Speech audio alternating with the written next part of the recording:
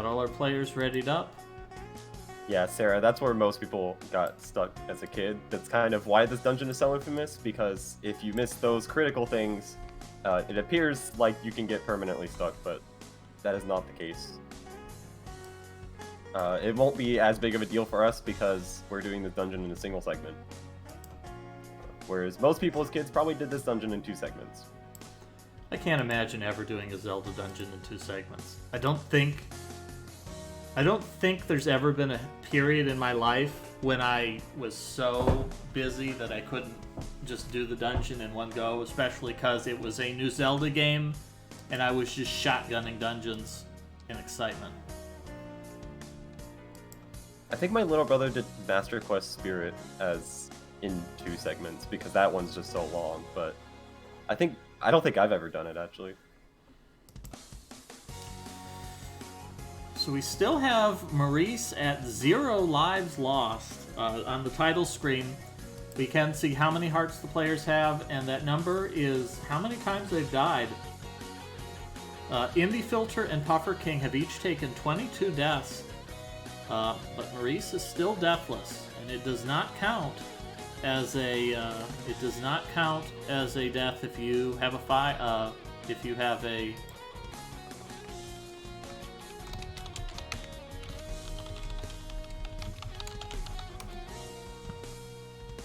does not count as a death if you have a fairy in a bottle and it resurrects you.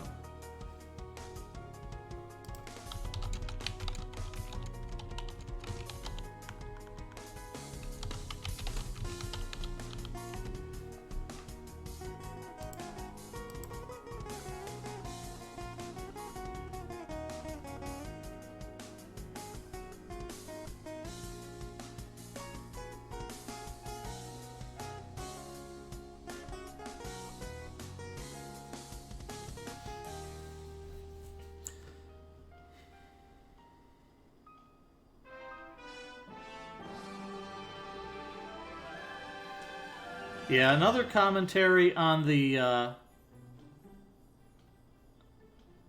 another commentary has said that part of the issue is it's one of the first 3D dungeons in a video game, and since it's not like, say, Descent where you can simply fly around in 3 dimensions, it's pretty tricky. The player having to recognize I can go up, I can go down.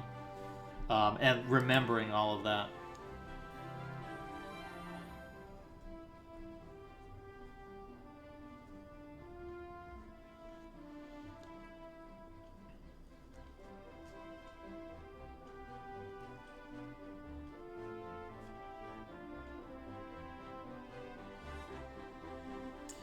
All right, everybody's readied up, and our race is going to start. So we did give the players a hint in this pace bin. We've told them about the locations of 2 different bottles that they can find. Of course, the first bottle is the one that you get from. First one is the one that you get from talking to, getting the letter from Ruto. That one's an easy one. There are 2 more ones that you can get as a child. And so it looks like some of our players may actually be going back there.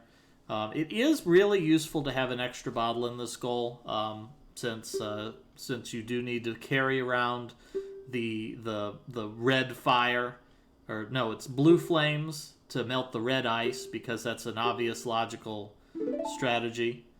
Having a second bottle is really helpful because being able to carry 2 doses of fire just cuts in half the number of times you've got to run back and forth.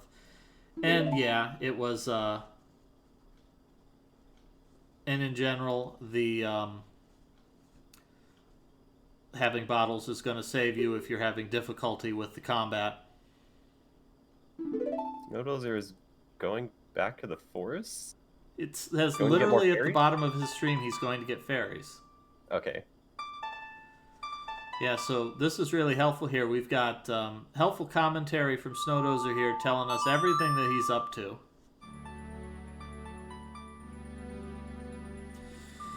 Now, in the earlier versions of this game, this wouldn't be possible.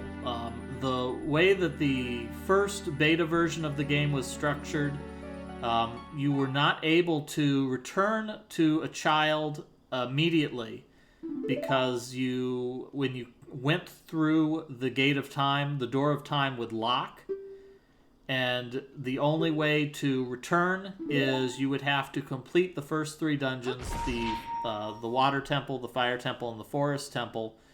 After completing all 3 of those dungeons, you would recharge the door of time, and then you'd be able to travel back in time. Because as we all know, it's mandatory to become a child again before you can complete the 4th dungeon.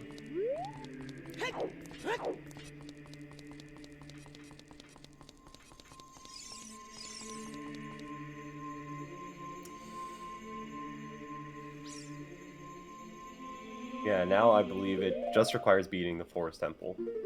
No, I believe that you can switch back whenever you want. I think Sheik just doesn't tell you about it. Maybe you're right. Maybe you can't put the Master Sword back until you've done Forest Temple. I'm pretty sure it's Forest Temple.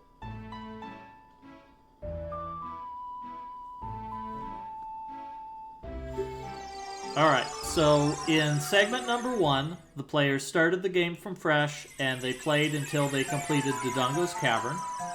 In section number 2, they completed Jabu Jabu's Belly, and they ended after they pulled the Master Sword. In session number 3, we completed the Forest Temple. In session number 4, we completed the Fire Temple, and today we're going to complete the Water Temple. And we're probably just going to follow that pattern for the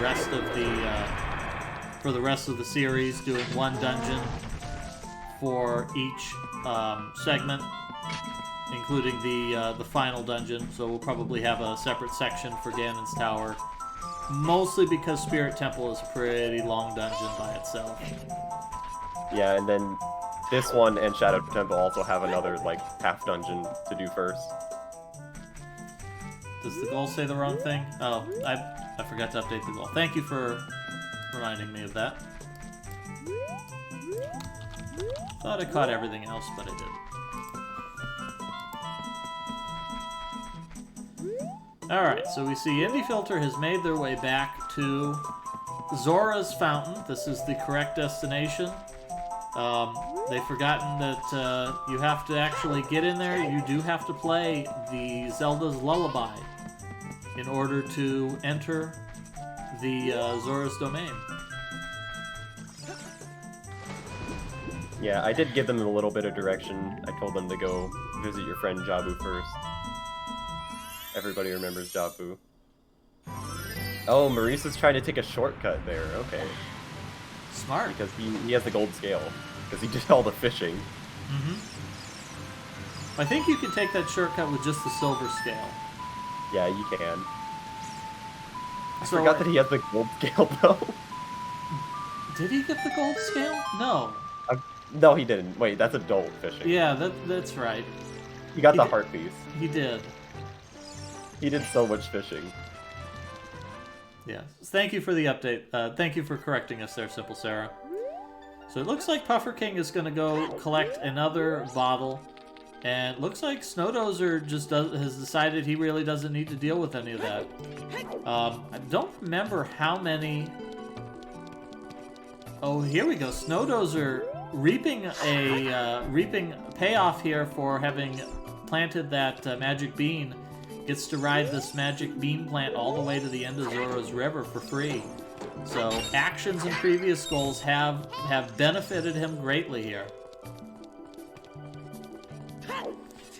So we talked a little bit before. They found a beta cartridge of The Legend of Zelda: Ocarina of Time. And it has some different content to it. It's got a couple of different items descriptions, and it also has a couple of different dungeons. Some of the dungeons look pretty similar. The Fire Temple, the Water Temple, and the Dodongo's Cavern are pretty similar to the final versions. They have some big differences, but mostly they're the same.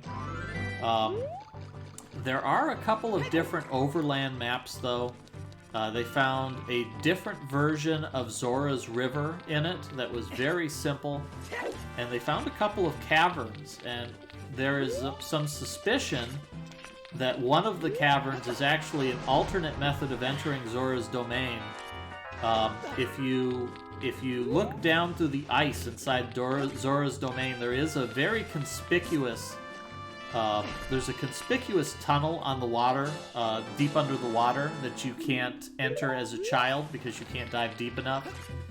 And as an adult, it's frozen over, so it's not possible to use the iron boots. But there's some speculation that one of the caves that they found in the beta ROM would actually connect to that. So they're thinking that there used to be a long-lost underwater entrance to Zora's domain, which would have been really fascinating.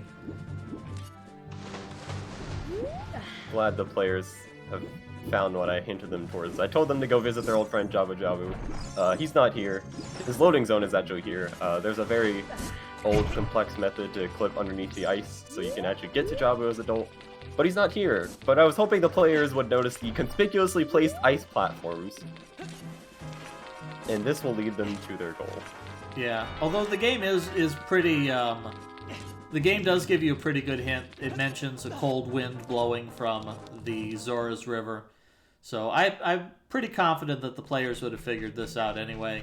The one thing that might have thrown them off is that this is an optional dungeon, or that this looks like it could be an optional dungeon, but this is actually mandatory.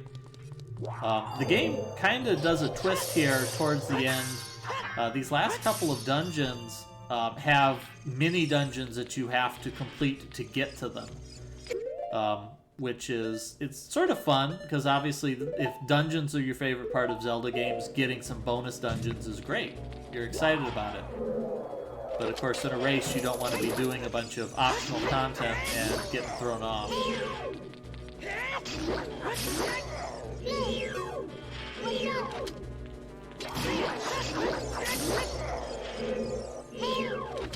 I don't know the answer to your question, Simple Sarah, unfortunately. All I know is that they found a beta cartridge and they dumped it, and there wasn't enough content to load the ROM by itself. It was missing a lot of it.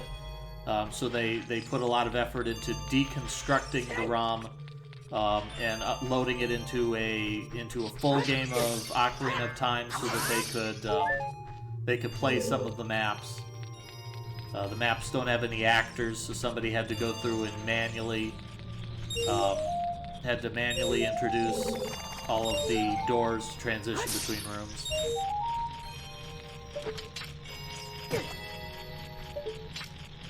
Oh, I can't remember if this is in Forest Temple, but I think this is also our introduction to this game's favorite progress in dungeon puzzle, which is collect the silver rupees. Yeah, you're correct. This is actually the first opportunity. Actually, I was just about to bring that up, so I'm glad that you brought that up first. Yeah, this mechanic is... We're pretty late into the game now, and yet this is the first time this mechanic is introduced, and the rest of the game uses this pretty generously. I think it shows up in every other dungeon in the game after this.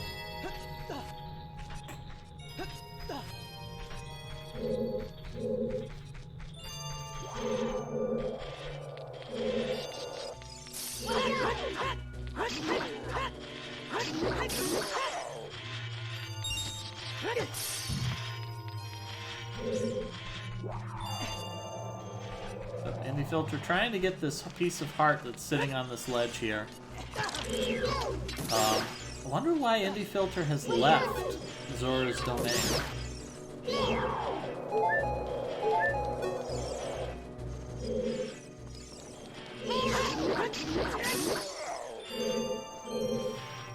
Oh, really close there. Indie Filter really wants that. I don't think you can pick up the piece of heart with a hook shot. No.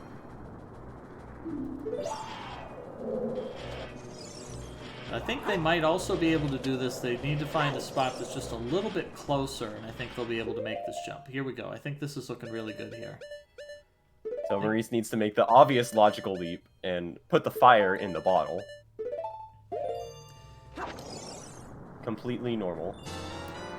Well, the players may actually notice that because I believe that if you visited some of the bottle shops earlier, they sell the blue fire in the bottle shop. So if Maurice had seen that, he would probably recognize, oh, this is what I should do.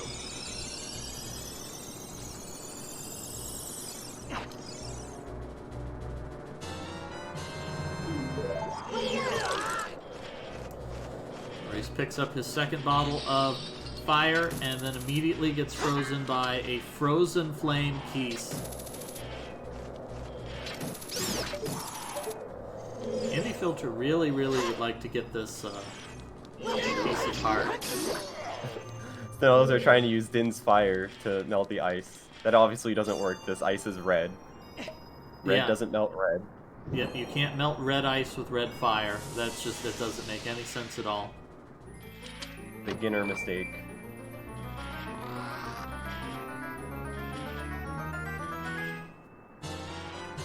Oh, I just noticed that Snowdozer keeps changing his description here. Jawi's not dead. His loading zone's still there. It's pretty hard to get to it. That was a really fun trick to learn, though. I learned how to do that trick for a bingo thing I was doing. So, Snowdozer is capped out on rupees, so I think he didn't have an incentive to grab these rupees in this room. There we go. Now I think he's realizing that these are important, because they keep making notes.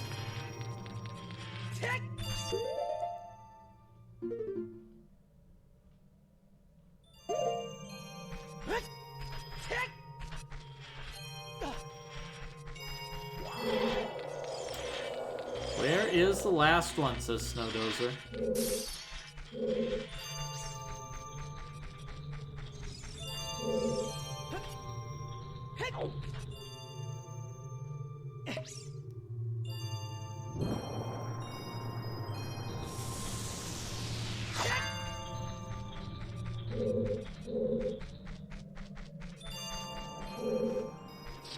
There we go. Snowdozer collects all the rupees and gets through. Indie Filter spending some time here in Zora's River. Maybe looking for a cuckoo. Oh, yeah. Definitely wants to get that heart piece. Yeah, especially because I think that they're currently at 3 pieces of heart, so another one will get them a piece of heart here.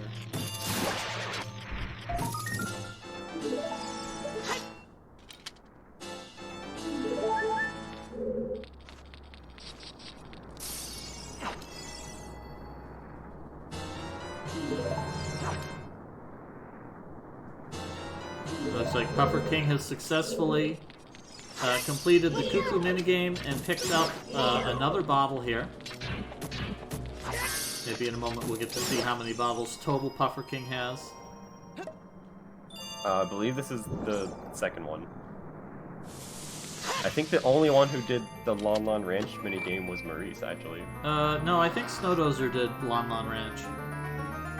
Yeah, Indie Filter was the one I was actually most concerned about because they only have the one mandatory bottle from Ruto.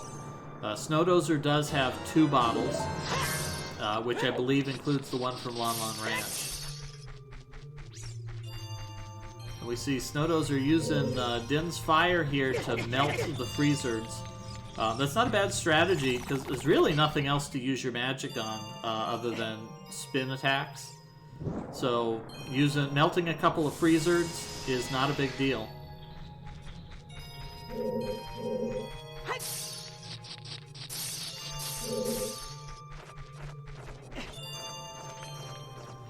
Indie Filter sees all of these precious pieces of heart laying around Zora's River and can't manage to collect a single one of them.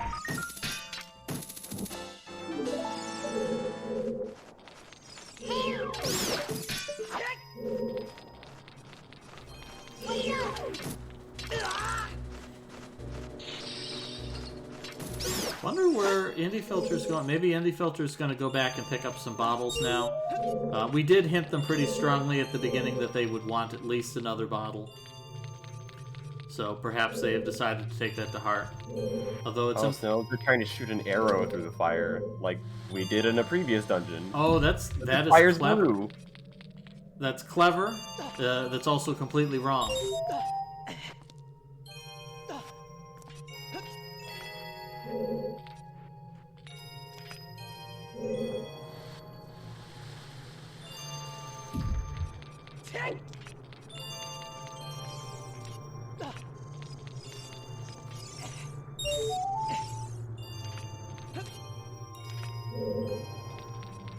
No, Navi never tells you that you can put it in a bottle.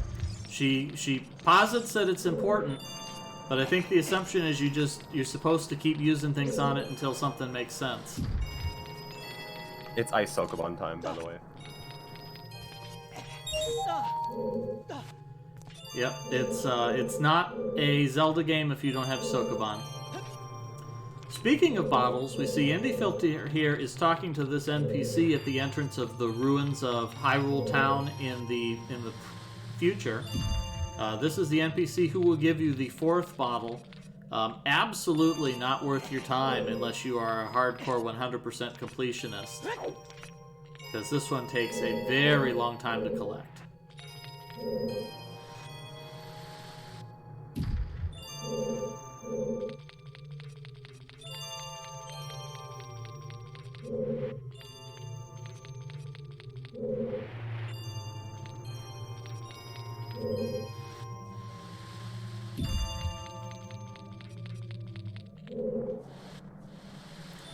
Now, it could possibly be worth the player's time at some point to do a couple of big pose. You do need a opponent to get any of them, but you can trade them for money.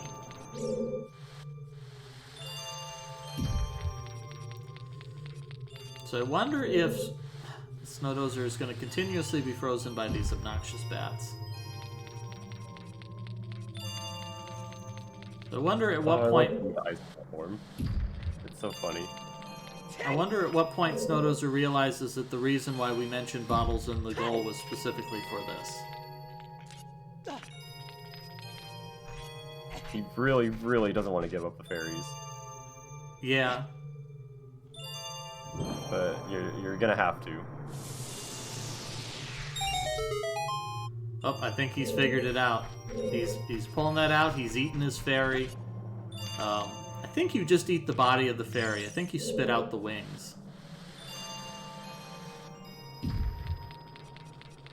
And with that, he's got some blue fire that he can use to melt this ice.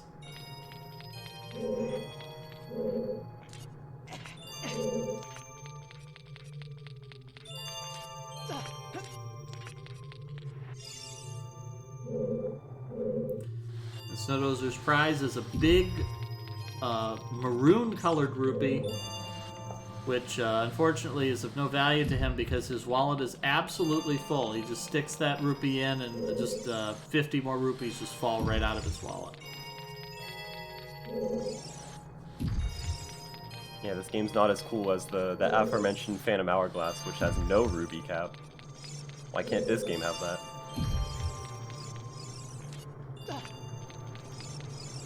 Yeah, I feel like that was a good mechanic. Wind Waker is the same way. Wind Waker, you can accumulate a tremendous number of rupees, and you really need it because in the late game, you have to spend all of those rupees decoding your maps. Yeah, in Phantom Hourglass, it's like, oh, I'll buy this gold chip part for 8,000 rupees. There's a lot of expensive stuff in that game.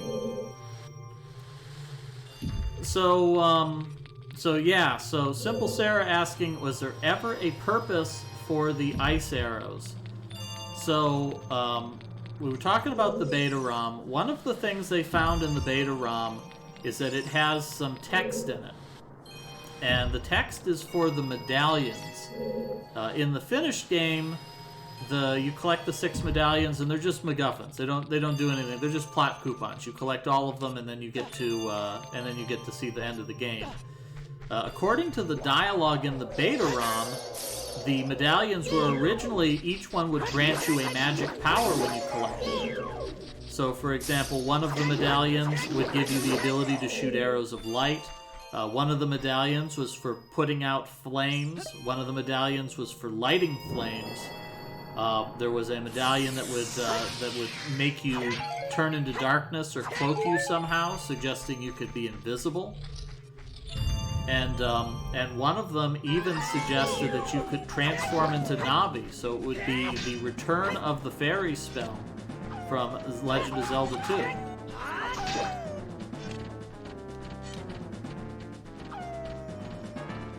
Here you go, Maurice is fighting the boss of this mini dungeon now, the Wolfos. Defeats him, no problem. So yeah, it seems like a lot of the magic powers you got, the arrows, and the spells were originally going to be granted by the medallions.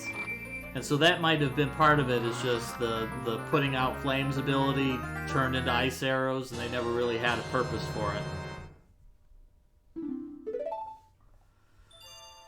And so here we go. Maurice has solved the Ice Cavern, receives the Iron Boots, and learns a magic spell here that'll allow him to teleport to Lake Hylia whenever he pleases.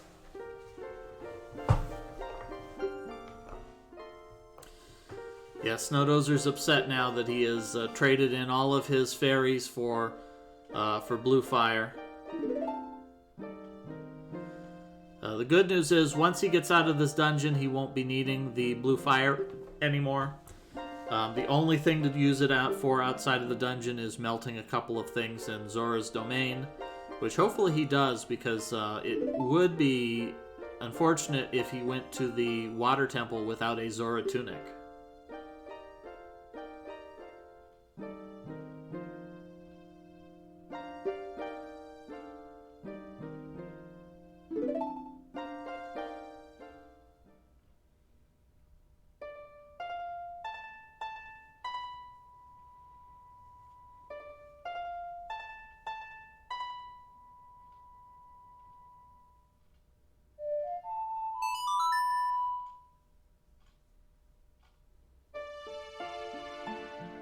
Uh-oh, Indie Filter going to Happy Mask Shop.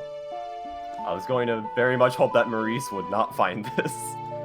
Yeah, the Happy Mask mini quest is pretty long. Pretty sure you can complete the whole side quest without before you become an adult. I think everything is available as a child.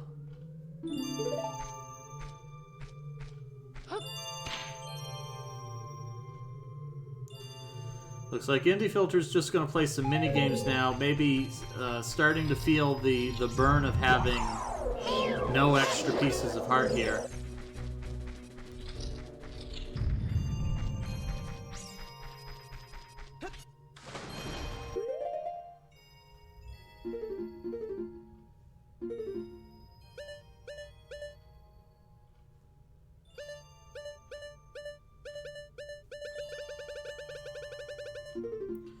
Oh, Maurice is trying to figure out where the boots are. They're on your equipment screen. They're clothes.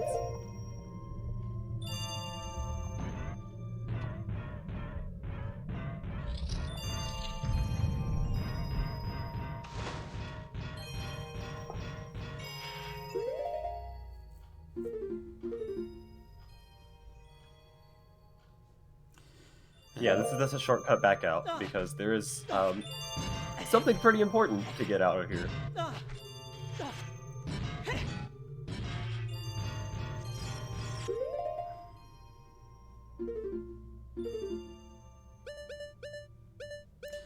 So in a change of pace, we see Indie Filter is the one who's going to be playing minigames here.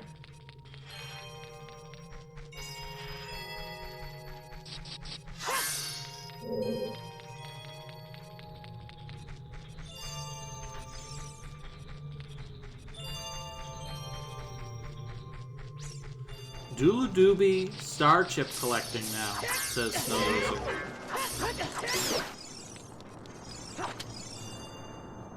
Yeah, they used the star chip mechanic from Mario Galaxy a lot in Doobie Star. That was their favorite mechanic.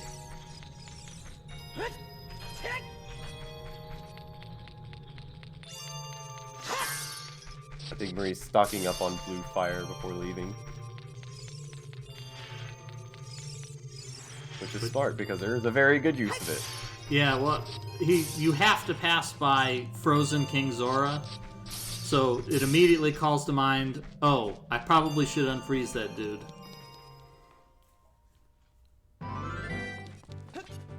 which will give you a very sweet reward. So we see Indie Filter here is playing the shooting gallery here, but I think that they're missing a really important detail here.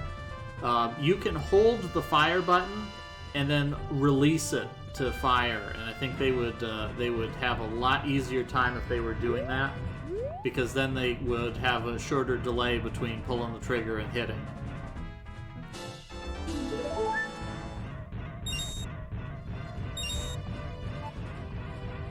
So I also know that Maurice is playing on version 1.0 of the game, so there's a very funny glitch that could happen talking to King Zora that I really hope doesn't happen, but I also kind of hope does happen. I believe he's the only one that's actually playing on 1.0.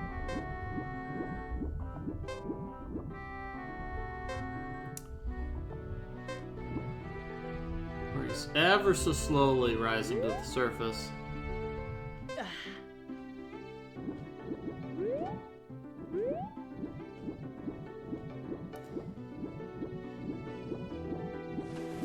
Unfortunately, no, King Zora doesn't get to do the butt shuffle anymore in this game. You get one butt shuffle per playthrough.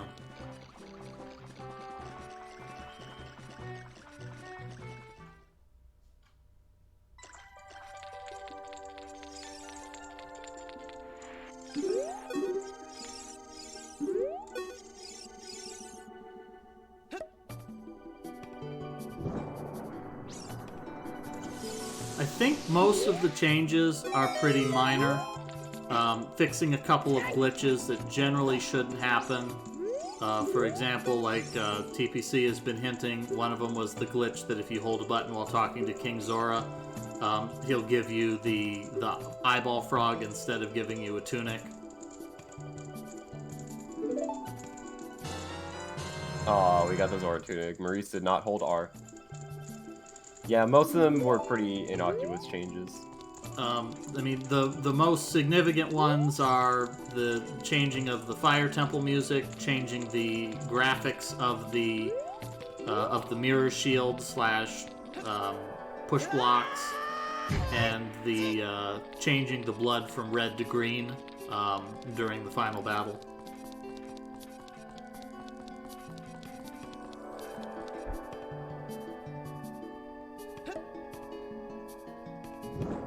And yeah, Maurice also noticed the shop, so you can also unfreeze. Oh, does Snowdozer not realize you can push this block in this room? I think that's where Snowdozer's stuck. He doesn't realize this is a strength puzzle room.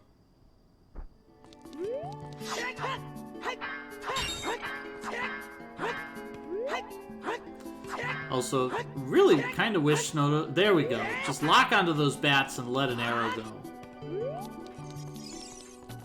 Because your slingshot and your hook shot are kind of inaccurate, but your bow and arrow, that's just reach out and touch some bat and they're gone.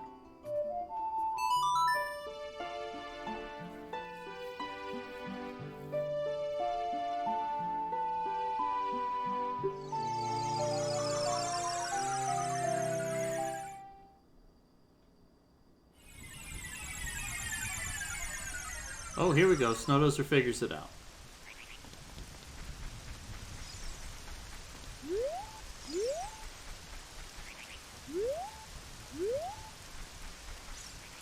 And then as soon as you push it into the pit, you get another one.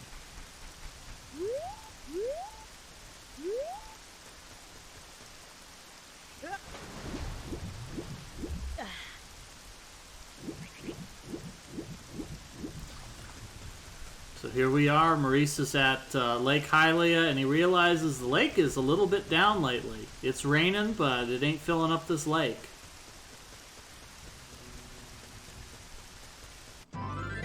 Oh, here's the Scarecrow.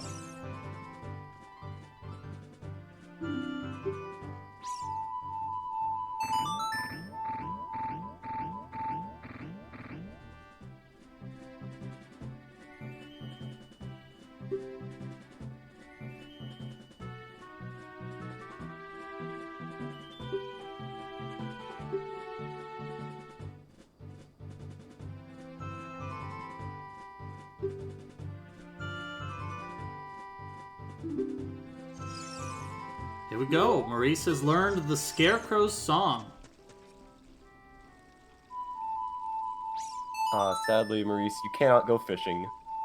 Not right now. Well, you can, but it's one of the most infamously hard tricks in Ocarina of Time.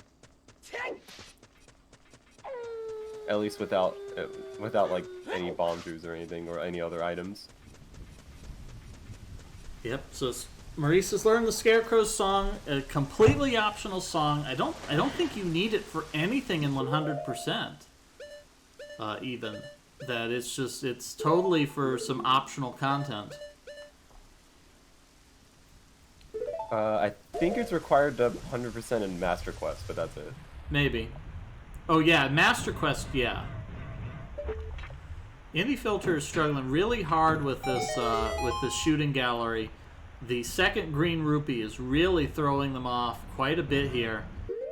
They really need to aim high, and they need to catch it at the top of its arc. That's the easiest time to hit it.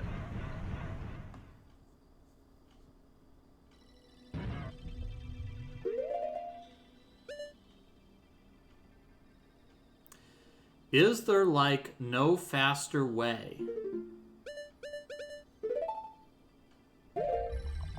Oh, probably Maurice asking, is there no faster way to switch the iron boots to the regular boots?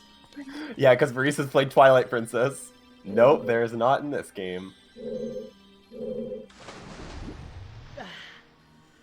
Yeah, they definitely switched that for the other ones.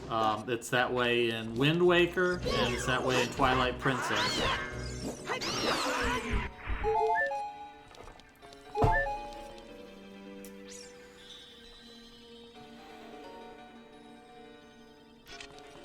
So Indie Filter is just exploring Hyrule Castle now.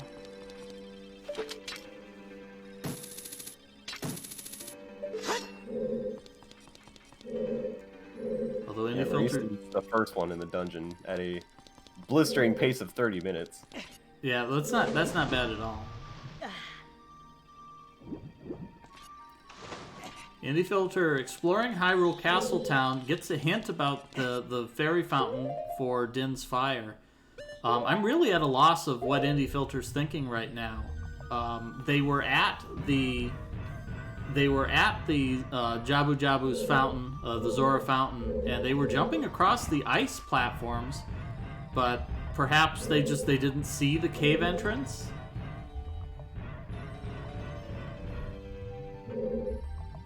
I mean, it's possible that Indy's just looking for items.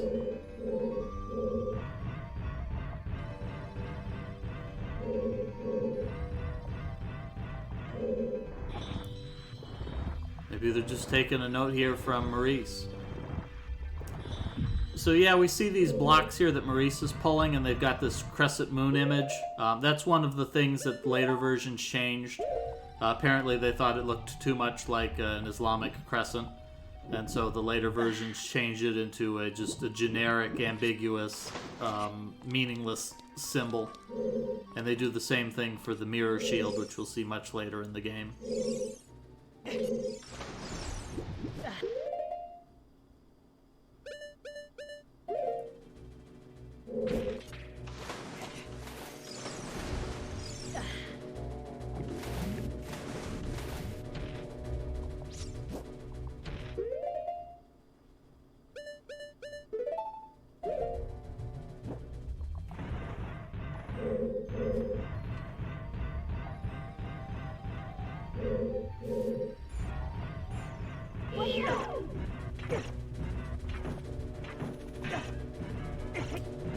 Be the change you want to be in the world, Simple Sarah.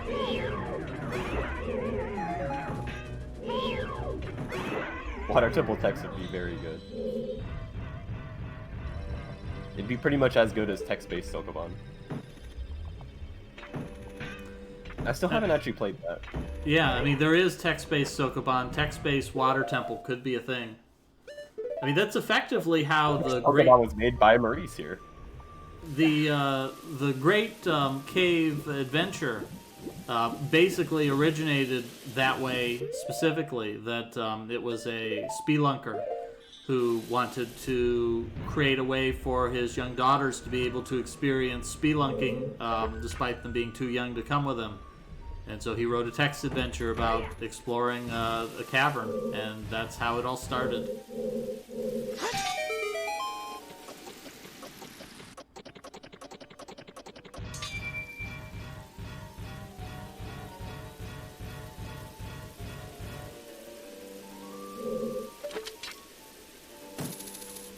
Is Indie Filter trying to collect rupees one at a time so that they can play the... Oh, they're trying to collect money for the mini game. That's what they're doing.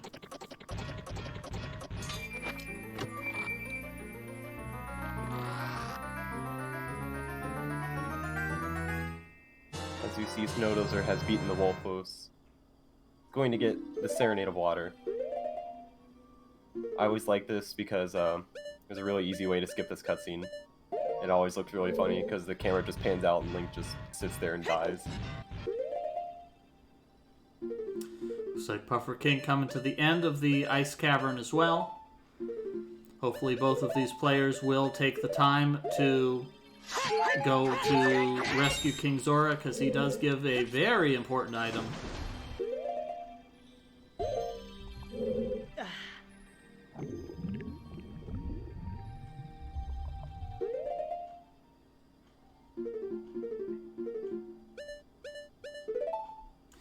Yeah, I can't help but feel like Indie Filter's just wasting time right now. There's not really any rewards that are worth spending this much time wandering around. Especially because at this point in the game, as a child, the only things you're going to get are upgrades to your child weapons, and you're really not using that very much for the rest of the game. Just the Under the Well and the child portion of the Spirit Temple, and you really don't need those upgrades. Hey, look who it is! It's our good friend, Princess Ruto. Or as I think I put her name in the Jolly Lore, Fish Girl.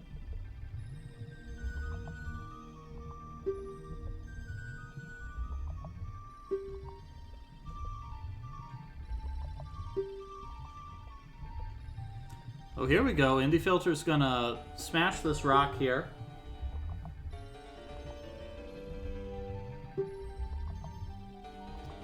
This is going to get them a mandatory item. I think it's possible that at this point every player has managed to find Din's Fire, even though it was not necessary, because I'm pretty sure that Maurice also found it. Yeah, everybody's found it. Yeah, this is a mandatory item.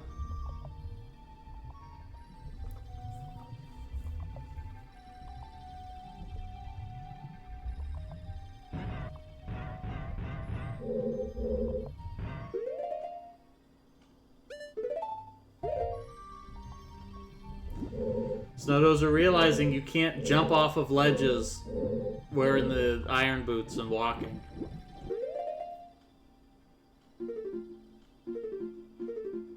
You can press A and fall off. I don't know if they've noticed that it says down.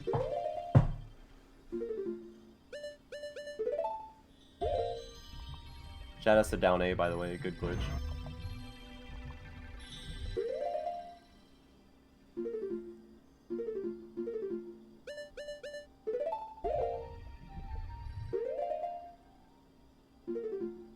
Alright, Snowdozer does still have a bottle of blue fire.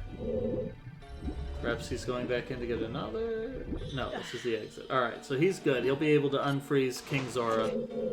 That is important. He does want the item that King Zora is going to give him.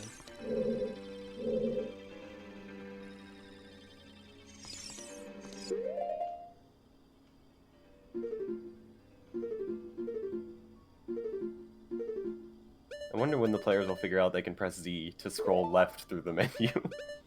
That's too much effort. Way too much effort.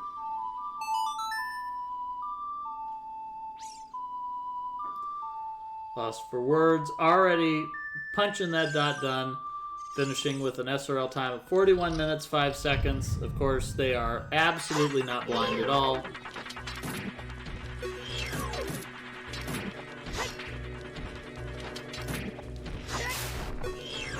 Their total time is under 4 hours. Or so now.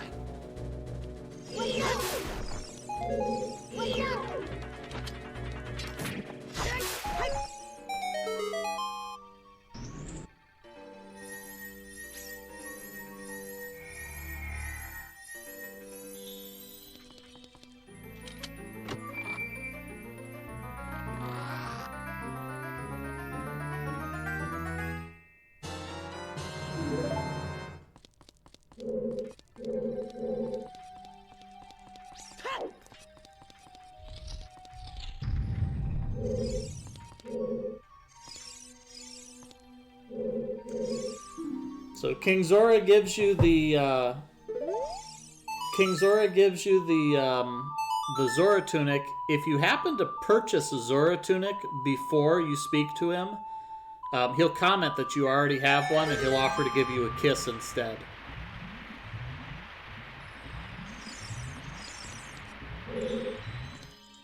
Puffer's King and Snowdolls are like synced up right here. Yeah, they're making good progress here.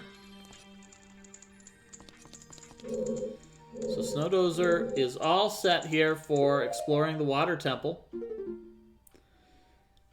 He can run that way, although obviously the fastest way would be if he played the Serenade of Water he just learned, and that'll warp him directly to the water temple. He probably has no idea where that spell goes, though, unless Sheik mentions it. I think Sheik might tell you that.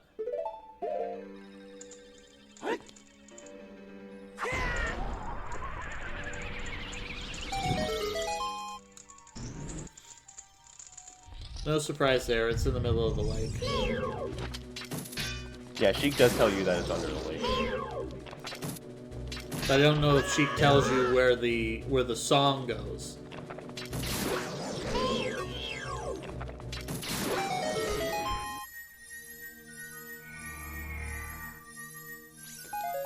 Yeah, Snowdozer walking across the map is going to put them behind. Puffer King correctly using the magic to just teleport straight to the temple.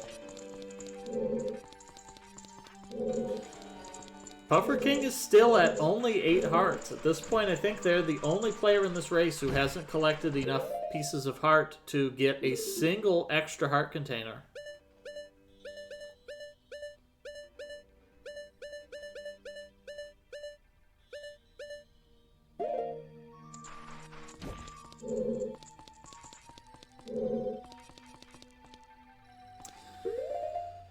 Oh yeah, I need to play E's 7 and 8. I have 7 and I just need to get around to playing it. Yeah, I think we mentioned that before Internet Dirigible. I think I mentioned that in the Forest Temple commentary. But yes, you don't find a single key until the Forest Temple. The child dungeons do not use any keys.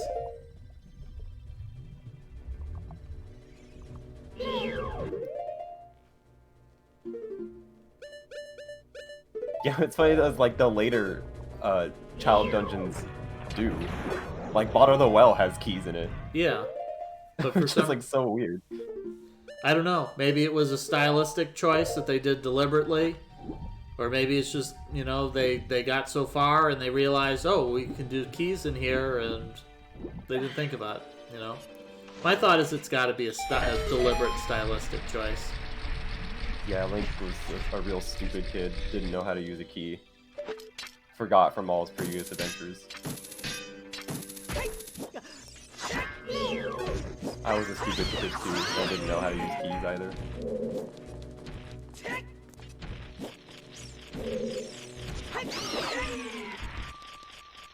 So Maurice could get that Skulltula. He'd just have to use Dim's Fire. He has it equipped. Does he use it?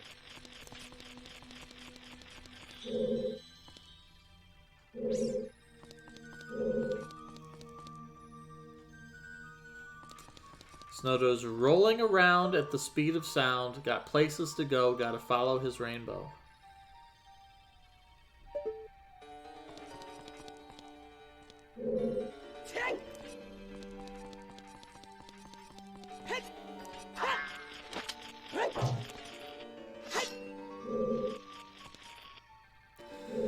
Now this is completely optional here. He doesn't need to get through that door for anything.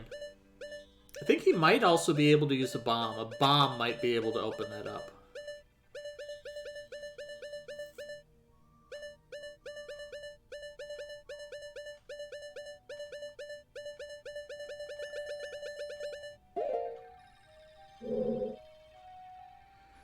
Little does Maurice know, the answer is literally equipped right now.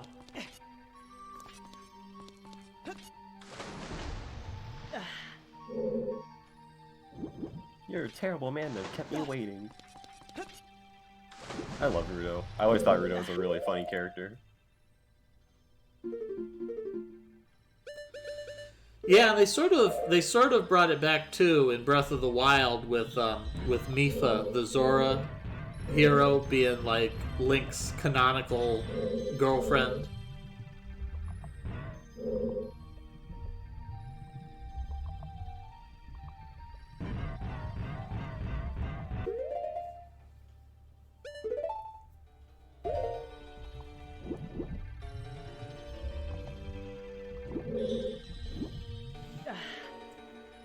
Indie Filter is in Kakariko Village as a child. Looks like they're going to try to do the cuckoo minigame here.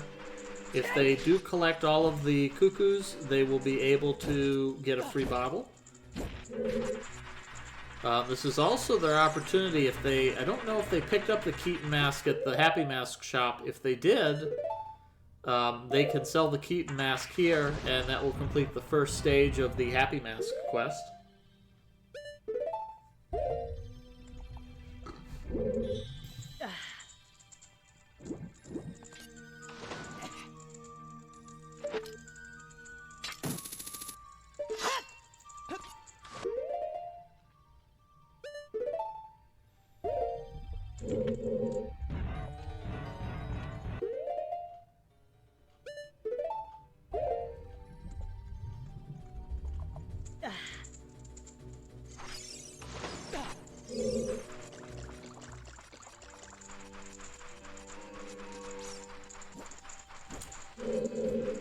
Alright, Snowdozer has to open the door. You just gotta use your hook shot to hit the switch and you're good to go. Indie Filter and Reese both on segments of famed Ocarina of Time meme speedrun categories. Shoutouts to Jotwad, Jump Off the Watchtower and Die. And 37 Water Temple Keys, probably one of the best categories. So now so Snowdozer has to realize the hook shot works underwater. I don't think he's figured that out because he doesn't have it equipped.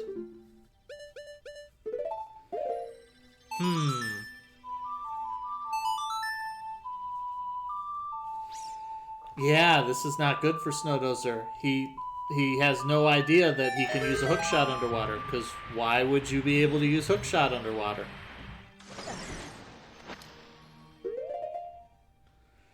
He'll just have to experiment, because he has no other clues now except for just go inside the water temple. I accidentally slashed the sign instead of reading it. That's a classic. I think Indie Filter is looking for the rest of the Cuckoos, but can't find them.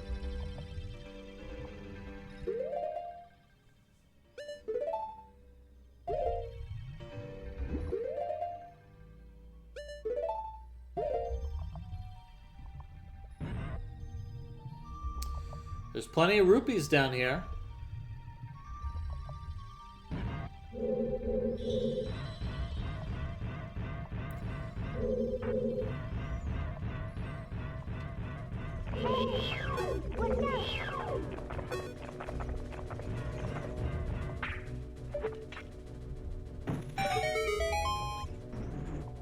I always love how the water distorted all the music. I always thought that was a really cute touch. Yeah, they had a couple of games that did that in this era. The one that's most notable to me is the Banjo-Kazooie games, having several different variations of the soundtrack for each level depending on where you are and what you're doing.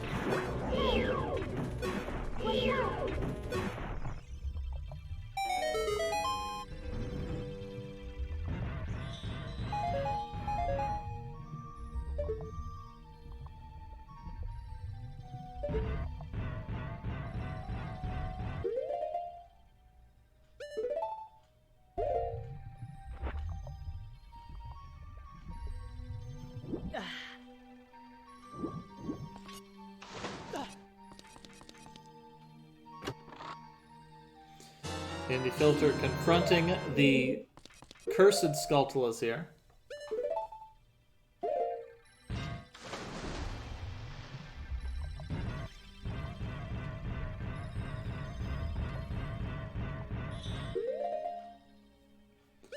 Andy Filter getting an upgraded wallet here. That's going to give them the ability to carry 200 rupees. So they'll definitely be spending less time. They'll be spending less time grabbing rupees that they can't carry. I was just laughing at the text. Adults are allowed to carry a lot of money. That's one of the funniest lines of text in this game to me.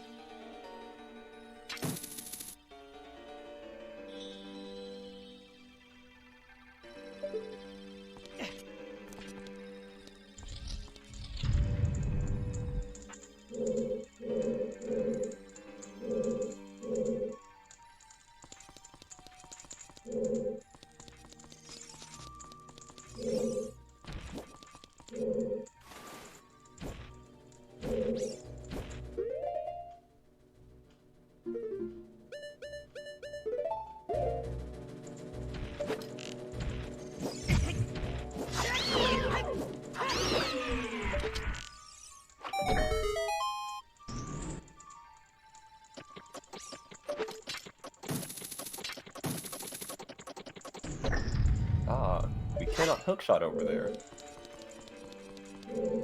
I wonder if that might be a hint. Yeah, so Maurice has made some progress in this dungeon. Oh, here we go. He's found a door he hasn't unlocked yet. That's a good sign. It's always a good sign when you find a locked door and you have a key for it.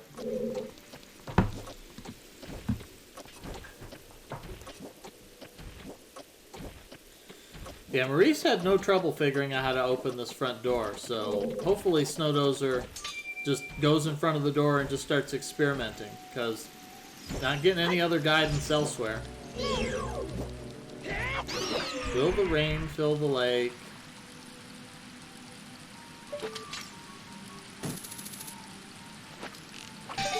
Maybe he thinks the Song of Storms is necessary. Song of Storms isn't going to do anything for him.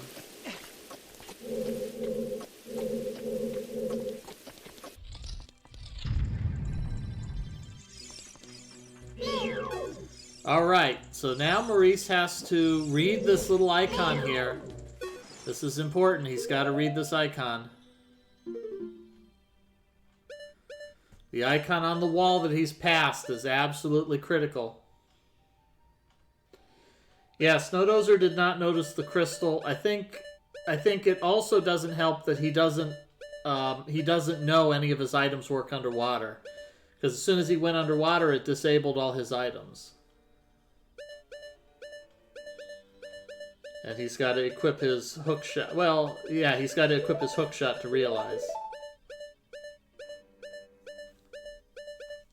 Yes, Maurice is gandering at just how large this dungeon is.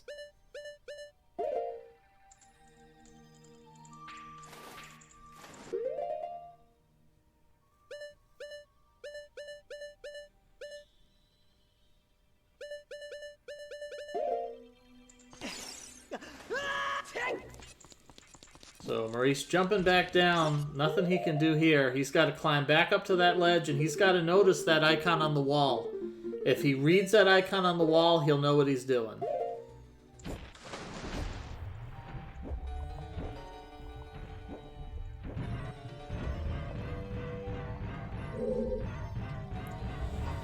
And I'm just not certain what Indie Filter's doing right now. They seem to just be wandering around and exploring. They may be taking a page out of Maurice's book and figuring spending some time on minigames may be what helps them become the victor in the later matches.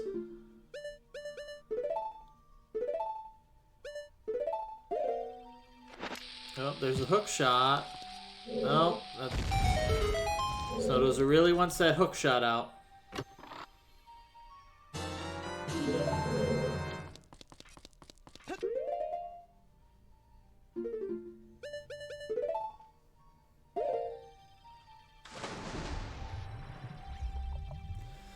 Yeah, that's really one of those points where it would have been helpful if Navi stopped you and said, "Hey, what's this say?"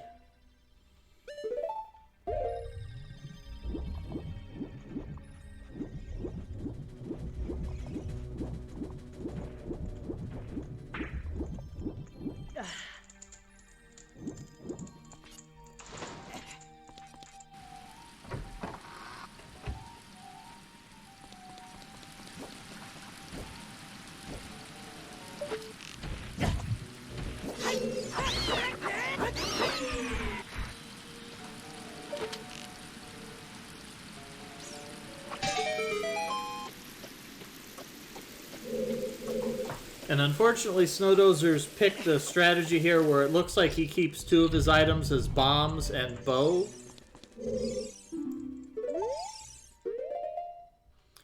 Which means he's... read it. There we go. He's figured it out. He's got 2 of his items as bomb and bow, and he's only equipping 1 more item. What he really needs is to use the iron boots and realize that the hook shot still works. He's using one of his keys to the kingdom, Zelda's lullaby.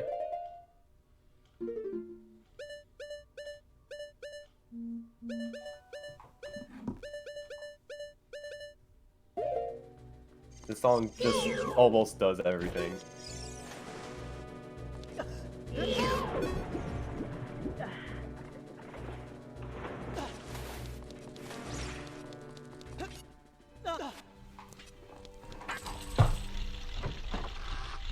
Open key door time. Oh, here's a fun one. I know a lot of people that got stuck in this room for a very long time.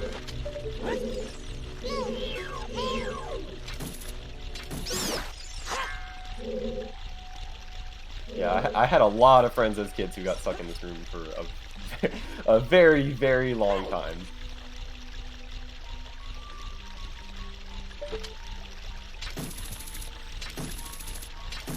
So Snowdozer needs to focus here on the door to the temple. I think that's gonna be what really helps him.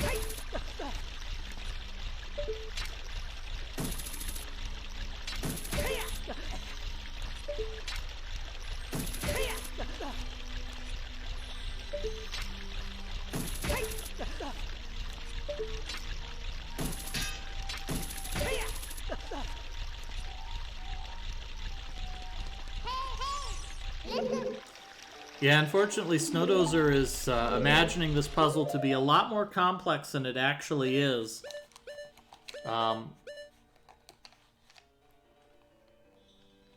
He's looking for all sorts of complicated ways to open this door, but he really just needs to go in front of it and look up and see that there's a thing he can interact with.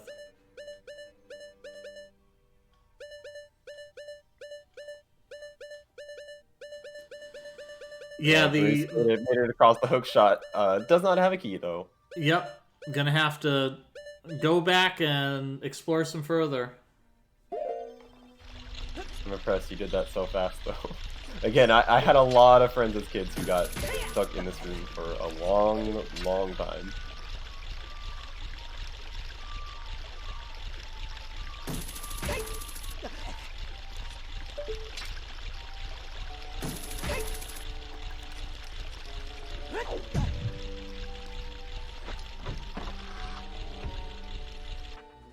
It's a shame this isn't Phantom Hourglass, so you can write on your map, like, oh hey, there's a door right here. Yeah, it's really confusing, because you keep entering this central room. Oh, here we go. Snowdozer figured it out. You just gotta hit with the hook shot and the door opens.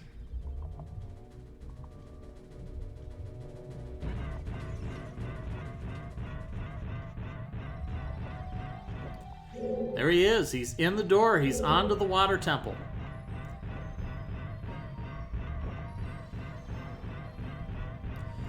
Yeah, we already got a comment. We already got a comment from Maurice. As soon as he unequipped his iron boots the first time, he posted in the chat, "There has to be a faster way to do this." To which we said, "Nope." I told him he should race TP instead.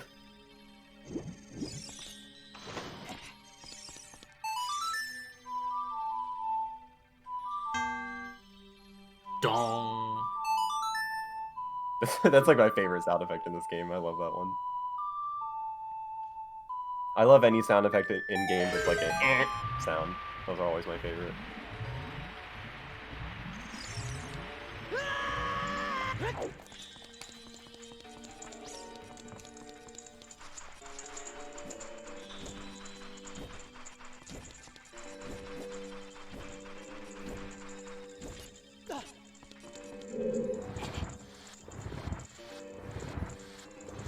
Push block time. Everybody's favorite part of Zelda.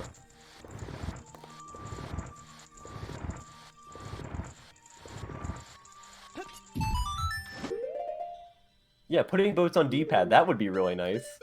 It'd be nice if we could use that big D-pad that's on the N64 that, like, half the games on the console don't use.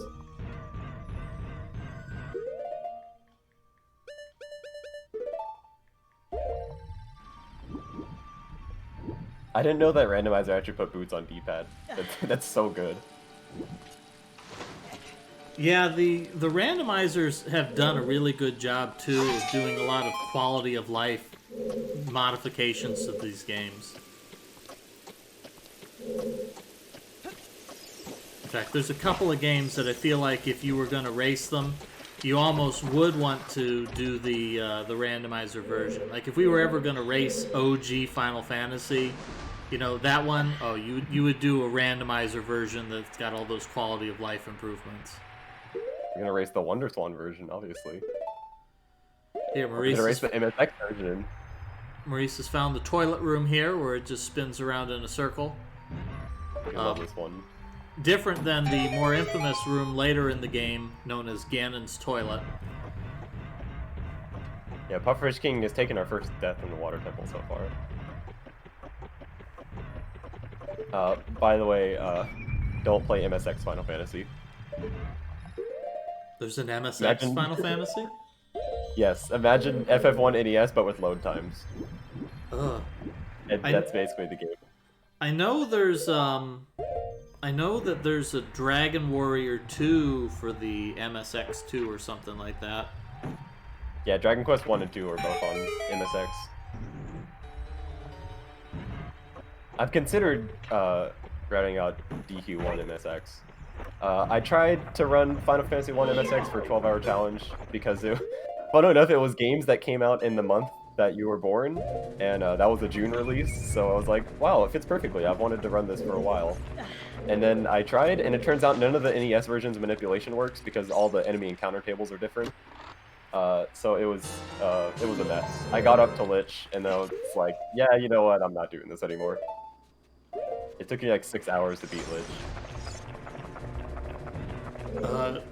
I guess you can do well now.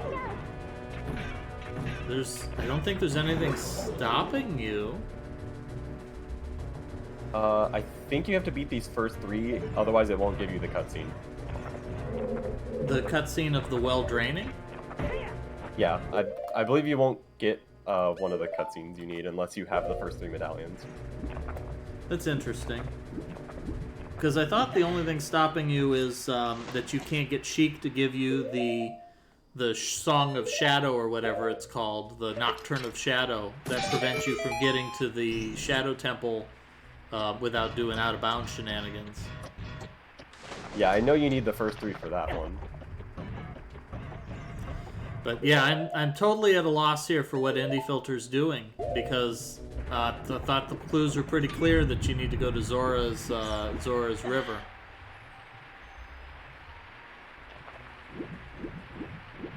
I don't know. We'll have to ask them later to find out what it is that they've got on their mind. There's a reason I told you to go visit your old friend Jabu Jabu. Yeah, but I think that the comment that the players had made is that none of them are actually friends with Jabu Jabu.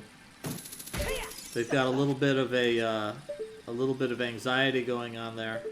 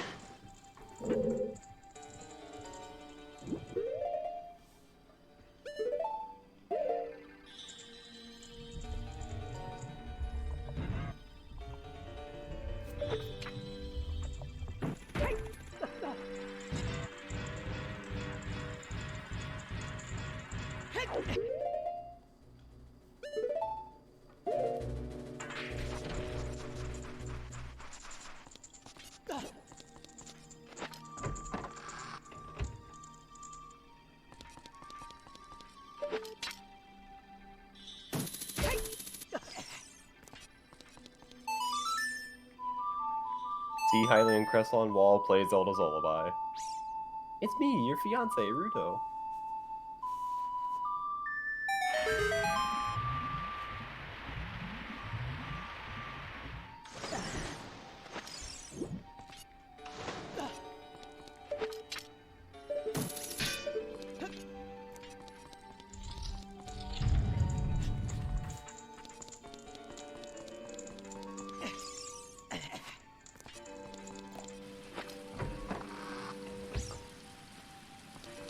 Yeah, did all that for a small key. Alright, so hopefully we'll see Snowdozer starting to pick up some speed here, because this is fairly straightforward.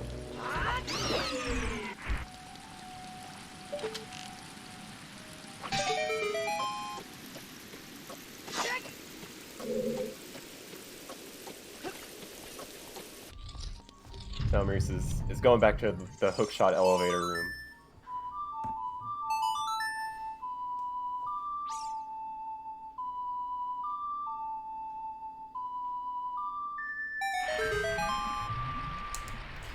Here we see Indie Filter talking to the laborers here in Kakariko Village, getting some foreshadowing here where they're all commenting that they really wish that they could find a job where they could make money without putting any effort into it. Of course, we're going to see these folks again in a couple of goals from now.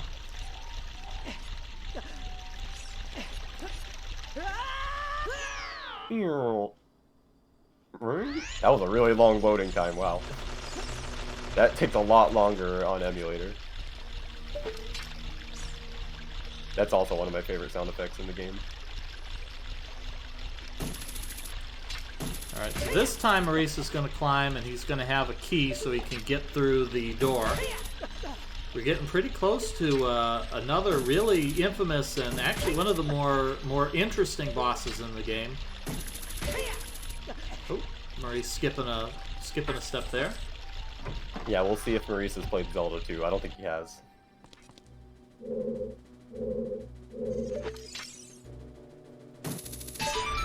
It's Thunderbird 2.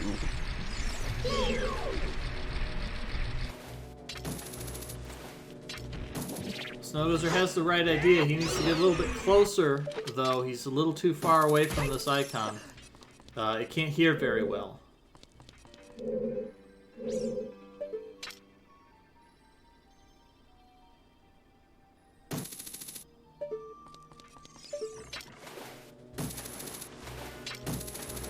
Oh, this is unfortunate of Snowdozer. He had the right idea, but he missed it. Hopefully he'll go back and he'll figure this out. So Snowdozer's got this room here of all these threatening-looking rocks. These enemies are actually pretty basic. You just whack them with the sword until they die. Nothing special. What are their names? They have an actual name. They have some weird name. Everything in Zelda has a name. Let's see. They're just called spikes.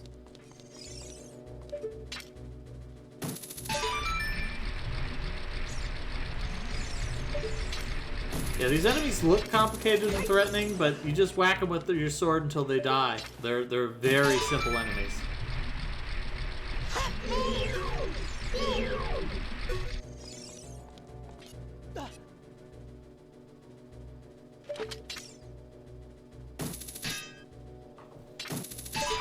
There we go, Snowdozer makes it through.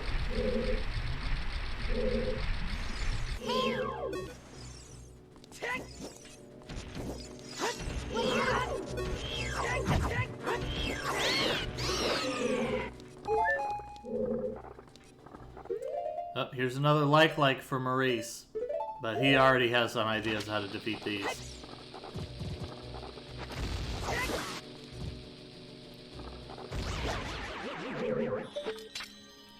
I do like the first time my little brother played the dungeon, he just used the hookshot and got immediately stacked by the like.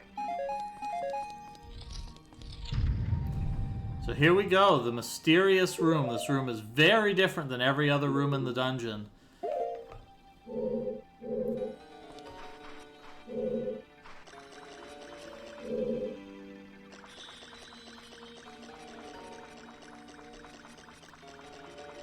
This lone tree in the middle. There's a locked door on the far end.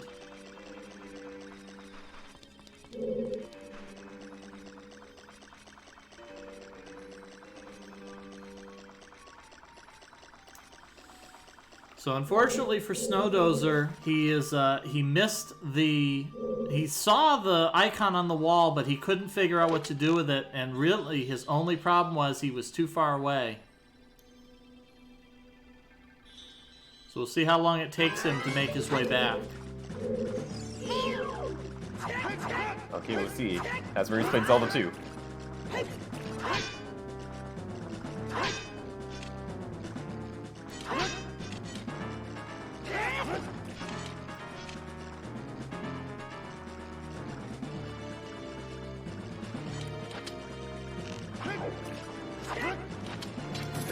Also, many kids got stuck in this for a long time.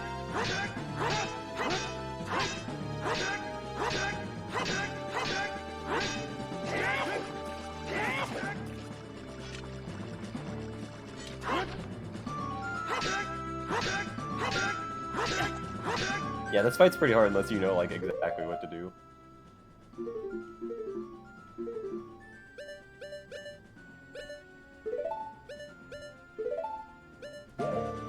Deku Nuts are clever.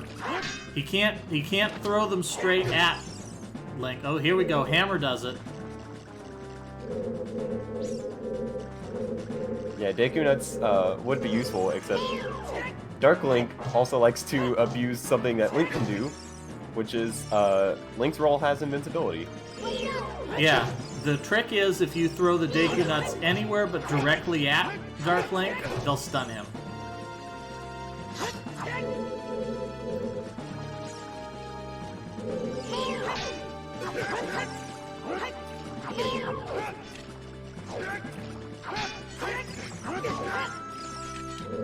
Oop, my favorite, if you try to stab Shadow Link, he jumps on the tip of your sword. Classic showboat move. I'm not sure why Marisa stopped using the hammer. The hammer was working. Here we go.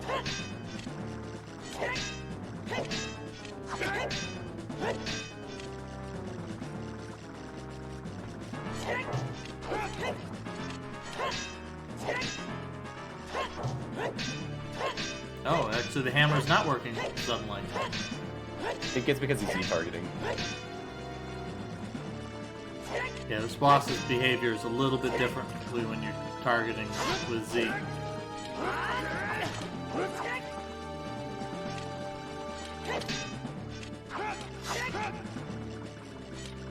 Bombs might work.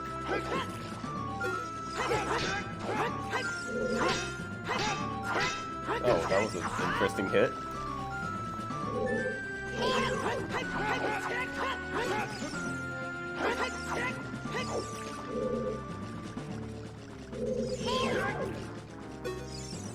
Dark Maurice.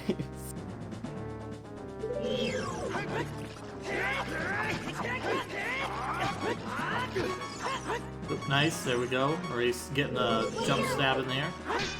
I do like how Dark Link just falls out of bounds every time. And I don't think Maurice has any hearts. So if Maurice takes a death here, this could be death number 1. No, he had to get rid of all the fairies.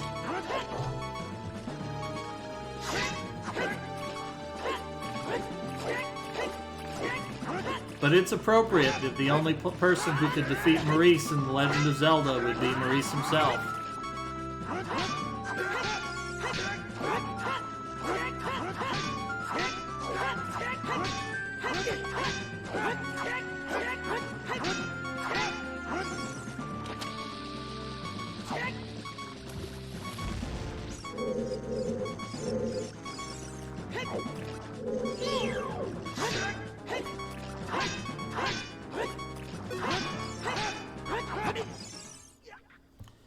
There he is. Does have a fairy. Oh, he has a fairy. Okay, easy.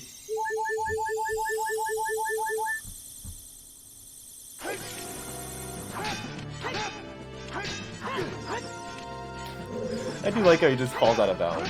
I always thought that was funny.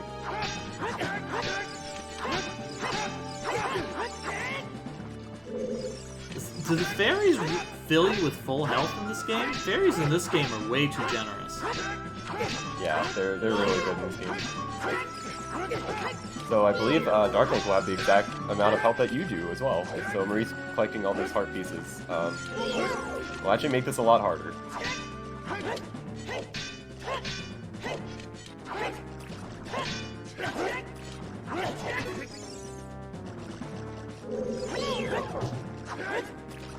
Yeah, this fight actually kind of teaches you to do the exact opposite of what you would do for all combat in this game, which I think is kind of stupid, because you don't want to target him in this fight.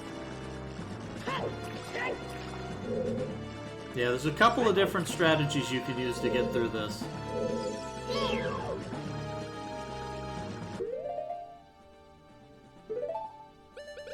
Din's Fire is a great choice.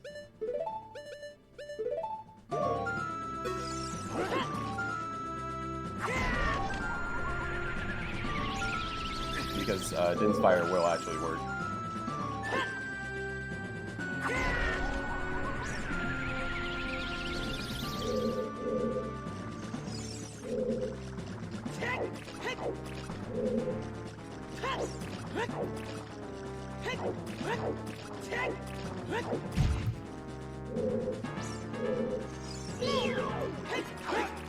Oh, trying to corner him against the wall. Oh, clever. Yeah. Okay, that's very smart.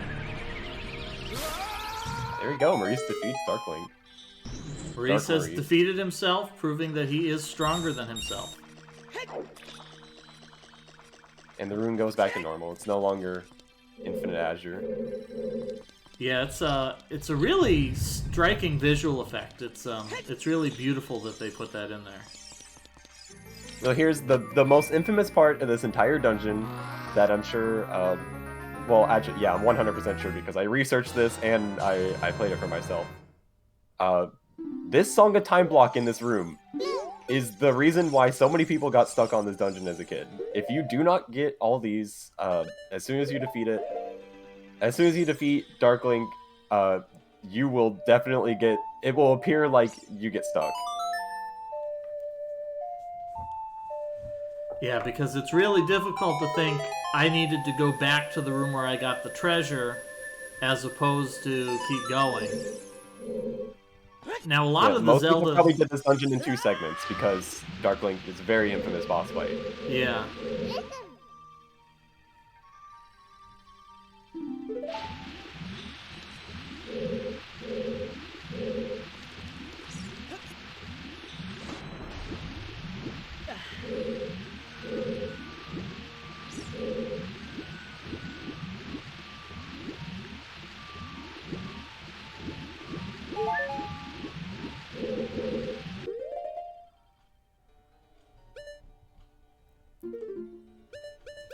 See, Indie Filter here. Looks like he's trying to collect all the cuckoos here.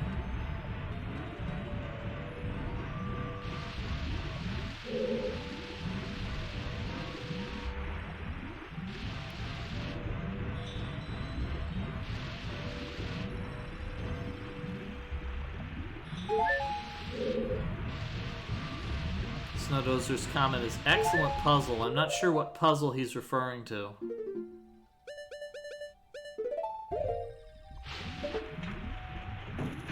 I must have missed something here. You destroyed a gold Scourge. So many Scourge. I wonder what the final amount will be at. There's a lot of them in this game. Yeah, he's doing pretty good. I wouldn't be surprised if he finished up with like 20 Skulltulas or something. Hey, here we go. Indie Filter makes it over the sledge here so that he can grab this cuckoo.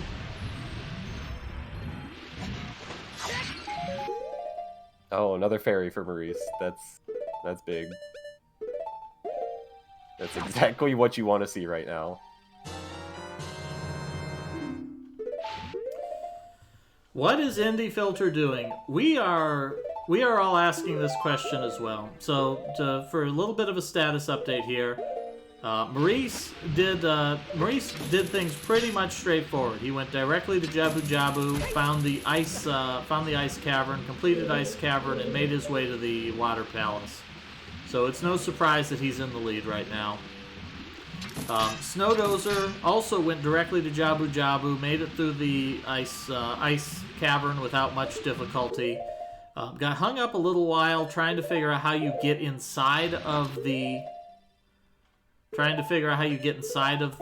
Water Palace, but did manage to figure it out. Puffer King took some time to go back to Kakariko Village to pick up a bottle.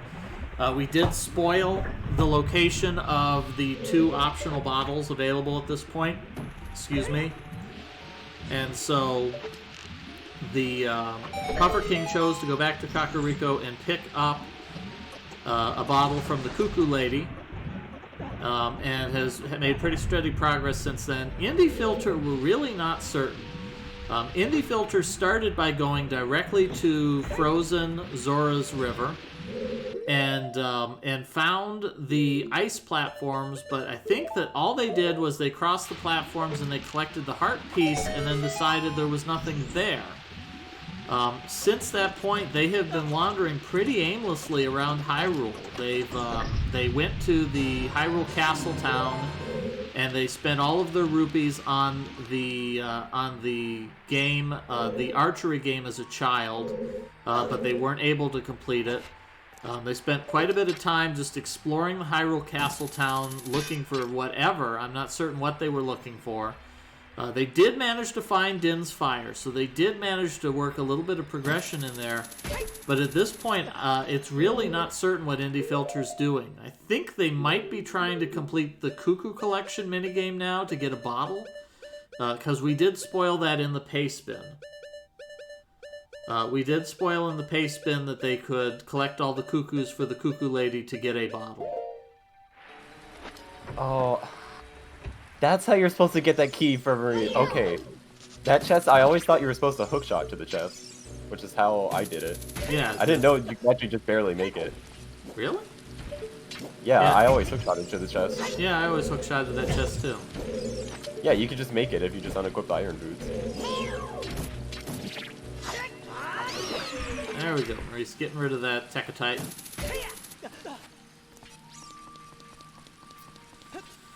That's the Tekatites.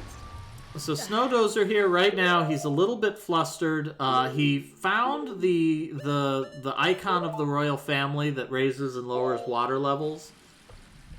He figured out that he should play the Zelda's Lullaby, but his problem was he was too far away from it to activate it.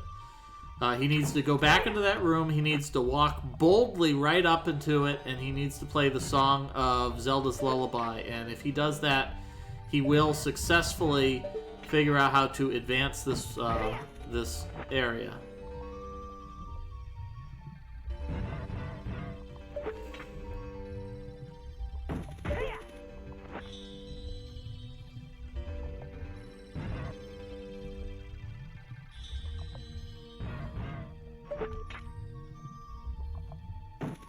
I'm pretty sure Maurice can literally just unequip the iron boots here.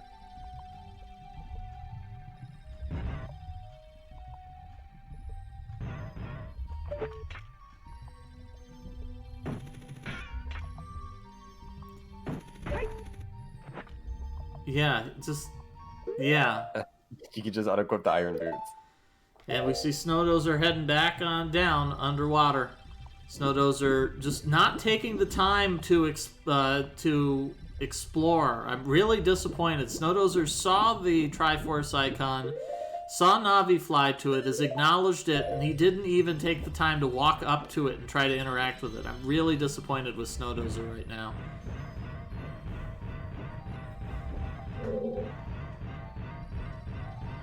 Especially because he acknowledged he knows exactly what to do. He pulled out his ocarina and he played Zelda's Lullaby, but he just wasn't close enough. Indie Filter got the Cuckoo bottle. There we go. So now he has the bottle. That's one of the hints he got in the paste bin. I wonder if, having collected this, if he's going to head back to Zora's River now. No, going to the graveyard for some reason. Okay, head back.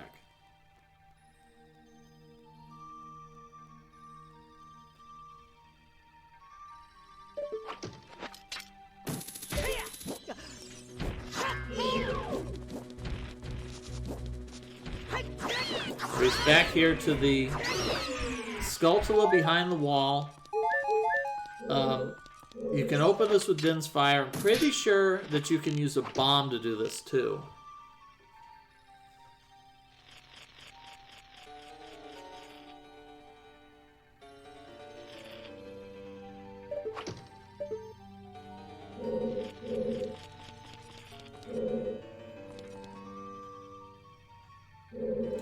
Oh, that's true. Spin attack also does it.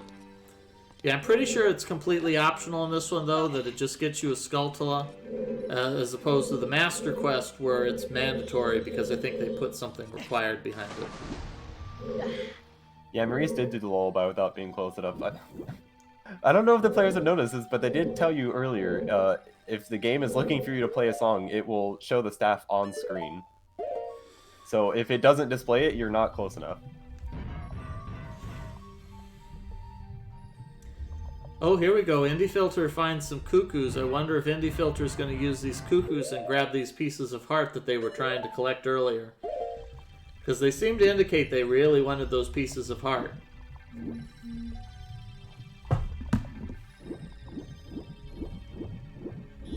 You have to take this cuckoo all the way up.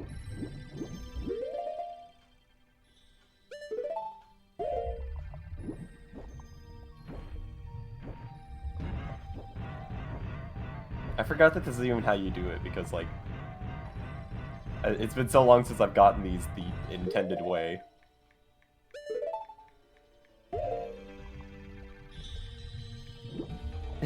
And yeah, if you take too long, the cuckoo flies away.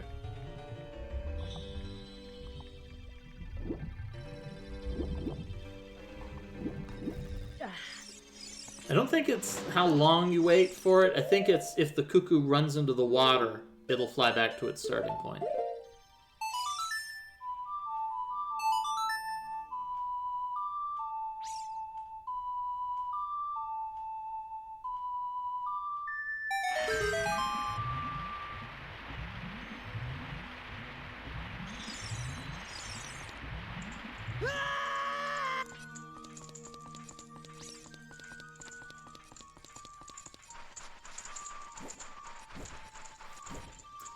Here's another opportunity for Indie Filter to pick up a piece of heart if he gets on the log and he plays some songs for these little frogs.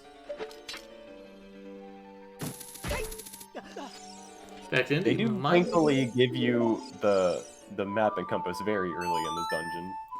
Yeah, which is a really, really helpful change of pace. We talked before about the Forest Temple obnoxiously giving you the compass after a relatively difficult to find key in the entrance room.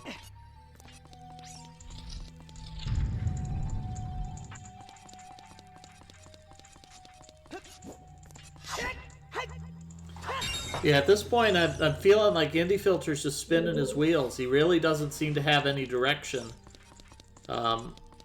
It would be one thing if he was heading to Jabu Jabu's fountain as a child. That's completely wrong, but it is one way to try to interpret the clue that TPC put in the paste bin. But at this point, he's just wandering the overworld searching, which, I mean, that's fun, but that's not really how you're going to win a race. Yeah, I'm clear to see this. Now we have the long shot. We can make this shot over this gap. Yeah, the long shot really opens things up.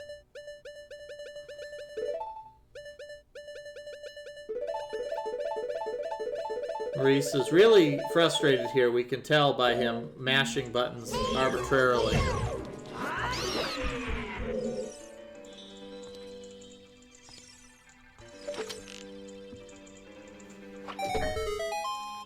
But, yeah, I mean, there's nothing wrong with it.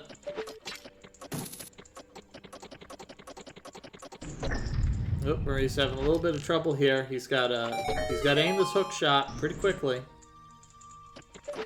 What's funny is he had it. Yeah, he has it right like immediately.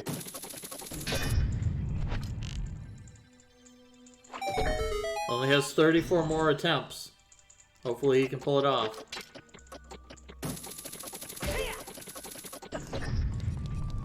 Nice, makes it through. You can finally push this block from this side.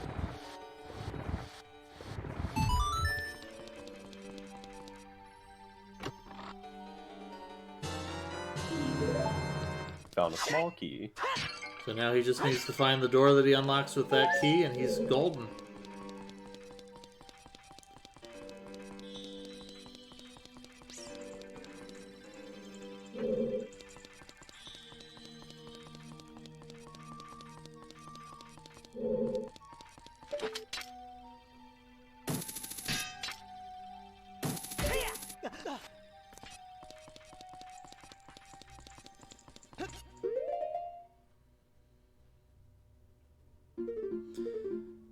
Or he's reconsidering the mistake he has made.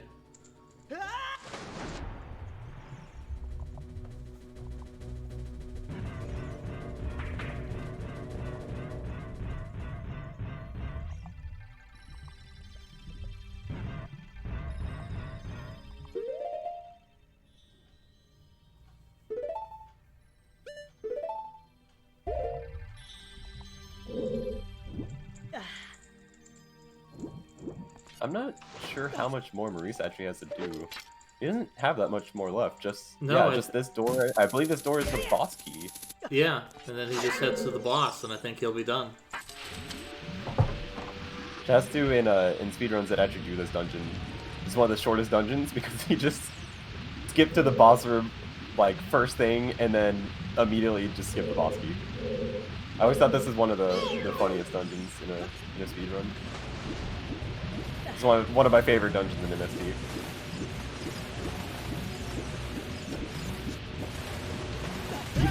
You literally just skip straight to the end. Oh my god, makes it past all the tech types. This dungeon also has one of my favorite bosses. Not sure where Indie Filter's going. They went all the way up Zora's River and now they're swimming back. Yeah, I'm really curious what Indie Filter's thinking right now. I mean, it's possible that maybe they've just decided that they're sick of trying to do the race and they just want to explore and find cool stuff. Which is perfectly understandable.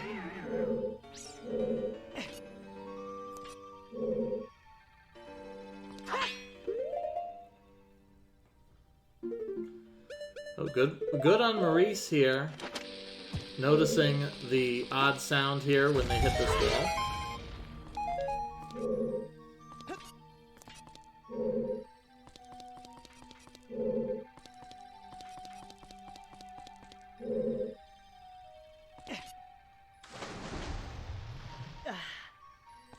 Yeah, Maurice is almost done with the dungeon.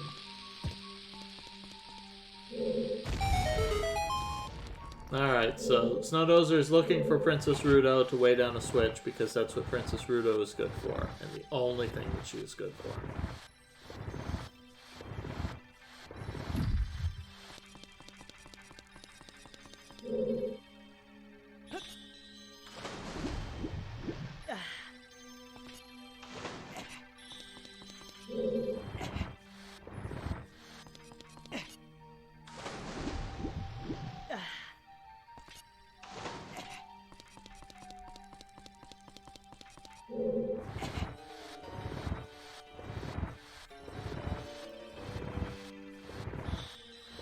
Yeah, people definitely get stuck there too because it's different from a lot of others.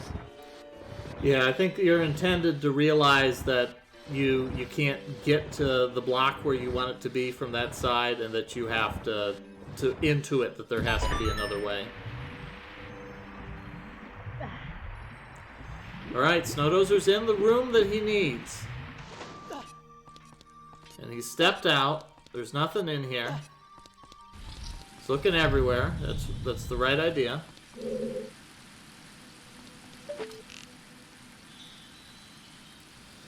Yeah, intuition is a sucky way to do it. You need tablets that spell it out. Snowdozer not even stopping to look at the icon on the wall.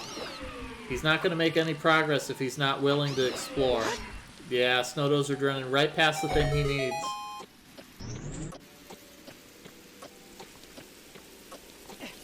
Platforming on water spells.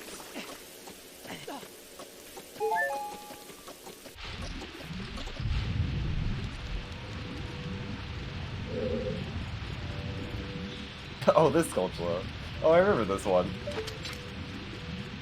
My little brother got stuck trying to get this one for a very long time because he wasn't trying to use the long shot for it.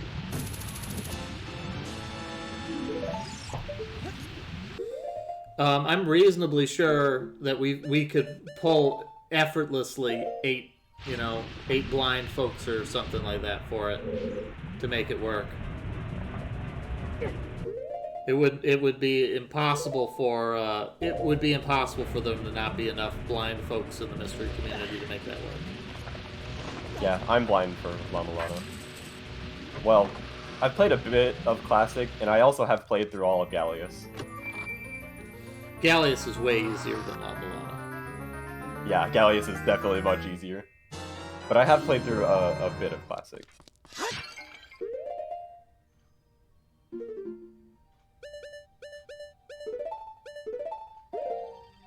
There's boss key. Get the fairies. Get third fairy. Oh my god, they're really generous with the fairies here. This boss is like not that hard either.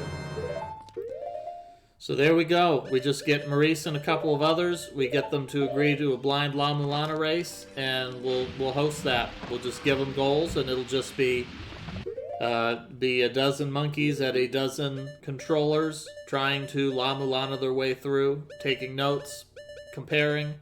I think they could make... well, when I say race, I use race openly. Yeah, it would co-op. Yeah, everybody would be actively encouraged to share everything they find out as they find it out. I do love games that you have to map through. I always think they're really fun.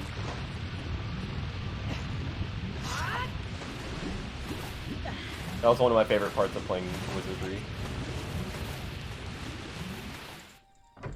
It's also why I keep mentioning Phantom Hourglass, because that's like the coolest mechanic in Phantom Hourglass. Okay, here we go. Indie Filter has gotten the cuckoo. They've made it over here. They can climb this ladder. There is a cuckoo up here. I think this will get them a piece of heart if they are cautious with their movements. Because there's a cuckoo right here. There's the piece of heart. They're gonna... Where are they gonna go? They're going to cross this little edge here. Okay. They're lining it up. Indie Filter's gonna jump for the piece of heart. And there they go, they make it. They have the piece of heart. They have suffered, they've bled, they have sweated, but they have that piece of heart in their inventory now. They have long achieved their goal. Takes a moment here to stand and just bask in the glory of what they have accomplished. But yeah, I think the idea of doing a La Mulana co-op playthrough, I would be down for that. Obviously, I'm not blind to either of the games, so I wouldn't be participating in it. But yeah, if you find a bunch of folks who want to do that, that's a thing we could do. I'd be especially excited to see if the players start coming up with stuff like some kind of a shared mapping system or a place to just write down all the tablets that they all share.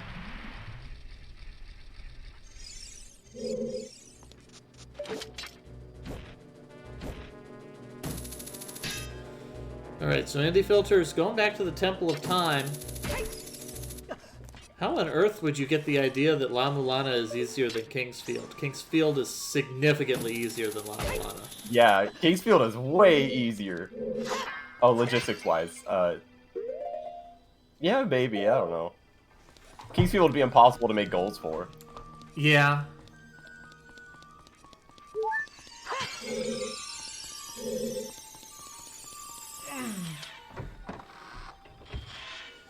Oh, Maurice is up to another really funny room. I know a lot of people that got stuck here for a long time. The key is just walk up straight. Yeah, I think this was one of the rooms that they were showing in the beta ROMs that they found, that in the beta ROM you could just walk straight up it. It's not slippery. Also, it's one of the easiest boss key skips. Watch out, this water isn't normal. Yeah, they also showed in the beta ROM, this room is like incredibly deep. Like 4 or 5 times deeper than it is here. This is actually one of my favorite bosses coming up.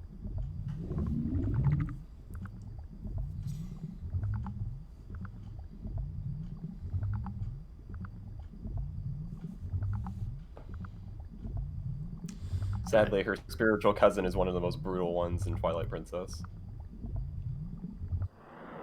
Yeah, the boss fight in Twilight Princess is great, though. I think that's the yeah, one it's where really you, great. you grab it and you're like riding it along, stabbing it in the back. Yeah, it's so good. I just tried to learn how to do it fast, and oh my god, it's awful. So here's Morpha. This is one of the coolest boss fights in this game, in my opinion.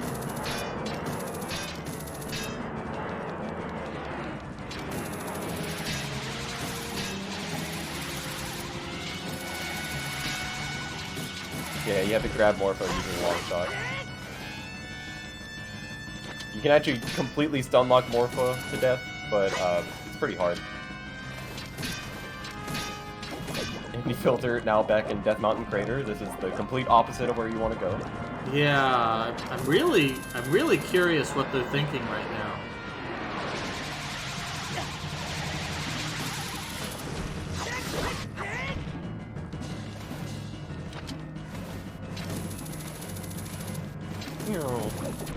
It would not be surprising if Maurice did the fire arrows before dunning. I know in the previous goal they chose to wait and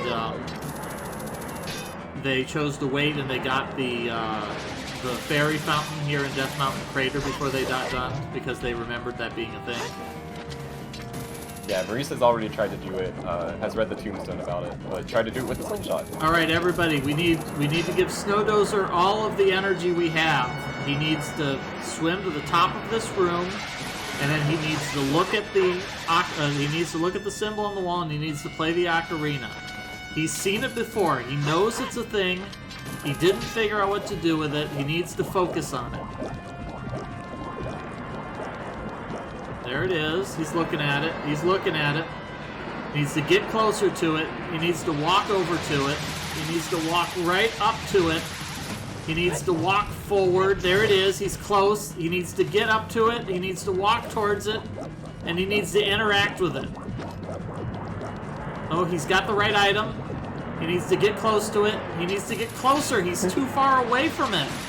He needs to get right up to it. The game literally told you about this. Get up close to it.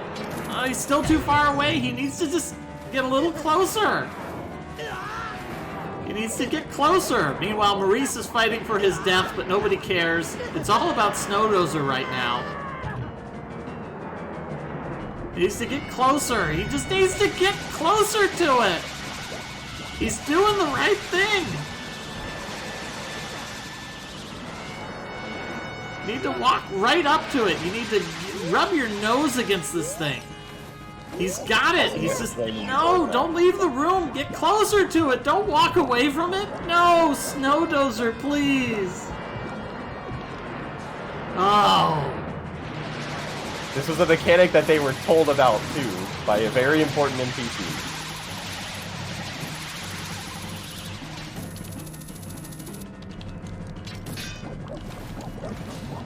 He's all right. He's walked right up to it. He's got a bomb. He's shooting it. He knows. He knows it's a thing. He's gonna hit it with everything. But he's just not gonna walk up to it. It says check.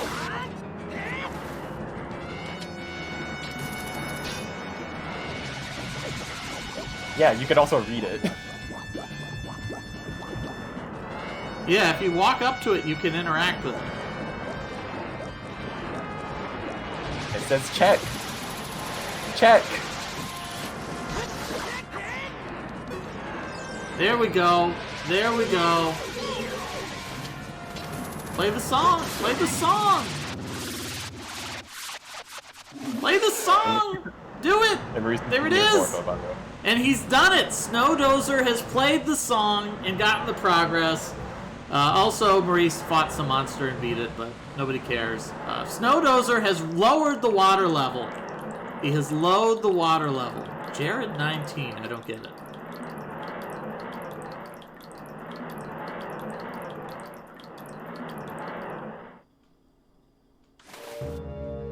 Alright, so he's lowered the water level. This is huge. He can now go back and explore the rest of the dungeon. And now everything will be completely different. Everything will be completely different.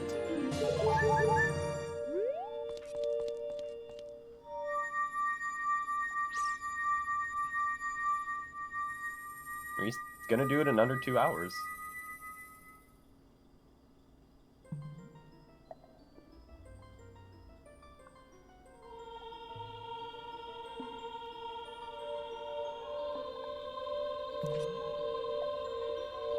Snowdo's just gonna light these torches with the bow. Really doesn't need to do this. He's got the fire. He's got Din's fire, but this should work. It'll do it. All right, gets the door open.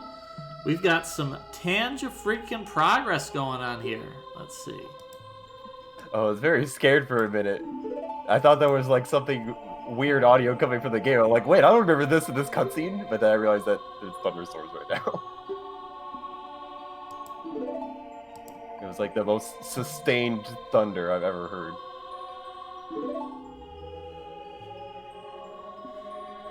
Yep, not sure where Indie Filter's going now. I mean, maybe they have an idea in mind that they're looking for what changed since they completed Fire Temple. Oh, they're trying to get into the other part of Death Mountain. Yeah, if right now Navi should be telling them there's a cold wind blowing from Zora's domain. And Indie Filter's been there. Indie Filter has been to Jabu's fountain as an adult. Jumped across the icebergs, but as far as I can tell, maybe they didn't see the ice cavern. Maybe they just didn't recognize it. Because the ice cavern does have a kind of a strange shape that it doesn't stand out as a cave.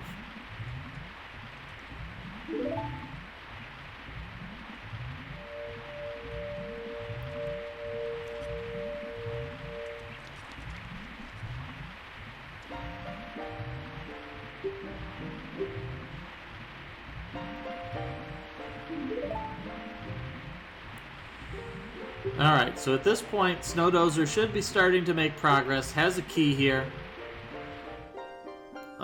Maybe he's a little bit shy about using his key immediately on the first door he sees.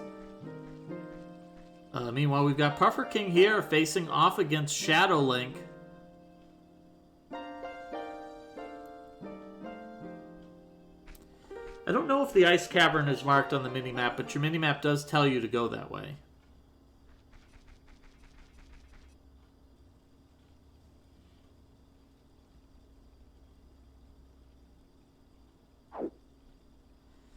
Indie Filter is enjoying the fact that they can use the hammer to smash these rocks instead of wasting precious bombs.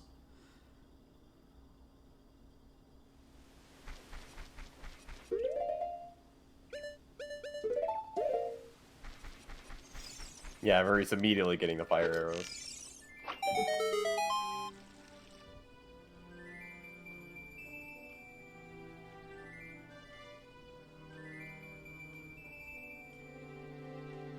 Fire arrows, not a particularly useful item, but significantly more useful than the ice arrows, which I hope every person here will encourage Maurice actively to get the ice arrows, because that's the race that we want to see.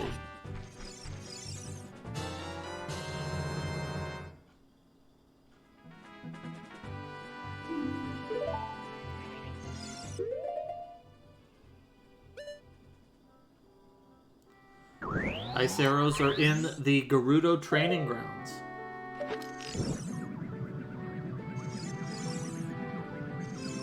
Oh, I forgot the fire arrows is towards the music too. Or maybe that was just emulator lag. It sounded really funny. And there is the dot done, and Maurice is finished in first place with an SRL time of 1 hour, 52 minutes, 35 seconds here. So congratulations to Maurice on completing the legendary Water Temple dungeon. Total time is right under 11 hours right now. Alright. Does Indie Filter have clean audio?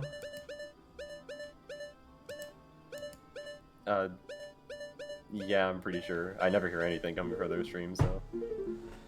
Yeah, Water Temple is really not that hard. It's a little bit confusing. Although we noticed that Maurice never once had adjusted his lost meter, because I think his problem was just frustration.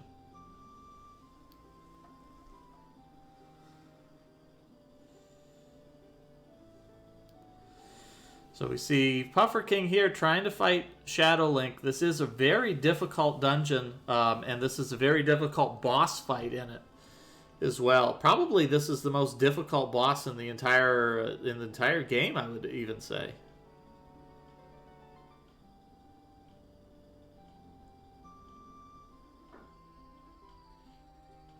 Yeah, I'd say probably the hardest one. Apparently, a lot of people find the boss of the Shadow Temple really hard. Yeah, that could be a difficult boss. I don't even know what his attack cycles look like because I've always defeated him very fast. Like, even when I was a kid playing. Yeah, this is another part where not having those heart containers is going to hurt, because this is a fight that you really don't want to have to start over. But yeah, Maurice came up with a good strategy. Maurice did a lot of good work with the hammer and with the Din's Fire. Din's Fire doing a lot of work in that fight for him. Puffer King taking a death, going to have to make his way back through the dungeon.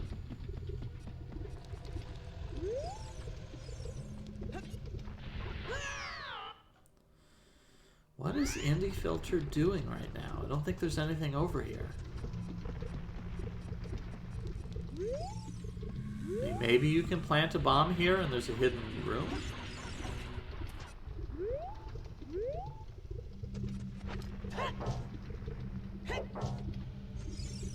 If only we had the Stone of Agony.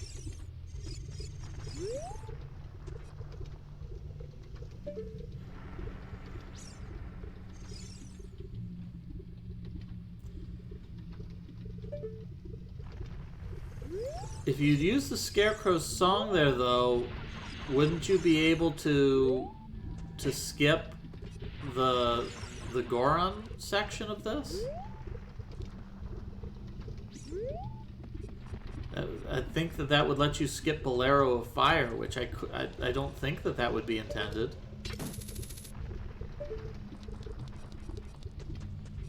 No, it has to be, it gets you something else. I mean, it could be a hidden fairy. I think there's some spots where if you play a song, a fairy will appear. Let's see what it says. I'm sure this might have it.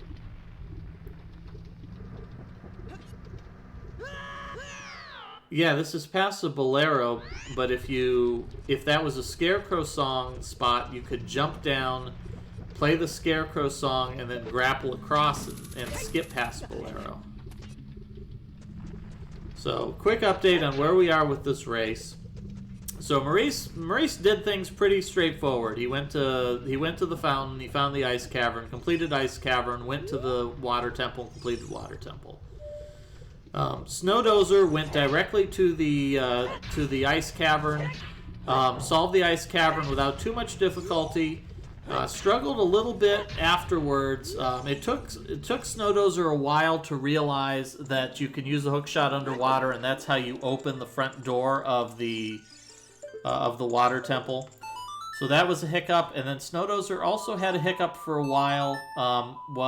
Did not figure out that you had to walk up to the Triforce icon to play the Zelda's Lullaby. And so he explored the first part of the cavern, of the temple, about 3 times before picking up on that you could use the lullaby to lower the water levels. So Snowdozer has figured that out and is now making some steady progress here. We've got Puffer King. Puffer King took some time to go back and collect the bottle from the Cuckoo Lady in Kakariko as a child. And other than that, has been making steady progress here. Has recently fought Dark Link, but died. So right now, Puffer King is making his way back to Dark Link for round number 2. With only 3 hearts. And now we have Indie Filter. We really have no idea what Indie Filter is doing. Indie Filter started off by going to Zora's Fountain as an adult, jumped across the ice flows, collected the piece of heart, and then immediately left. And since leaving Jabu Jabu's fountain, almost like in the first 15 minutes of the race, Indie Filter has just been wandering aimlessly across Hyrule with really no clear goal in mind. They went to let me think that they went back to become a child.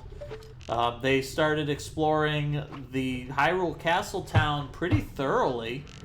As a child, they played the archery game in Hyrule Castle Town until they ran out of money. They found Din's Fire. That was actually a useful thing. They did find Din's Fire so that they could move on, and that's going to be helpful because that is a mandatory item for the next goal, so that'll be helpful for them. And then after that, Indie Filter has just been wandering around. I think the only real accomplishments that they've made is that they got the bottle from the Cuckoo Lady as a child, and they picked up one of the pieces of heart that is on Zora's River as a child, but that's it. Since then, they haven't really done anything. They haven't gone to the Ice Cavern yet, and they just got double magic, but that's it. Yeah, they did get double magic. That could come in handy.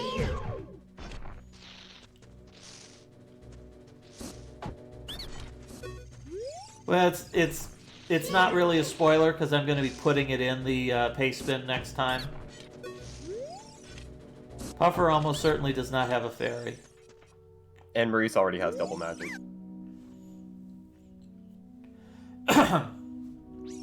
Yeah, next week's paste bin is going to have a lot of spoilers in it, I think. Because it has a lot of steps in it that there's no way that Snowdozer is going to intuit them. And really, it's difficult for anybody to intuit the goals for the next objective.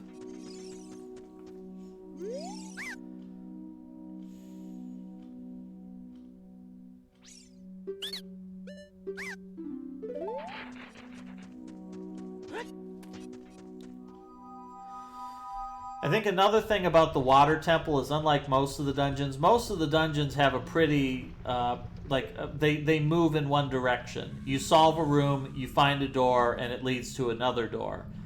And that there's not a whole lot of backtracking unless you've found a new item and you're now using your new item to explore passages you haven't done before. The water temple has several things that make you redo it.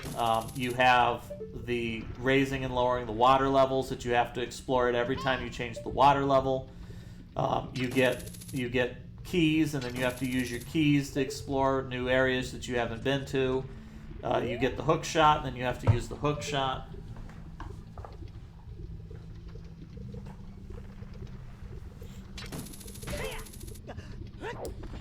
Snowdozer is very unenthusiastic about the hook shot as a weapon.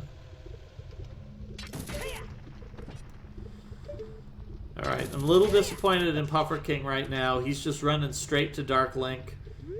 The only thing I can think of is perhaps he believes that he's just missing a mechanic in the fight. So maybe he's waiting until he understands the fight before he bothers to collect items. But there's really nothing to it.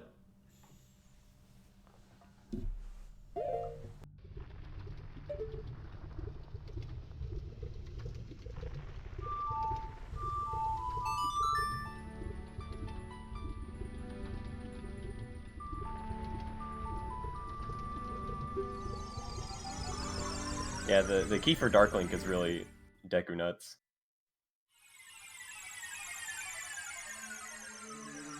With Deku Nuts, you can kill him in 3 cycles.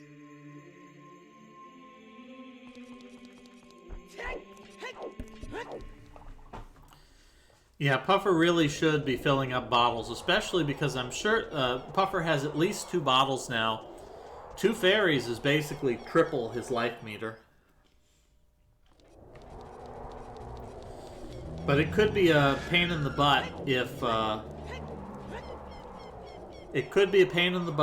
if you didn't have any idea in your head where you could get a good, where you could pick up a quick fairy. Just wandering around hoping a fairy shows up a la Zelda 1 style.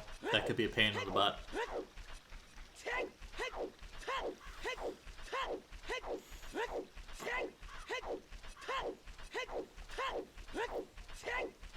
Yeah, also, Snow Dozer is incorrect. Hookshot is, like, the best weapon.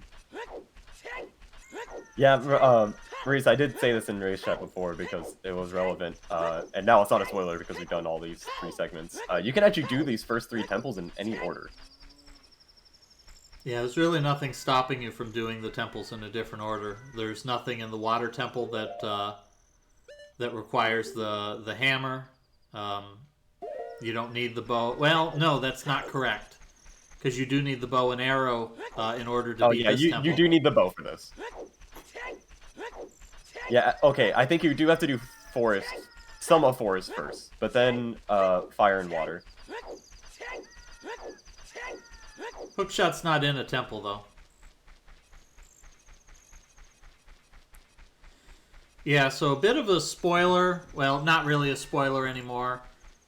In the game, the earlier versions of the game were constructed a little bit differently. There are actually some cutscenes on the game that aren't used, that every time you complete one of these dungeons, it'll charge up one of the spiritual stones. And in the old beta version of the game, you couldn't go through the Door of Time until you had completed all 3 of the first 3 dungeons. So in older versions of the game, it wouldn't be possible to turn back into a child. But the final retail version changed that so that you can change back into a child pretty much anytime you want, regardless of how many dungeons you've solved. Oh, this is the first time Indie Filter's ever entered Lake Hylia through this entrance. Get in the cutscene. Nice cutscene.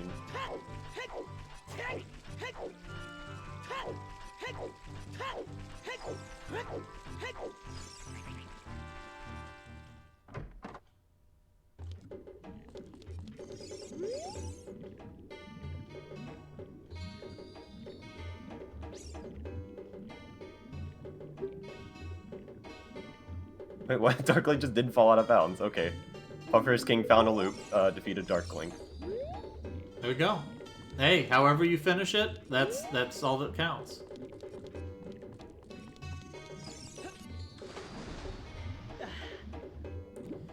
Yeah, that's definitely. I would argue that probably Dark Link is the hardest boss in the game because he really doesn't have a strategy to him.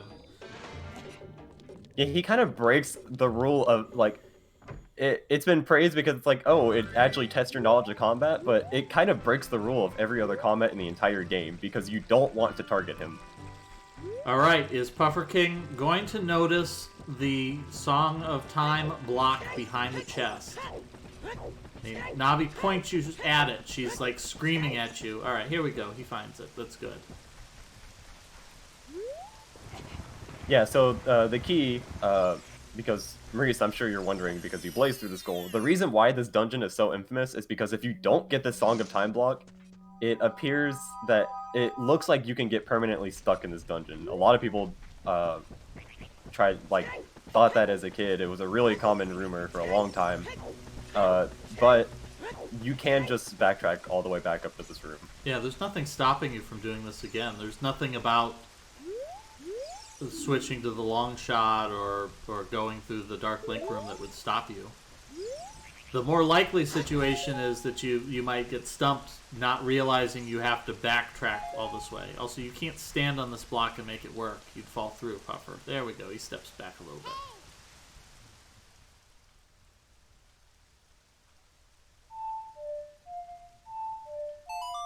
Shuzo, a lot of people did this dungeon in 2 seconds because Dark Link is such an infamously hard boss. I think most kids probably did in 2 seconds. It probably took them like 5 hours. They beat Dark Link. They're like, okay, I'll save because that was really hard. And then they did it another time. Yeah, it's a room with a Skulltula, Maurice. You open the gate, obviously.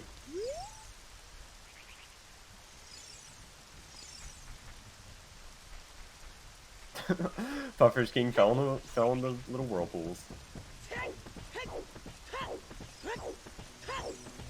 You cannot climb through it. I think with a bomb you could actually do this without a bow, but it's like really hard. Or you can do it without the bomb shot. I was a little disappointed in you there, Maurice. You walked up to the door and you had Din's Fire equipped. All you had to do is if you just pushed every button in your controller exactly once, you would have solved the puzzle, but you didn't. Now you just have to live with that shame forever.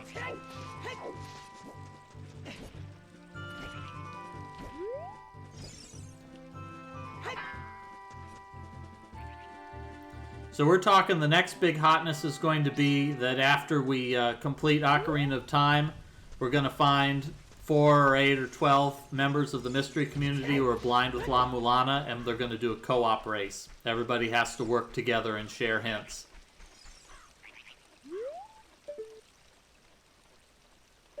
I mean, technically not really a race, more of a how quickly does everybody figure it out. Snowdozer, for the love of God, do not pull a Maurice and run right past this icon on the wall. Do not jump down, Snowdozer.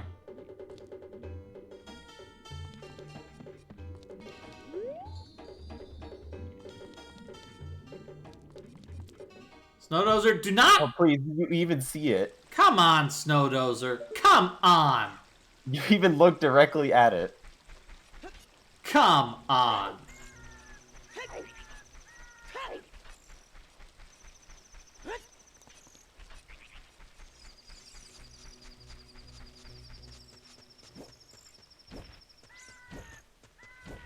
Oh, Puffer knows. You can hookshot to chess.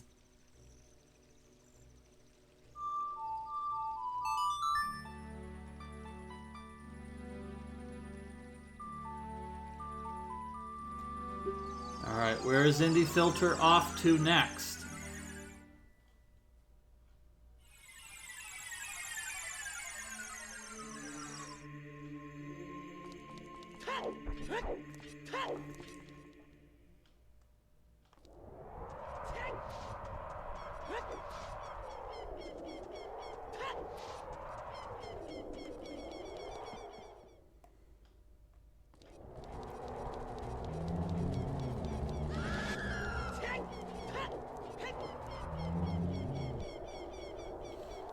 Alright, so where is Indie Filter off to next? Is Indie Filter going to head to Zora's River now?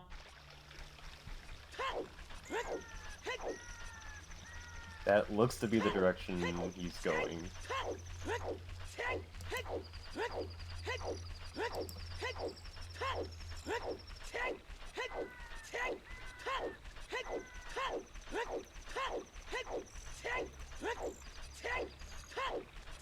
My hint for Jabu was supposed to point you to the conspicuous ice platforms that were there.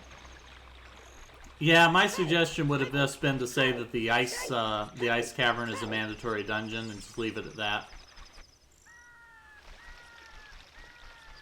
But it looks like everybody picked up right away that as soon as they went to the ice cavern, they picked up that, yeah, this is an area they needed to complete, which is good.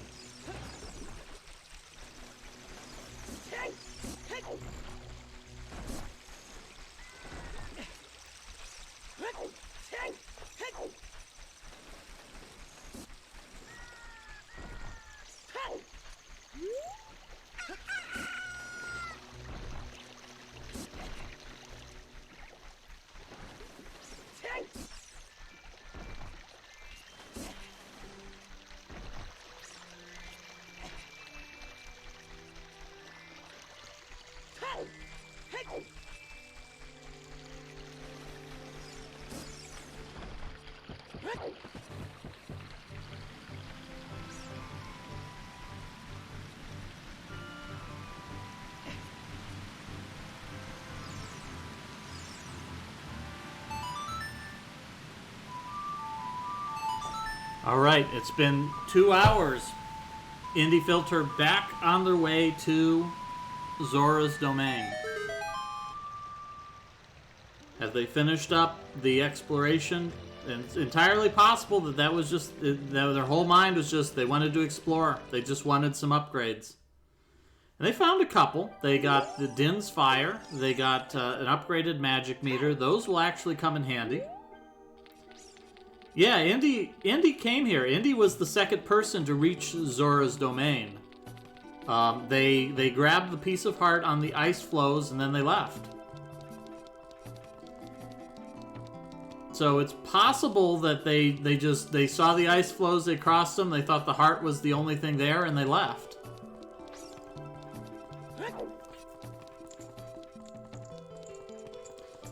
They also did pick up an extra bottle, which is good because they've been cruising on one bottle so far here. So having 2 bottles will make it a little bit easier. Here we go, Snowdozer spotting the icon, raising the water level. That's good.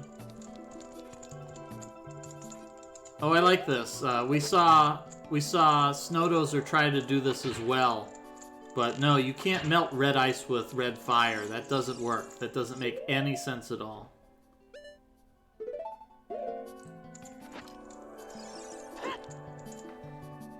We're going to try to melt this ice from 1,000,000 miles away. Din's Fire is also red. Also will not work. They've upset the Sheikah Stone.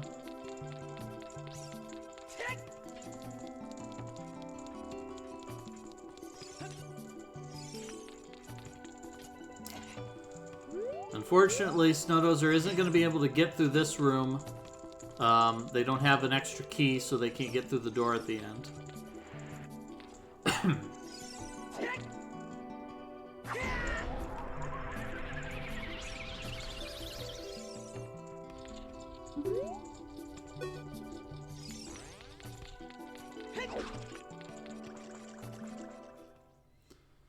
Puffer King picking up the last small key in the dungeon. Oh, and he's back to the Zora Fountain. Alright. Notice the conspicuous ice platforms. Yep, they need to cross the ice platforms and find the cavern. My thought is maybe they came out here and they just didn't see there's a cavern there. It really blends in. It's very difficult to spot. There, okay, now they should see it. Now they should see it. Oh, they're going to just try to climb on it. You might be able to do this. This might actually be possible. You can, it's not easy. So you can climb on this one. The spinning ones are actually easier to climb on, which I think is funny. There we go. Easy as pie. There we go. Just need to make one more jump and they're in. Here we go. Indy Filter making it to the Ice Cavern 2 hours later. Tangible progress.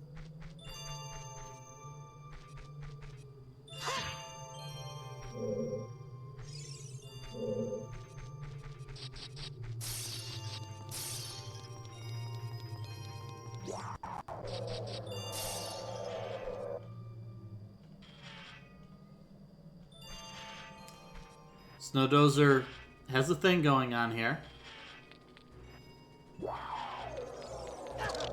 Oh, that's fun. I've never seen that before. There we go. He makes it out.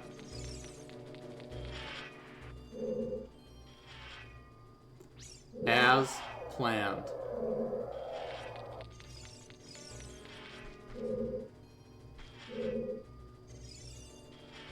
I've seen it, like, it happens a few times if you're on, like, a weird platform trying to climb up. I've never seen it happen that many times.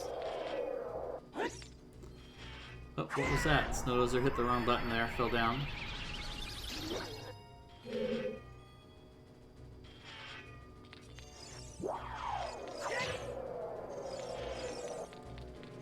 Oh, I think Snowdozer's hitting the wrong button here. So it's unfortunate because they were getting really close there. Also, it does not have a key. Yeah, unfortunately they're going to discover that when they get to the top. Yeah, just a reminder for anybody who doesn't know, Snowdozer is playing this exclusively on keyboard. Which may come to his benefit in this dungeon, fighting Dark Link. He's probably not going to be targeting. Yeah, that could work to his advantage.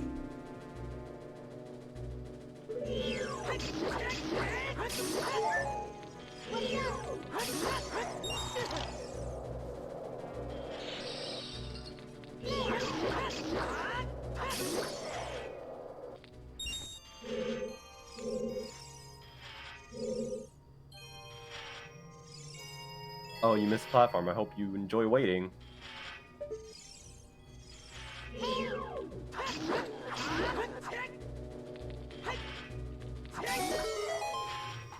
Yeah, so Indie Filter's been doing pretty well in these races. Struggled a bit with the Phantom Ganon fight in the Forest Temple goal, but other than that, has been doing pretty well. So we may see Indie Filter rapidly catching up to Snowdozer now that he's back on the hunt.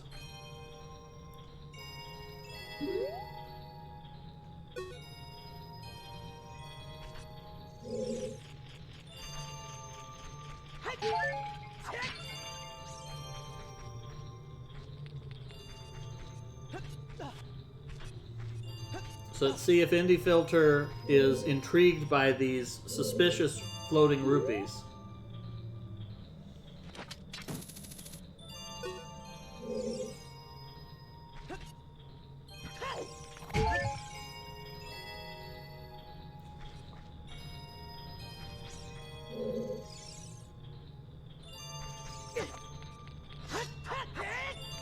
He wants to destroy this.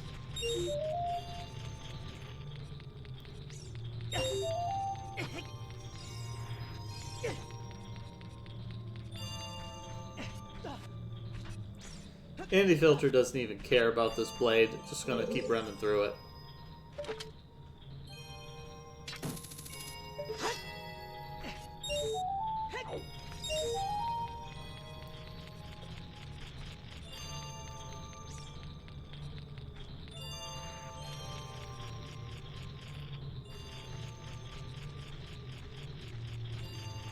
See something back there. Just whack it with your sword. Oh, gonna go extreme here. We're gonna blast it with a supernova of fire. And what you really need to do is just whack it with your sword.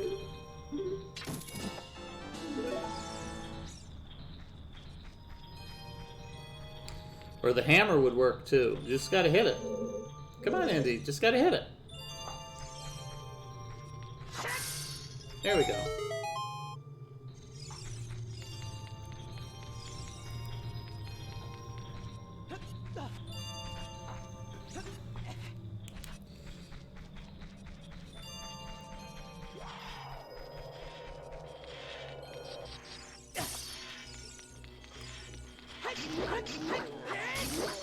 Snowdozer has entered the central structure here.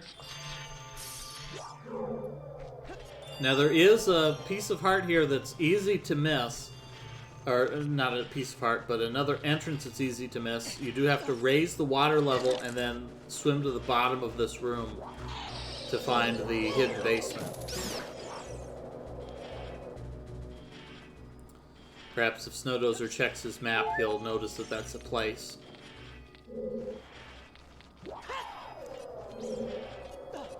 Snowdozer, very little interest in raising the water level after having already lowered it.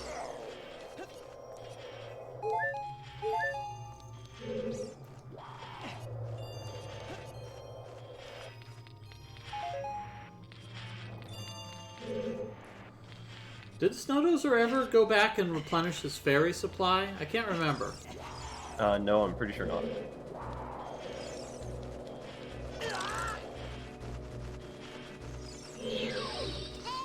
Yeah, Snowdozer started this race by immediately picking up a couple of fairies to refill his supply, and then immediately had to waste them because he needed the bottles to restore his, or needed the bottles for carrying around magic flames.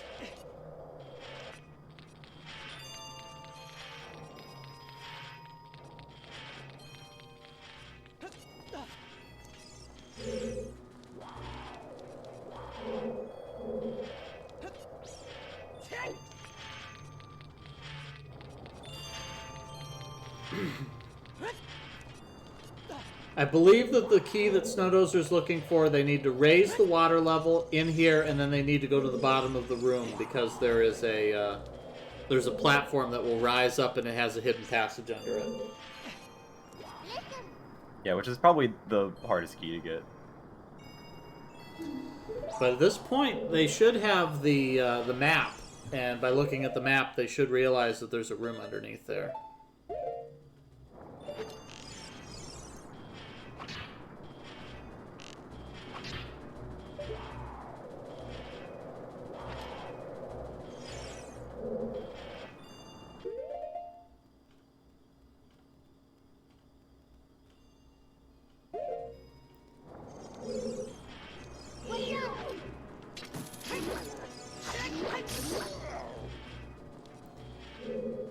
Alright, so you've got the blue flame. What are you going to do with the blue flame here, buddy?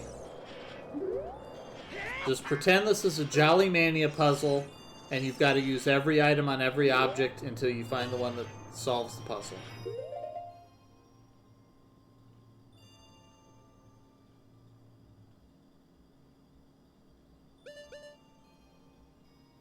It's the right item. Use bottle on flame. And then they get a blue fair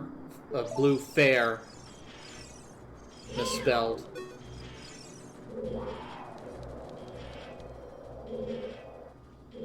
Alright, so you've got a blue flame. You're going to use the blue flame on the red ice. Easy as pie.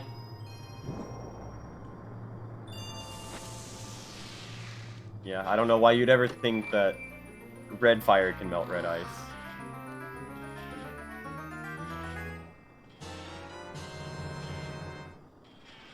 Hey Maurice, I was saying, if people wanted to submit Games to Jolly Exhibition to any marathons, I think that'd be a great submission. Let's get ready. SGQ submissions are, when did they actually open? I don't even know. Okay, they won't say, but whenever they open, we're ready.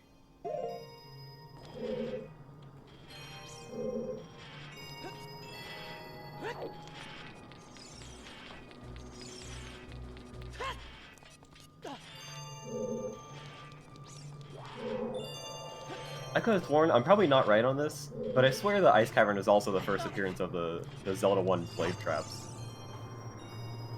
I think you're right. I think this is the first time you see them.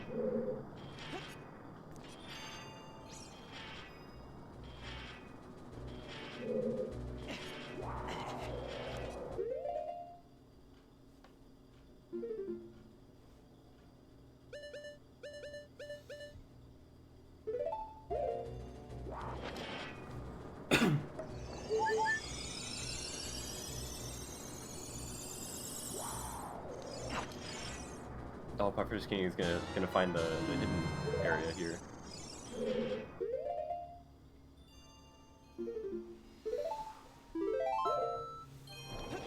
Yeah, this is sort of technically a dungeon. For some reason, they started introducing mini dungeons towards the end of the game.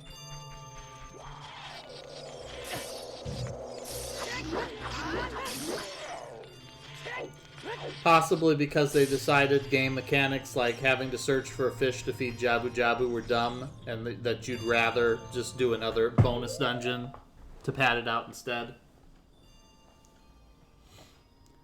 Here we go, Puffer King picking up the big boss key.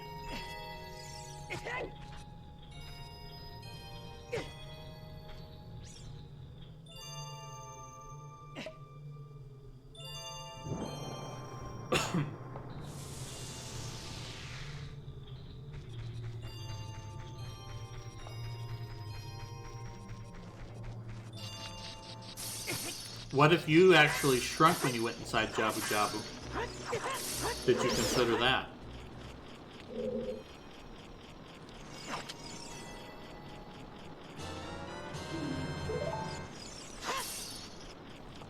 Yeah, Jabu's still there. His loading zone's still there. He's invisible, but you can get inside of him. A lot of speedrun characters actually do Jabu as an adult, I'm pretty sure.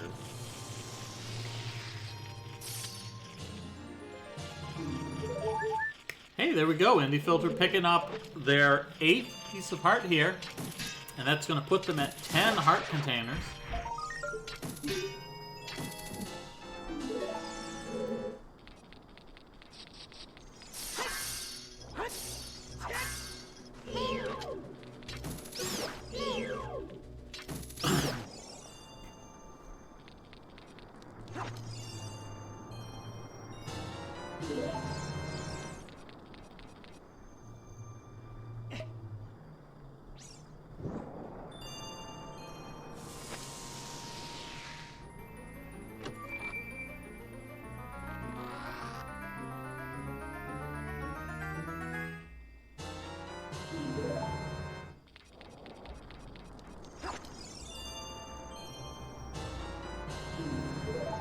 think that's a depth for Snowdozer. Yeah, Snowdozer does not have any fairies.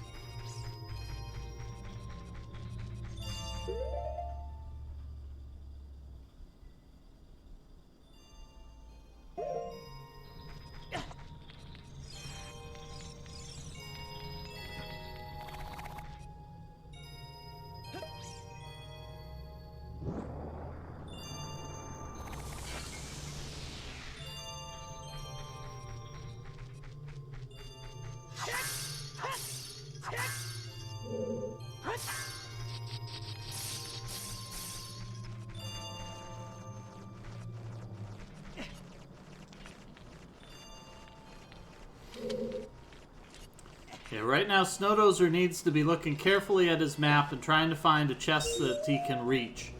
Because that's going to be where he finds the key that he's missing. Alright, here we go. Looking at his map.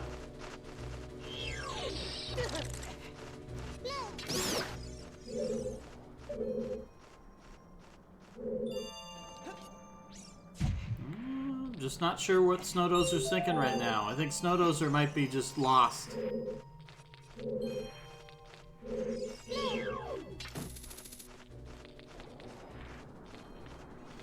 This is the right way. Is he thinking that maybe if he raises the water level in here, something will happen? First kid just got the fairy and then just left. Didn't even... I don't know if his bottles are full, but like, grab the fairy. Yeah, you have nothing in your bottles. Grab the fairy.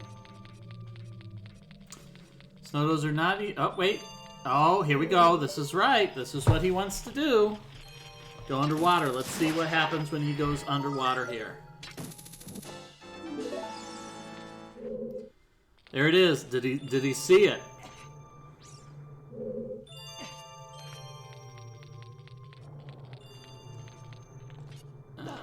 Is he gonna put on his boots? Oh no! No, Snowdozer, you've gone the wrong way. Oh, Snowdozer, you saw it and you didn't notice it.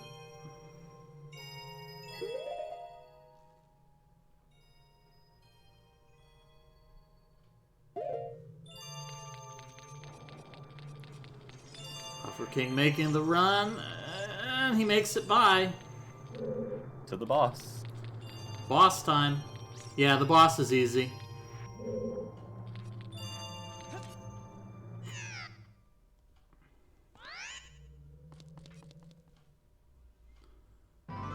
Andy Filter leaving? No.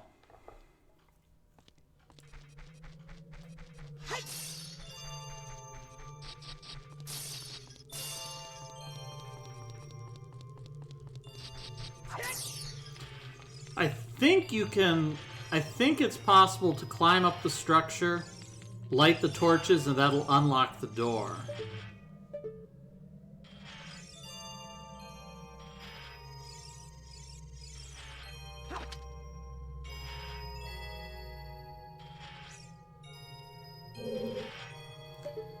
We'll search the basement center later.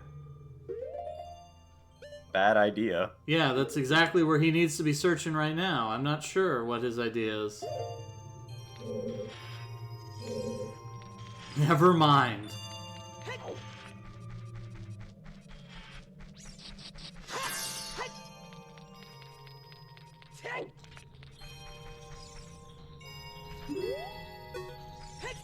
Okay, so apparently that he realizes that's not what he wanted to do. This is good news, though. This suggests that Snowdozer's picked up on exactly what he needs to do.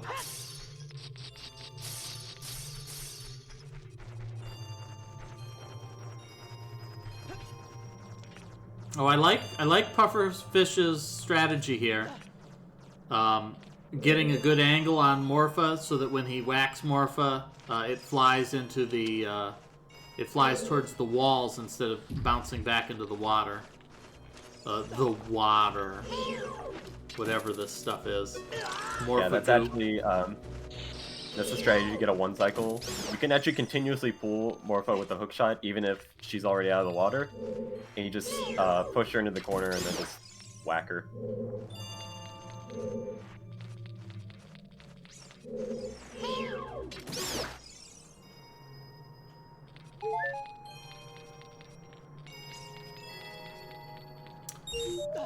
Alright, so where is Snowdozer going?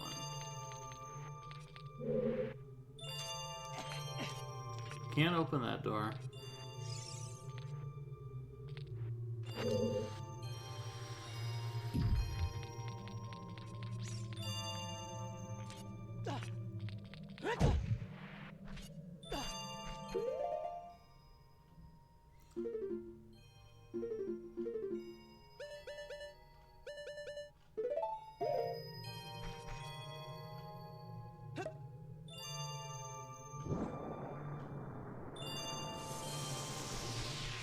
Pufferfish is trying to be too cool about this. Really just needs to get some hits on this boss.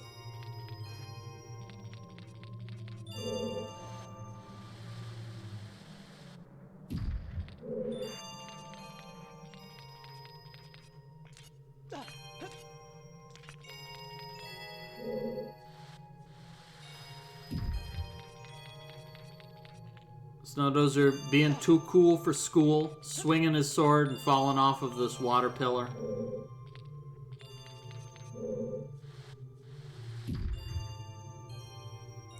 I don't think that's what Indie Filter meant to do.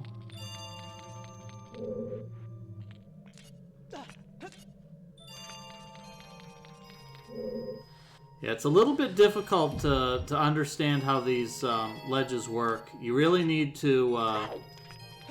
Oh, here we go. Got the stun lock for Puffer King, and that's going to be an easy fight there. For these blocks, you stand still and you push A to push them, and you run up against them and push A to climb them.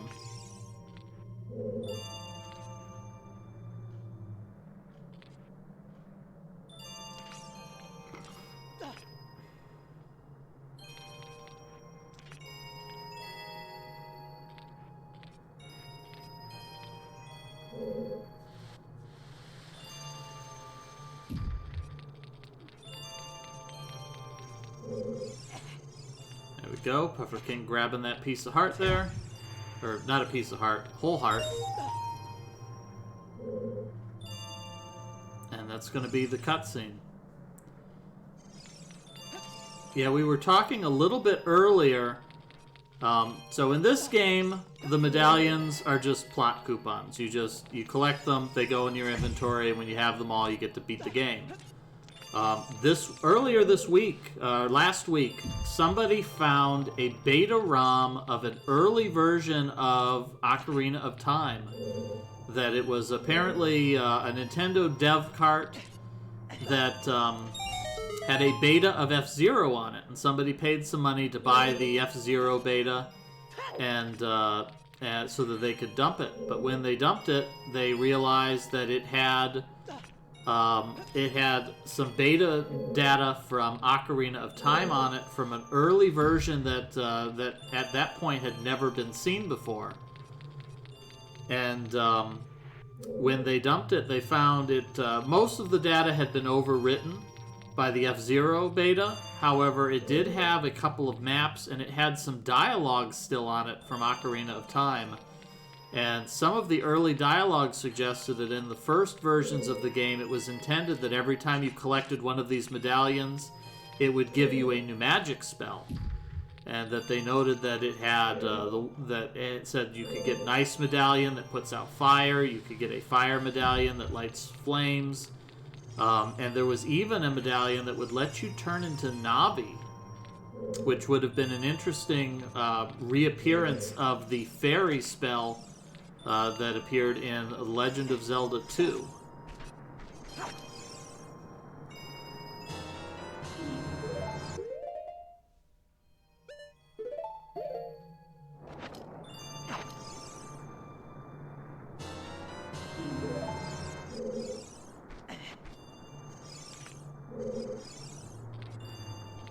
It was called The Legend of Zelda 2, Miyamoto's Revenge,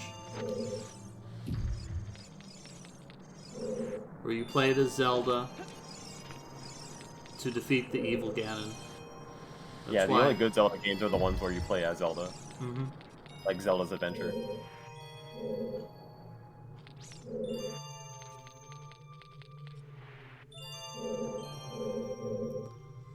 Here we go. Snowdozer making some tangible progress here. Made it into the basement area.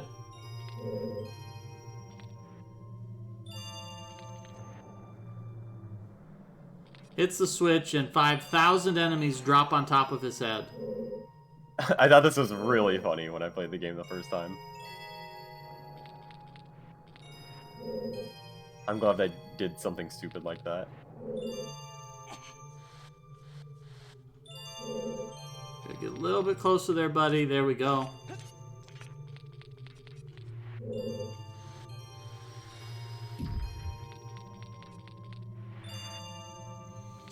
And there is the dot done from Pufferfish King, finishing with an SRL time of 2 hours, 39 minutes, and 53 seconds. So he's right at 11:21 total. Maurice is right under 11 hours right now.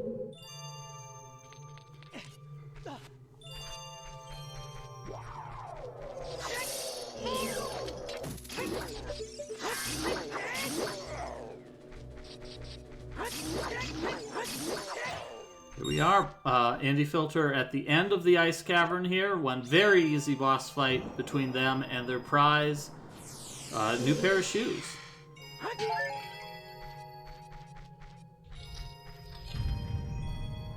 And after 3 hours, we'll finally be able to start the dungeon.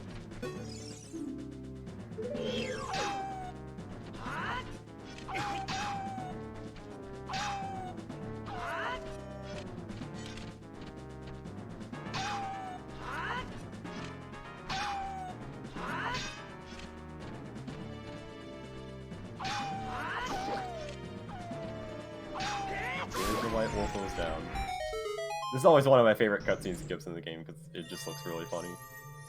Let me see if I can find it. Just a clip of it. I'm sure SBA has one. Alright, Snowdozer has his second key. So I think this is everything he needs to get his long shot.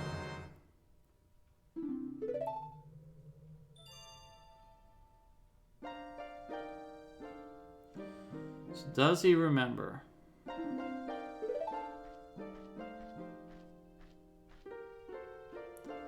Does he remember where the locked door was? Not, because I think he just walked past it. Uh-oh. Come on, Internet.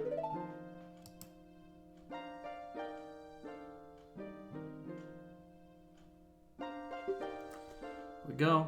Sorry about that momentary stutter.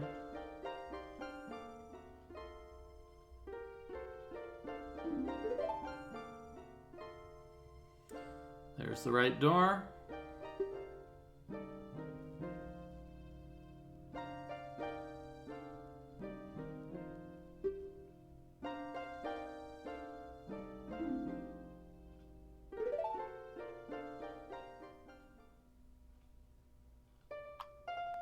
Yeah, I wonder who that sheet guy is. I wonder why he keeps appearing.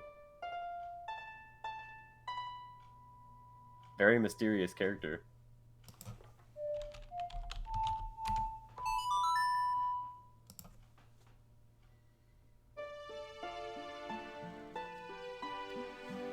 Snowdozer's Link showing the exhaustion of Snowdozer.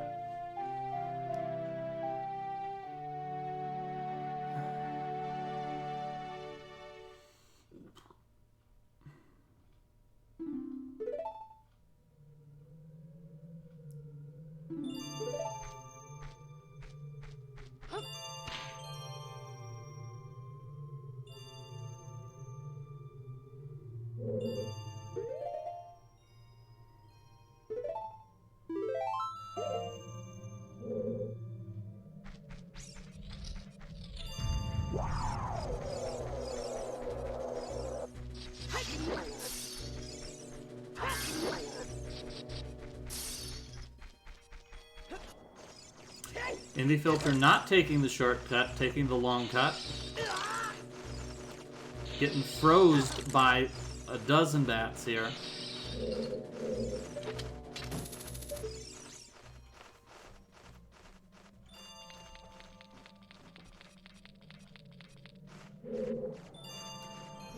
For Maurice to answer that question, he would need to know the intended way, because I'm pretty sure Shadow Link doesn't actually have an intended way.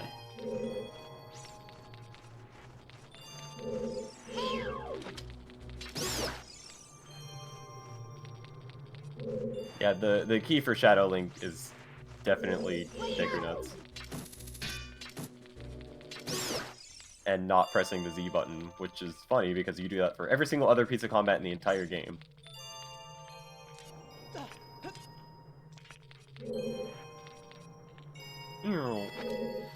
Right?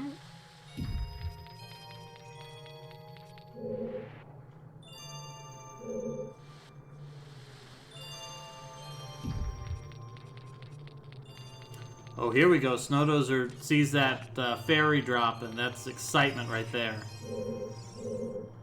Oh, yeah.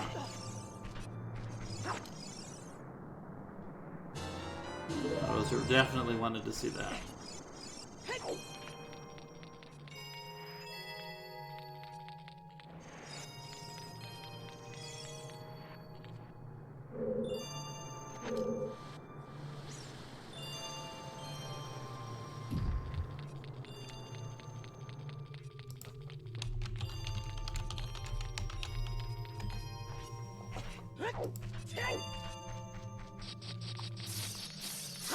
Yeah, Dark Link is literally just you.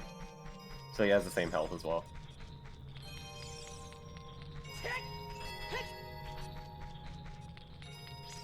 Oh, that's probably why this video I was watching actually gets like a 3 cycle, because I think they were doing it with 3 hearts.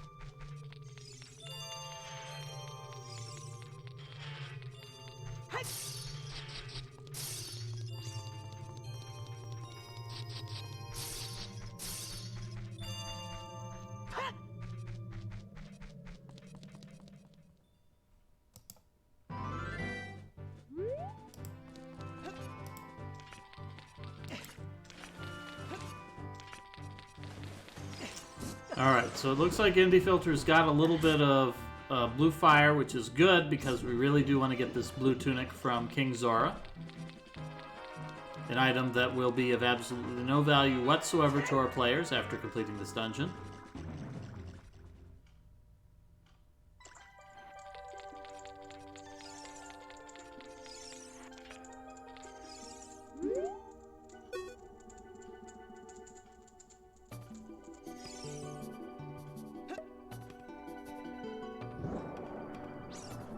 Nobody likes blue. Blue is the worst color.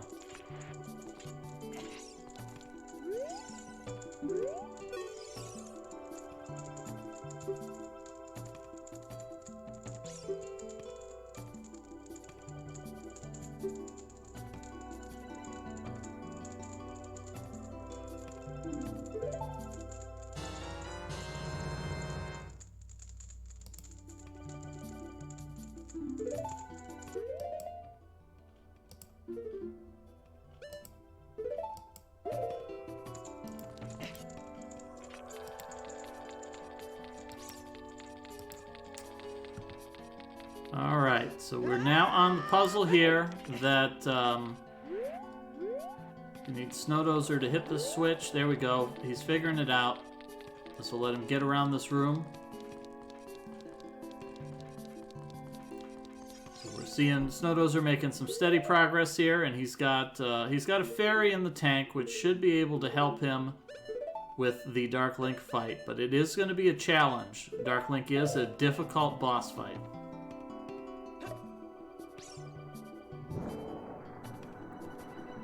Oh, Snowdozer takes a death, but he is going to be resurrected by his fairy companion here.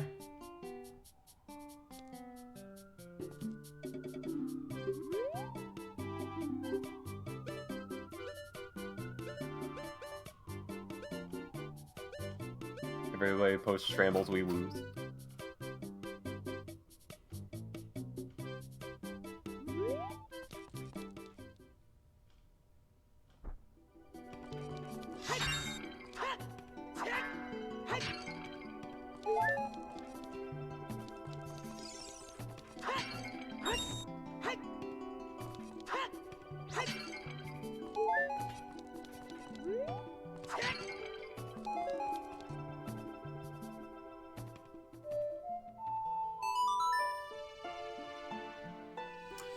Alright, we've got a like here. Also, Indie Filter wisely using the Serenade of Water to get to Lake Hylia instead of hoofing it across Hyrule Field. Now, I think that there's another fairy in one of these jars that Snowdozer can pick up. Not that one. Nope, just magic. So if you watch here, if you watch Link crossing this lake, this is something I forgot to point out. Link has a reflection here. You see Link's shadow. And watch what happens when he goes to the other side of the room.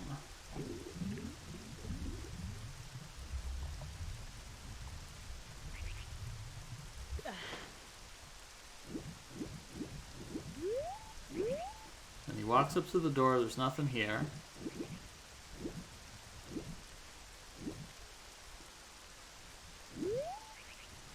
Oh no, that was the wrong door. Yeah, now he's crossed over to the other side, he has no shadow. Where did his shadow go? N64 wasn't powerful enough to render both of them.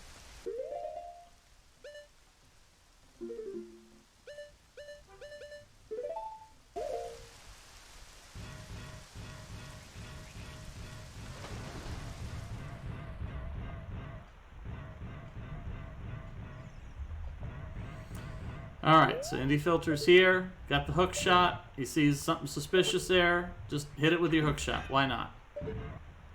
Oops. Oops, Indie Filter missed. You gonna try it again? You gonna try it again there, buddy? You had the right idea.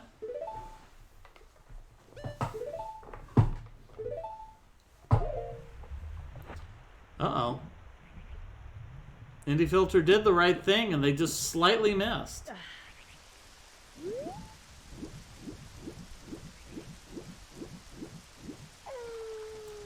Ooh, this is bad for Indie Filter. They did see, this is one of the most terrible things that can possibly happen in a mystery race, where you immediately conclude the correct decision, you do the correct thing, and you do it ever so slightly wrong, and then you immediately dismiss it as, well, that must not be the correct solution.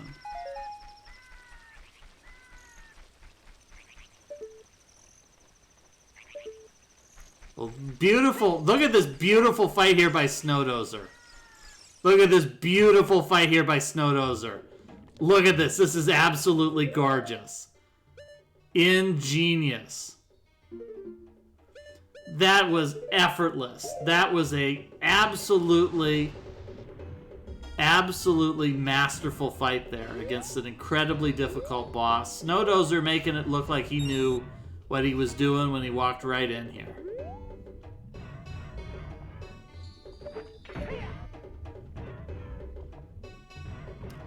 Absolutely beautiful performance there by Snowdozer. With that, he's going to pick up his reward. He is going to pick up the long shot.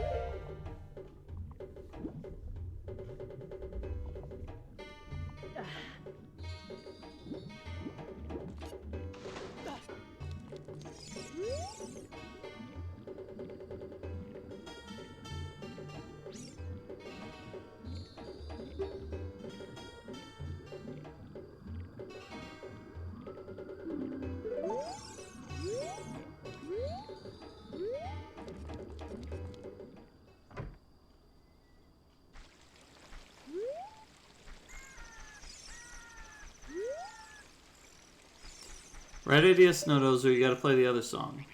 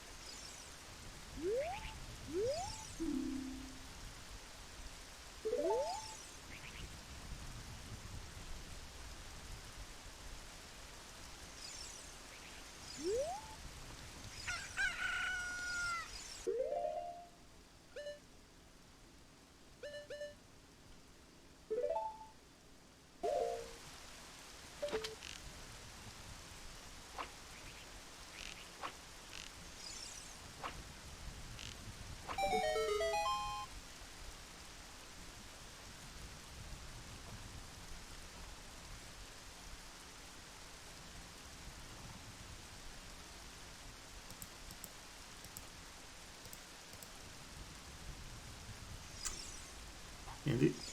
Wait. Huh, so I guess you can get the fire arrows early, you can't reach them. Interesting. I didn't think that even worked.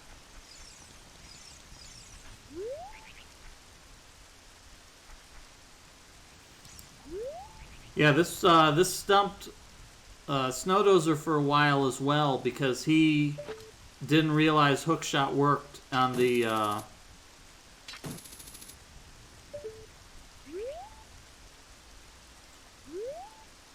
Snowdozer didn't realize you could use a hookshot underwater. That's what threw him off. Indy, unfortunately, used the hookshot, shot the crystal, and nothing happened because he was slightly off.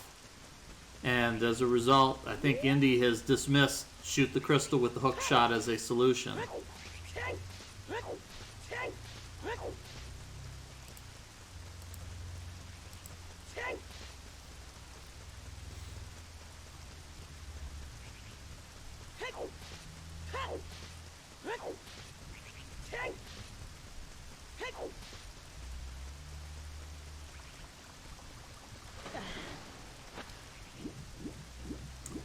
Alright, hopefully we see Indy Filter trying this again, realizing that they just, they did the right thing and they just missed ever so slightly.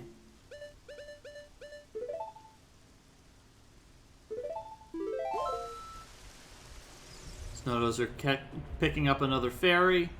At this point they probably won't need it though. The combat from here on out should be pretty simple.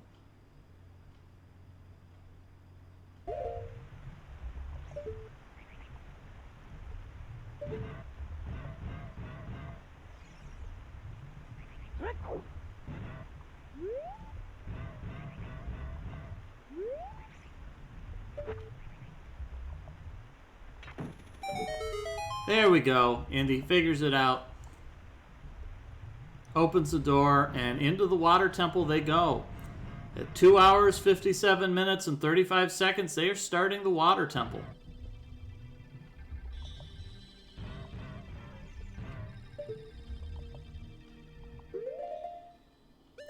Push start, equip boots, push start, unequip boots.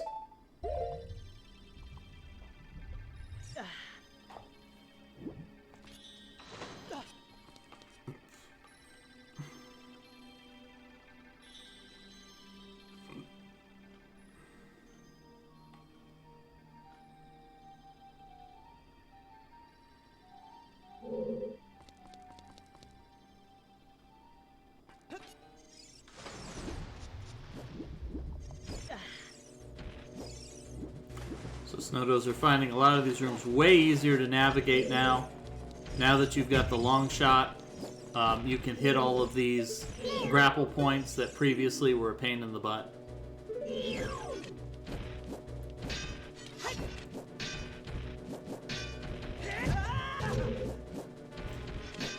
Are you talking about the C-stick? Something people talked about was putting it on the control pad. Yeah, Randomizer does that.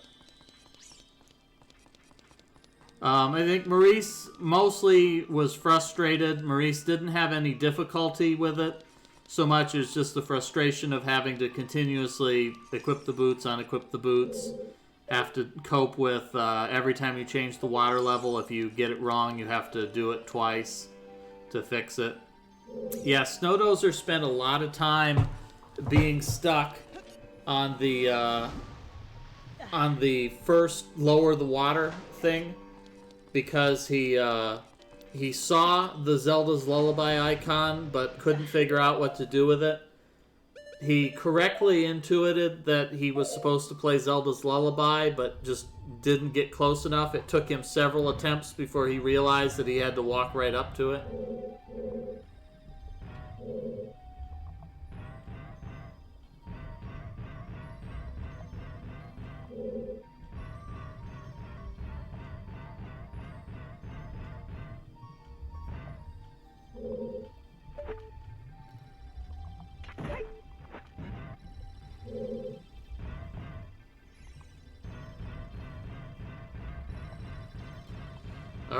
Snowdoser's got to pull this block.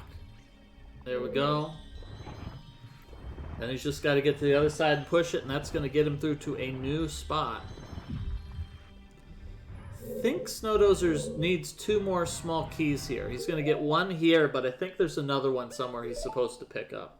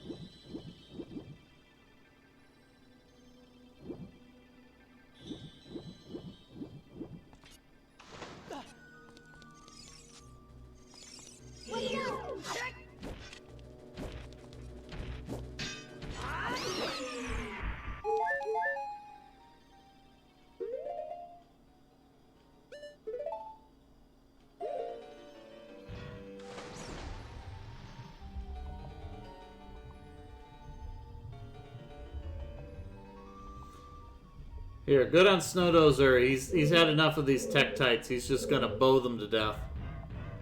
Good idea. There's a bad habit I think you can get into playing Zelda, where you start trying to just accumulate stuff and you don't use it. Like, there's really not a whole lot of use for magic in this game up to this point, so there's no reason not to just go ahead and blow your magic on Din's Fire when you have an opportunity to use it to kill some enemies.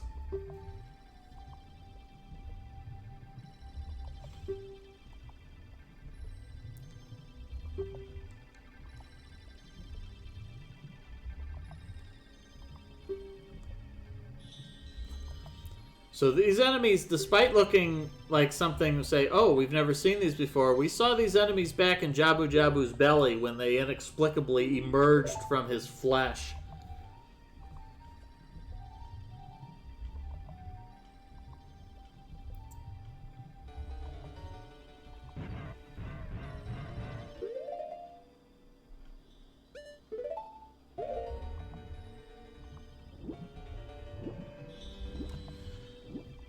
Alright, so it looks like Snowdoser are picking up on bombing this cracked wall.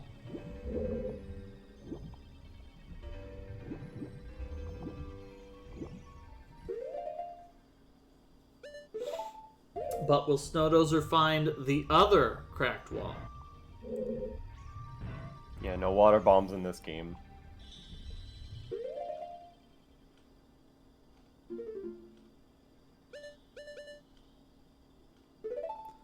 I think Snowdoser's going to spot it. It's pretty conspicuous, the odd coloring in the wall. No? Come on, Snow. There we go. Yeah, he sees it. Easy does it. Now, does he know what to do with this block?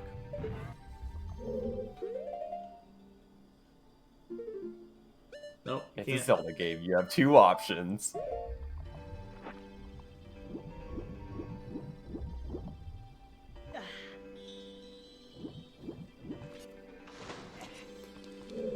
Alright, it's Indy Filter's turn. Oh, here it is. Indy Filter sees it, walks up to it, checks it, and it tells it. Alright, Indy Filter figuring that out way faster here.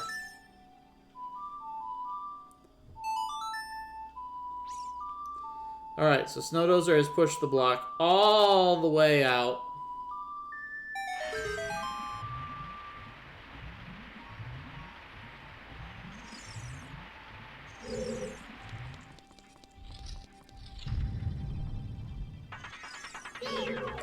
The Snowdoser realized what needs to happen.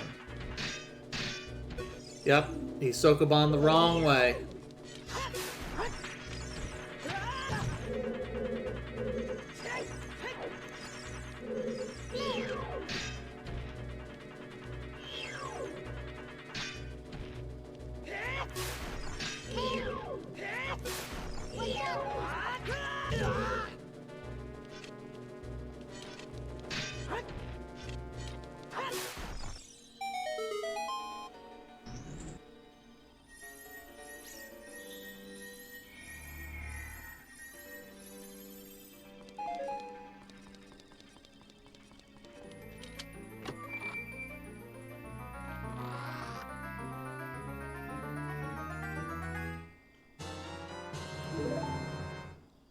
Alright, so Indie Filter has adjusted the water level and found the map.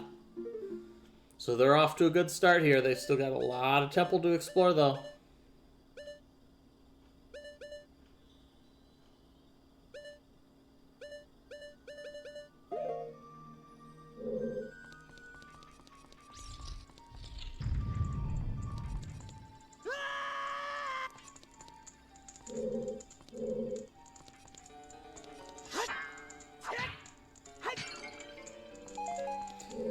Playing Among Us is easy. Maurice is always the traitor. That's all you gotta remember.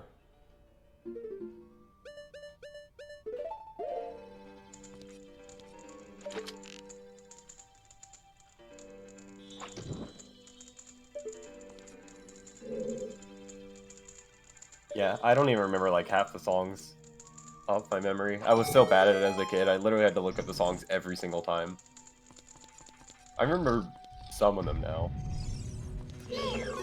Indie Filter using the bow and arrow to light those torches, because for some reason as an adult you can't carry around the stick, possibly because Link's friends would all make fun of him if he did.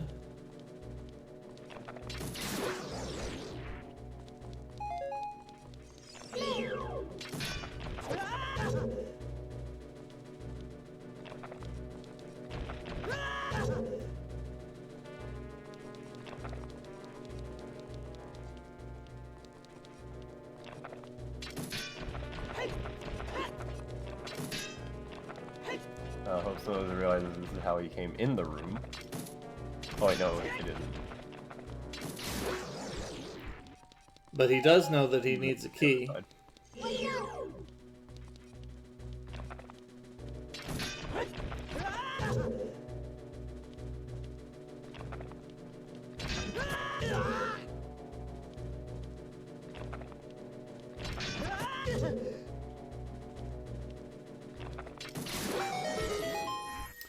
Nicely done there. Indie Filter defeating the shelled whatever these things are and picking up his second key.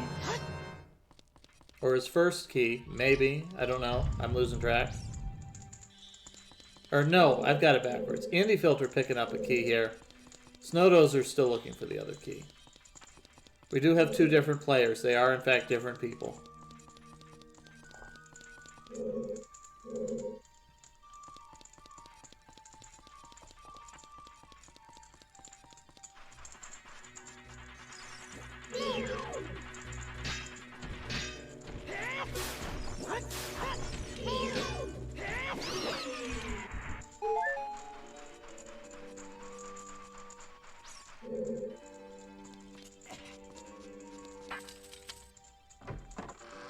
Gotta be a little faster than that, Snowdozer. Can't he just... Oh no, it's a button you have to step on. I was gonna say, I would just shoot it.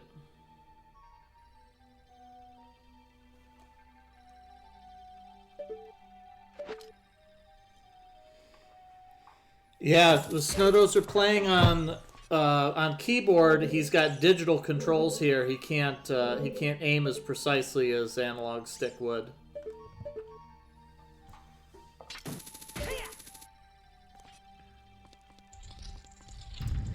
Indie Filter missing out on the key in the basement. That's unfortunate.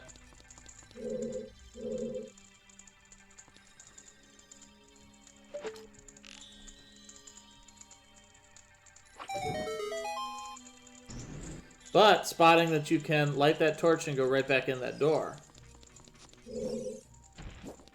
I don't think Snowdozer realizes if you want to jump, you can just roll off the platform. And you'll jump every time.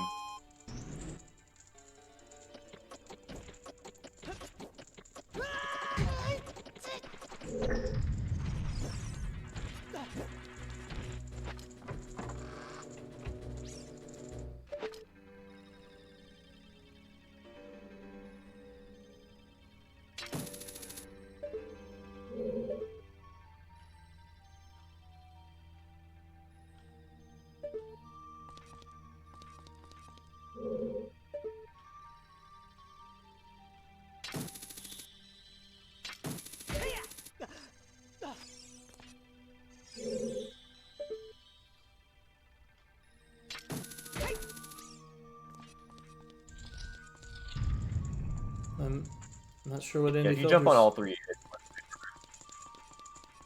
Not sure what Indie Filter's doing here. This is the second time he's gone through that door and not gone anywhere. And I'm a little disappointed. Well, I guess I can understand what they're doing, that they want to explore it at this water level before they fool with the water level again. So that, I think that probably makes sense. Yes, Snowdozer is still missing a key. They need to, where is the key? They need to go back. They need to go through the door that you have to shoot the bow and then hook shot immediately. And then they need to push the block that they'll find at the end of that hall. And if he does that, he'll find the last key.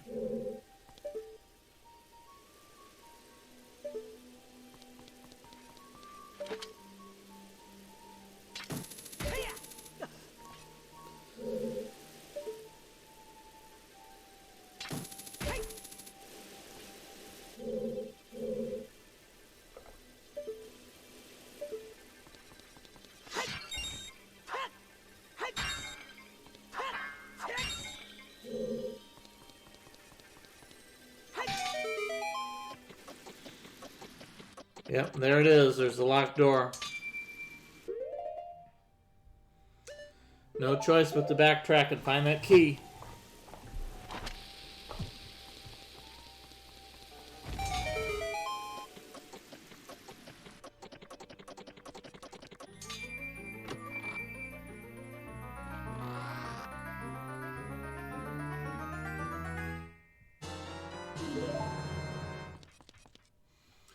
And the filter picking up the compass.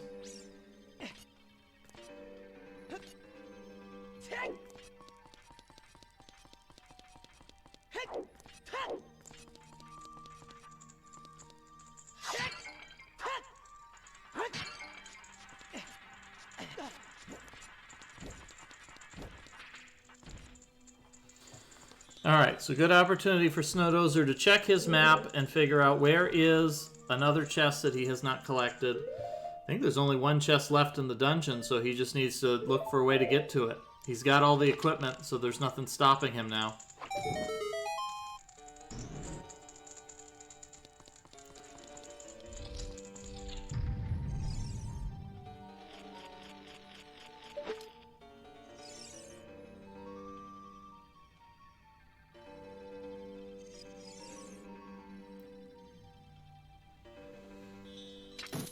Indie Filter going to go towards the icon that Navi continues to highlight. Yes, he is.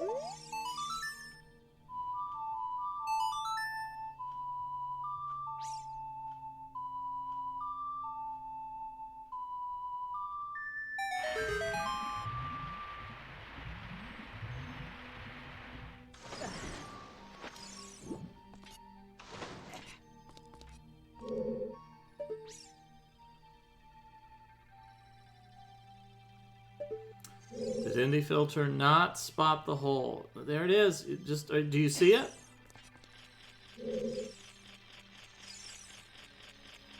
No? Yes? Boots? Equip the boots?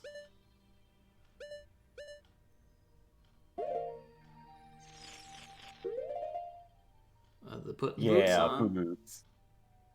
Alright, here we go. Phew, alright. So that's a good one. That's another trick that they have spotted that's going to get them a key that they need.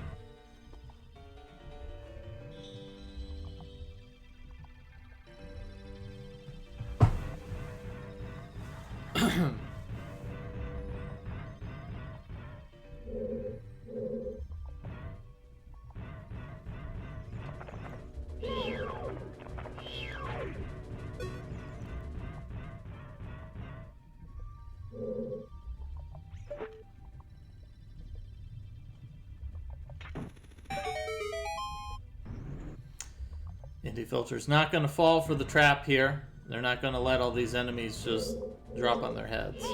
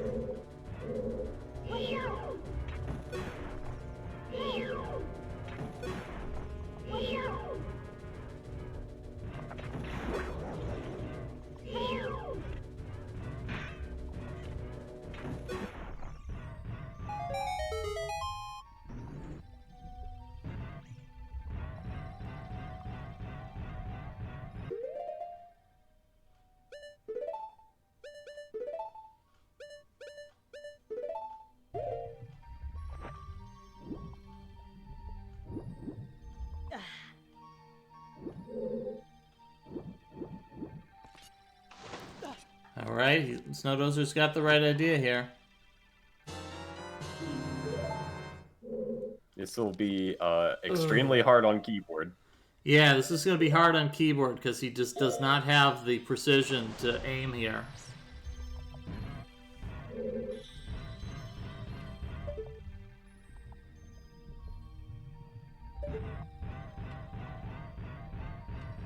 Probably going to search around until he can find a position. Not a bad way to do this. That's not going to work there. Too close to the wall.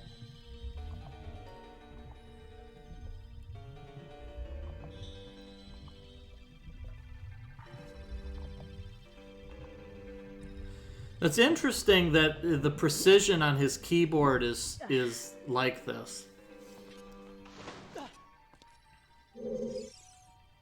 Could maybe switch analog sensitivity.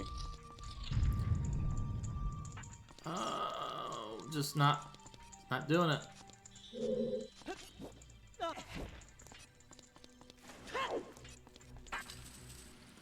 Now, if he did raise the water level one more pip, he would be able to stand directly in the middle, and I think that would give him a slightly bigger target.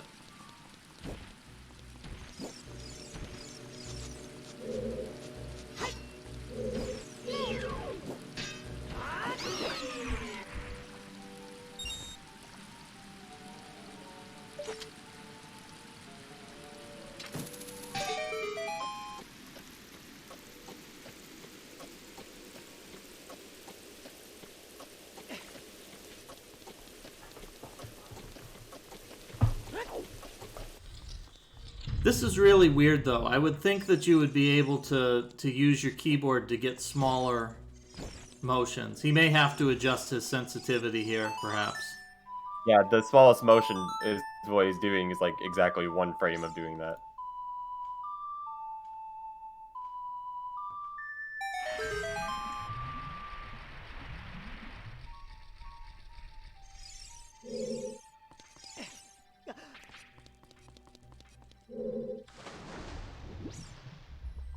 Snowdozer just raised the water level.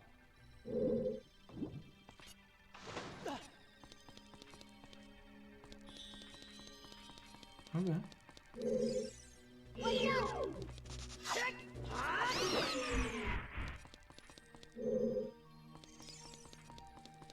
This is unfortunate because Snow is he's spotted the correct thing he needs to do. He's won. I mean, that's the last puzzle to get through here. Oh well, we'll see what he finds up here. Oh, here we go. He gets a Skulltula. That's nice. Now he just has to figure out how to hit it.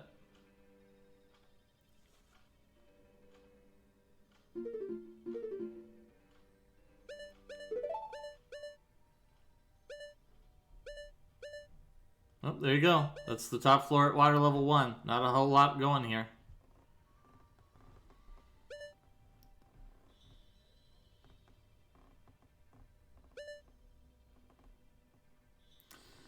Alright, so what's Indie Filter doing here? Indie Filter has 0 keys.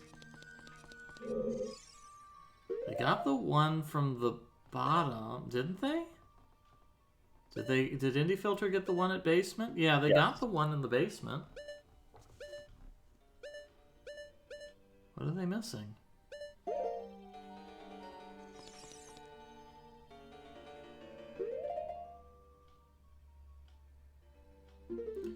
How does Indie Filter have 0 keys?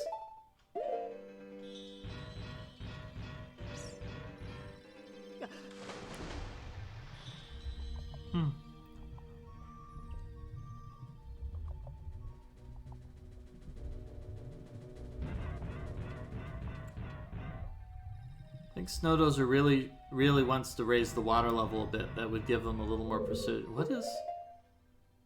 I'm not understanding what Snowdozer's doing here.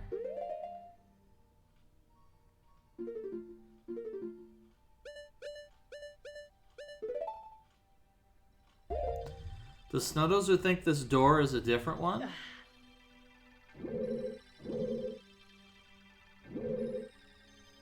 I don't know.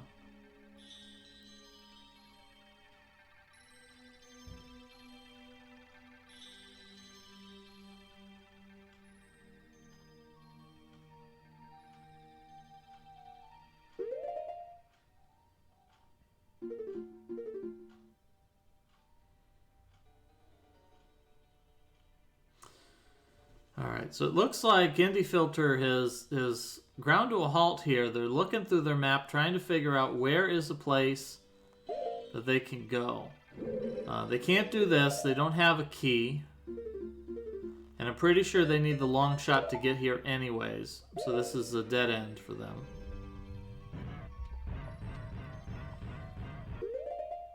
I thought that they got a key for going into the basement. But I looked away and I missed it.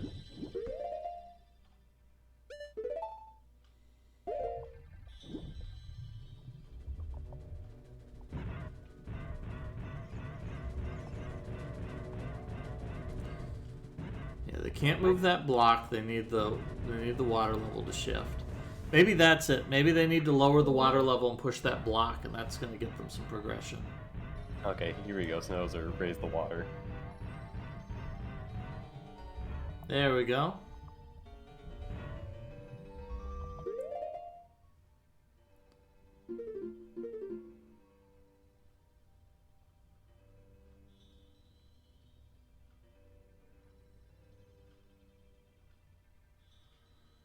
Oh, that's going to get Snowdozer some hearts.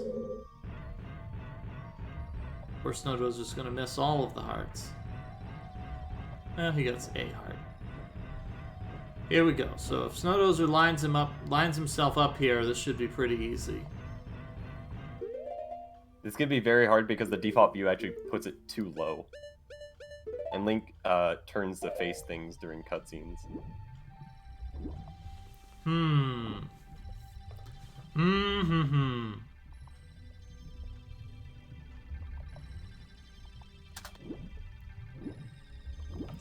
Yeah, Snowdozer's probably going to have to adjust his analog sensitivity.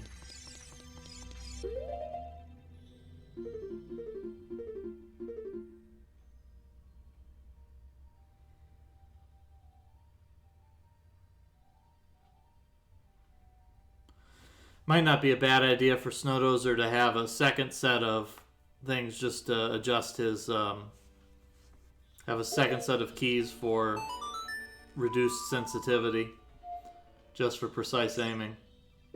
Yeah, if he has it at 100%, like, even real N64 sticks aren't even at 100%. Real N64 is like 71 max range. Interesting. With like a 14% dead zone or something.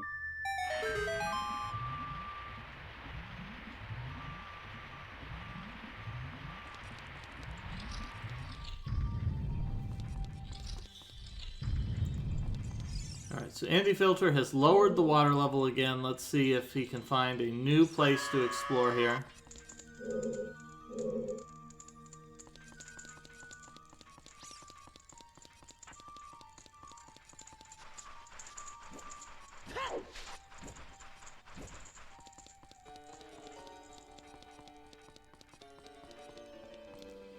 Here we go. We've got some cracked floor here. This is a good, promising spot to check.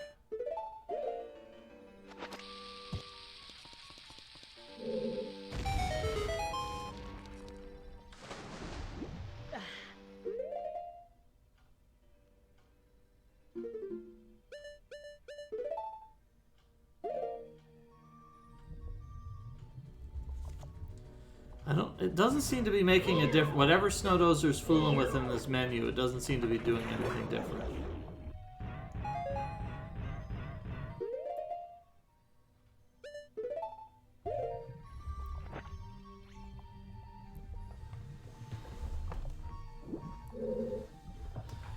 Yeah, I feel like this is a point where you just set it to like 25% or lower.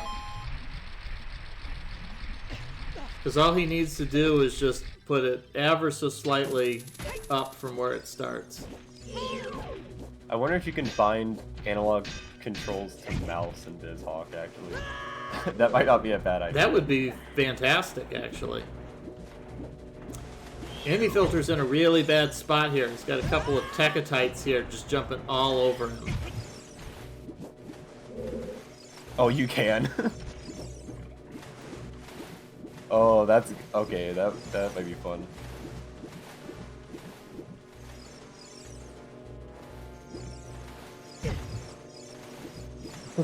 What's going on here for Snowdozer?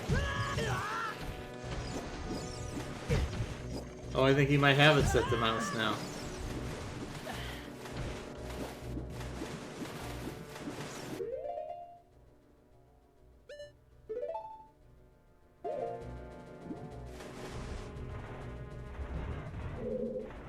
He does have it set to mouse. That's so smart.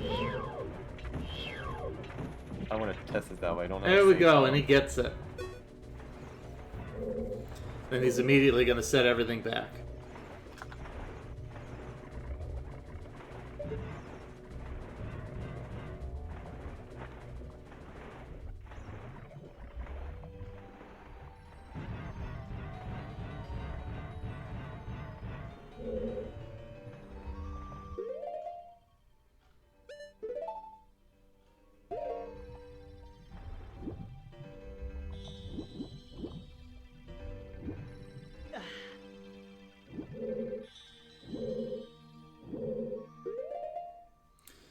Somebody posted in the blind Discord that the guy who did Mario 64 FPS has now turned his sights on a Ocarina of Time FPS. Which I can only hope uses all of the Legend of Zelda Saturday morning cartoon sound effects, since in the Saturday morning cartoon, Link exclusively used his short sword to fire lasers.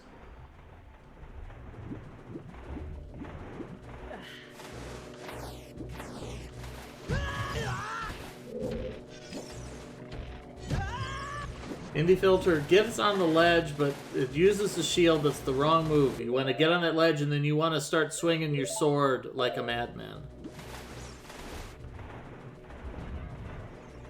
Alternatively, yeah, walk out of the room, unload the room, walk back in with the enemies back in their initial positions, and try it again.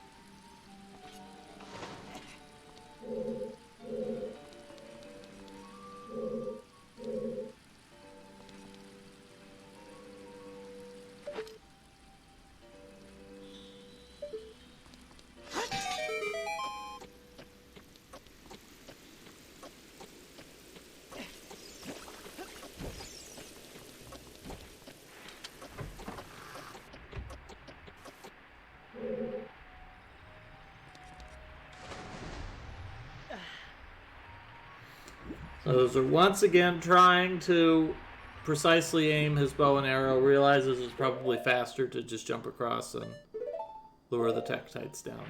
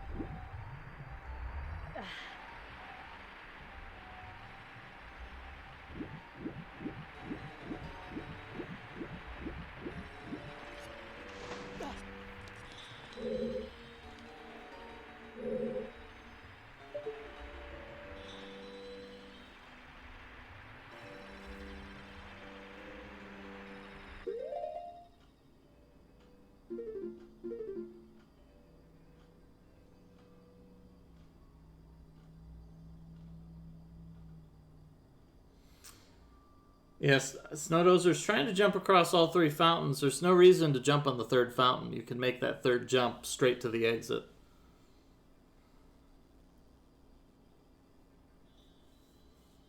This'll probably take him a bit. Indie Filter's spending a lot of time looking at the map here.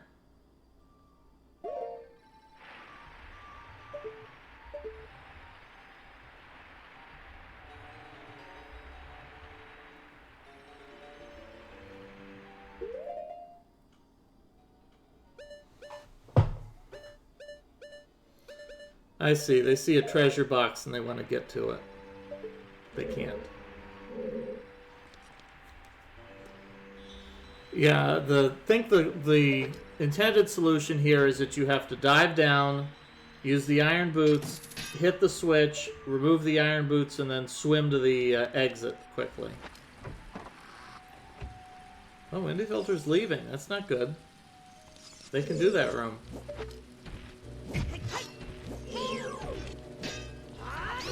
There is Snowdozer picking up their boss key.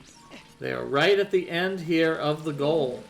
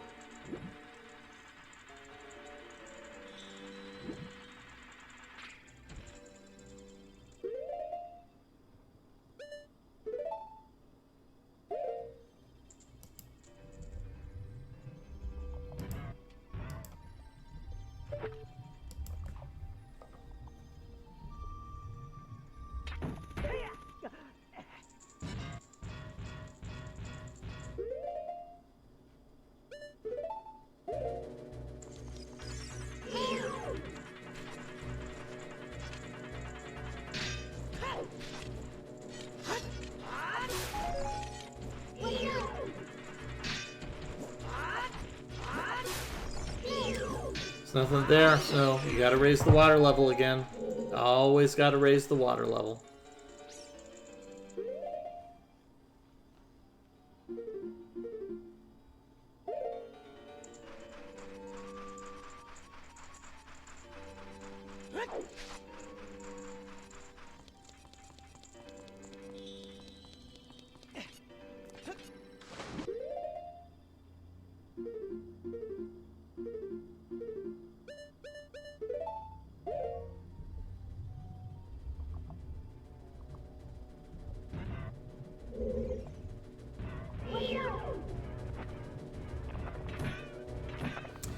Alright, Snowdozer raising the water level for the last time.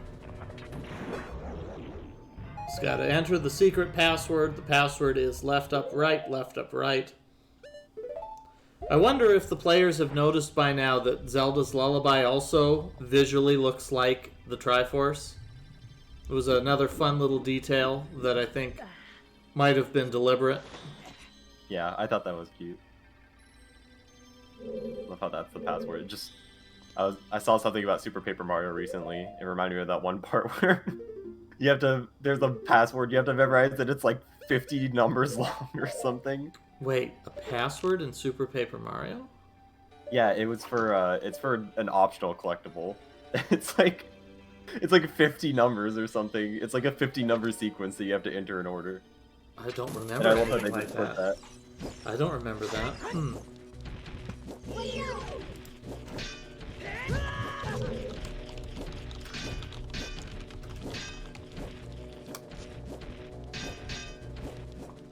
There's the vault door password. That one's easier. There's another one though.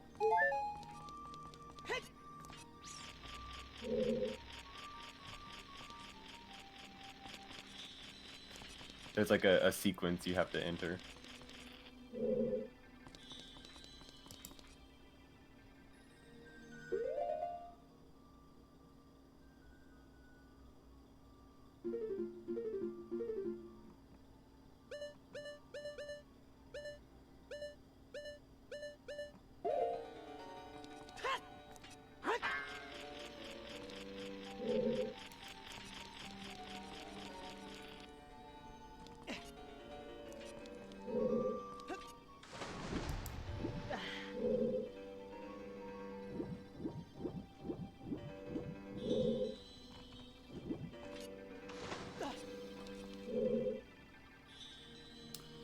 Yeah, I don't remember anything like that. I'm interested to hear more about that. Maybe that's something that I never discovered.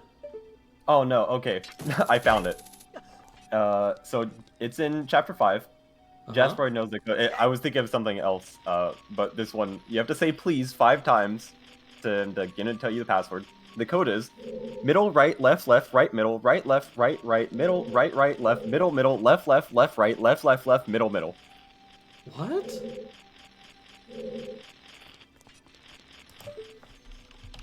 Oh, that's actually required.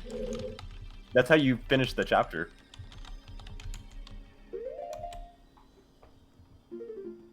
The blocks reveal a pipe that take the player into the background, and you get the star block there.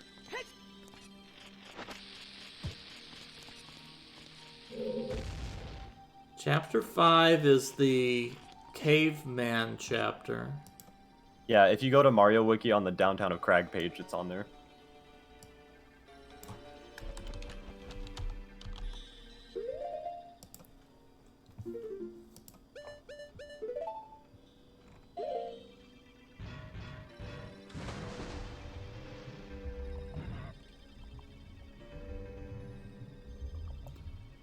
Man, I don't remember that at all.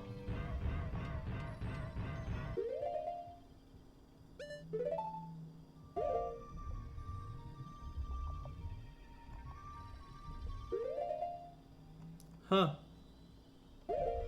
Interesting. I totally blocked that out.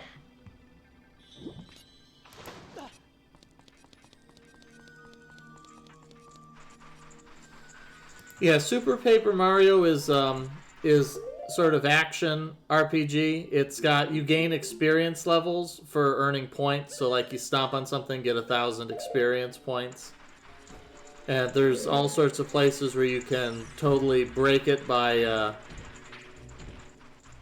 choosing to just like getting combos by stopping a bunch of enemies. And getting bonus experience points that way. I didn't like Super Paper Mario. I thought it was really... I thought that a lot of the level design was really boring, especially once you got to Chapter 4? Yeah, I thought around Chapter 4, the space chapter, just the quality of the platforming level design really dropped. Yeah, it's not a very fun game. No. It's a shame that it has by far the best story. Yeah, the story was the interesting. only one with story. I mean, the first couple of chapters are fun. Like, the third chapter has some really fun faux retro visuals, and the boss of the fourth chapter, or the third chapter, is really hilarious. I like this Snowdozer trying to snipe Morpho with the bow. That doesn't work, but it's clever.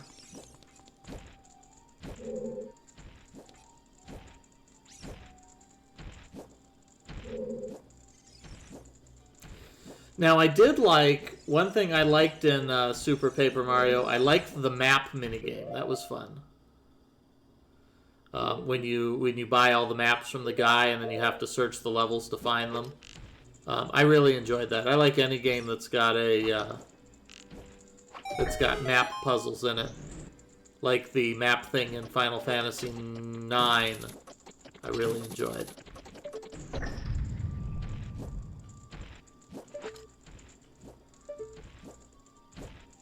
No, I mean, none of the Paper Marios are really great as far as the story is concerned, but a lot of them have a lot of funny segments to them.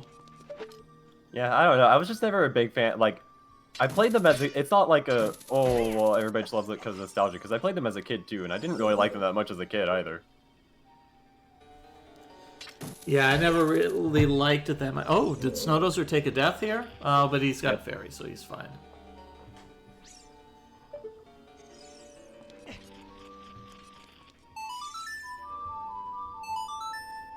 Paper Mario, the second Paper Mario, Thousand Year Door, I felt like it had some really good writing. I mean, I wouldn't say it has a great story, but it had a lot of fun parts to it. The pro wrestling arc was really good, for example.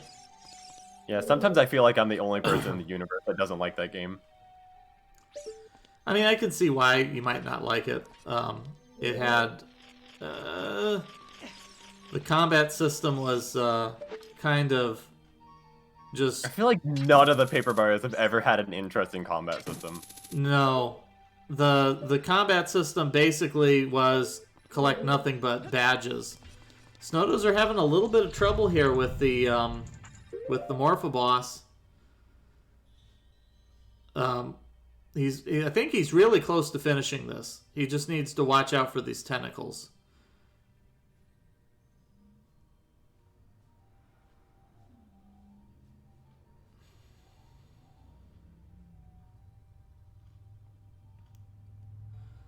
Oh, nope, tentacle got him.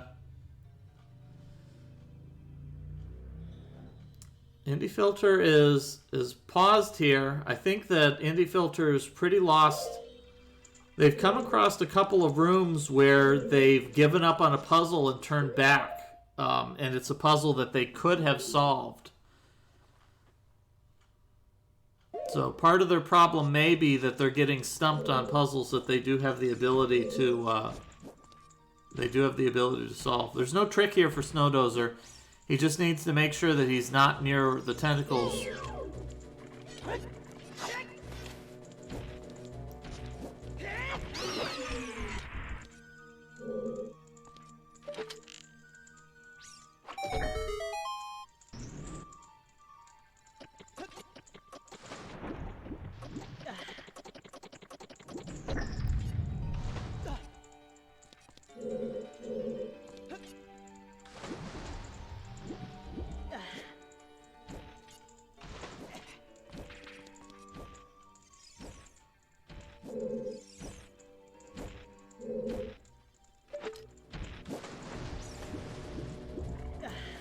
It would also help if Snowdozer would position himself so that he's in line with the tentacle, like this. Oh. Because then he's got more chances. There we go. He's gonna fire. Din's fire. I don't know this works. Yeah. Din's fire doesn't work, but it runs in real time. But I wish that did work, because that would have been pretty goddamn awesome for a final blow. Yeah, Indie Filter's stuck here on this this part. This part they cannot solve with their current equipment. There's just not nearly enough time.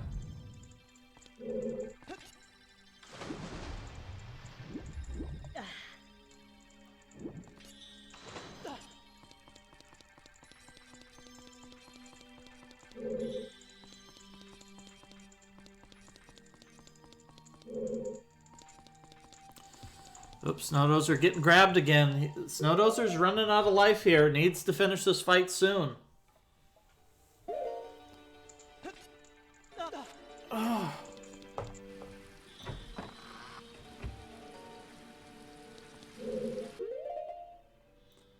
Come on, Snowdozer. You just gotta stay alive here. I believe Snowdozer has one more fairy. Does he? That would be good if he did. There are two right outside the boss room.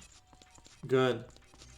Snowdozer is really far away from Morpha right now. I think maybe he mixed up the tentacles and he picked the wrong one.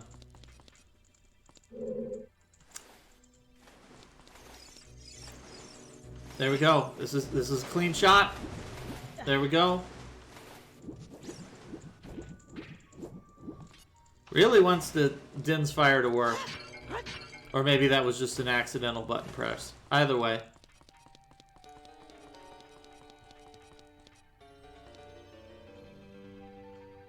Did that melt the tentacle?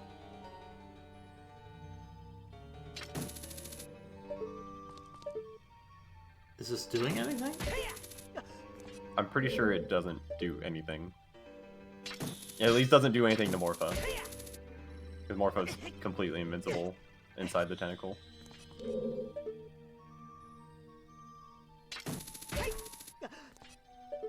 Oh, nice shot there. There, gets a hit. Ooh, got 2 hits that cycle.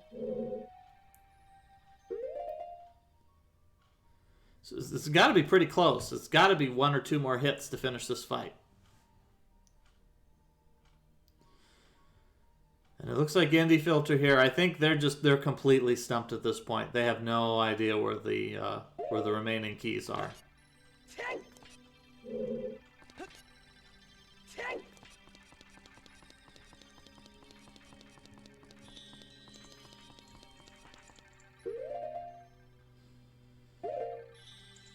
Yeah, Snowdozer's trying to get Morpha's tentacle, trying to grapple Morpha perpendicularly to their line of motion. That's the hardest way, because the hook shot really has a long delay between firing and hitting its target.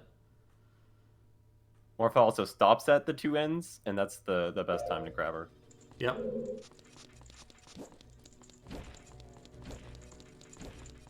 Yeah, just firing randomly isn't going to do it.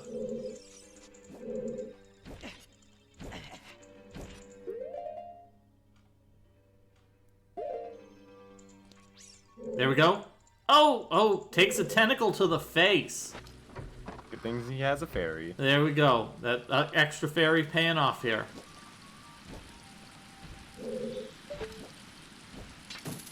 Alright. Snowdozer is angry right now. We're going with Megaton Hammer strats.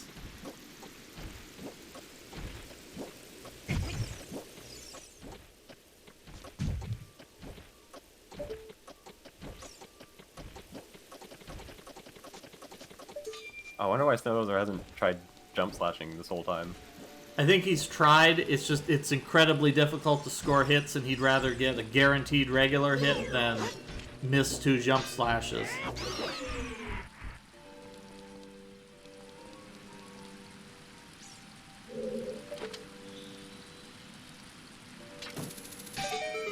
Oh, that didn't work there.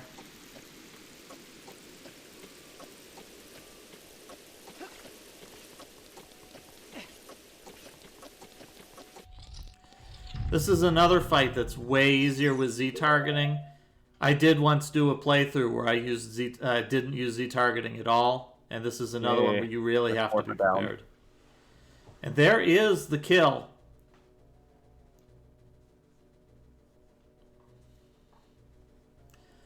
Snowdozer clearing Morpha.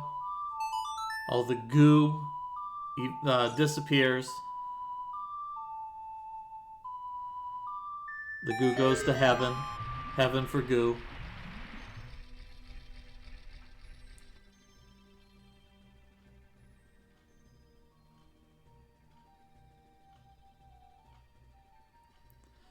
Alright, Snowdozer, I'm going to look around here and figure out where is that piece of heart. He wants that heart container.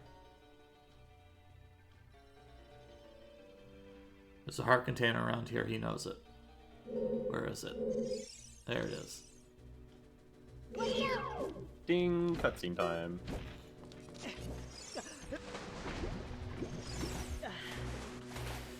Snowdozer looking like he's going to squeak in here just barely under the upper end of the estimate.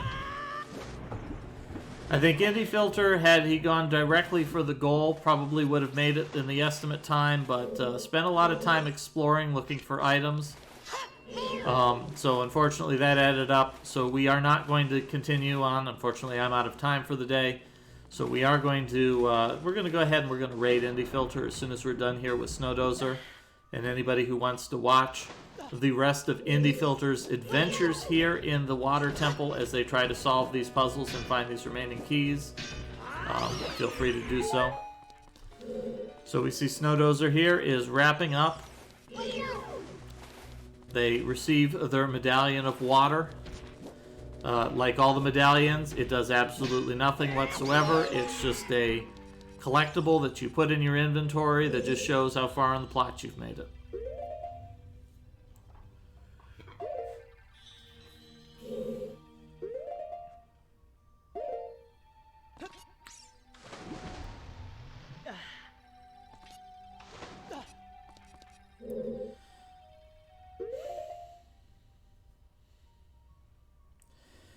Now this will raise the water level, as we saw Maurice and Puffer King, or not Maurice, not Puffer King, Maurice and Indie Filter found that you can shoot the sun and receive the fire arrows here.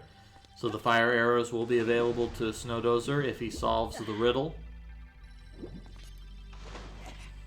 And in the meantime, this will also raise the water level so that you can access the fishing minigame.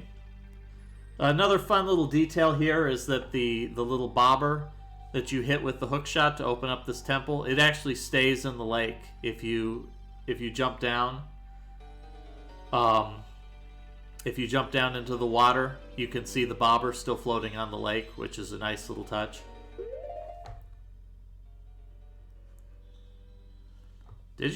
Was there a place where you shot the sun in Breath of the Wild? Must have been to unlock one of the temples.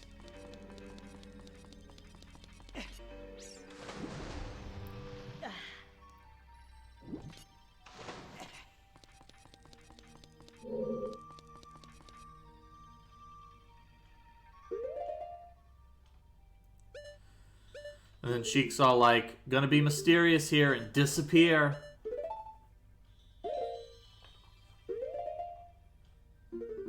Sheik's just playing hard to get.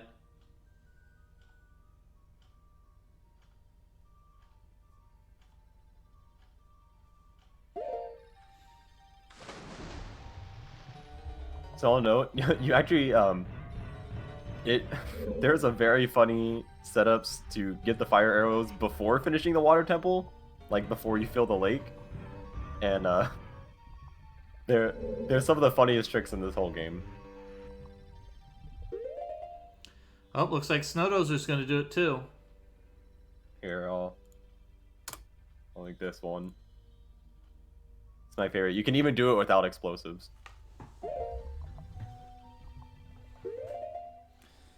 Uh-oh, I think Snowdozer took too long.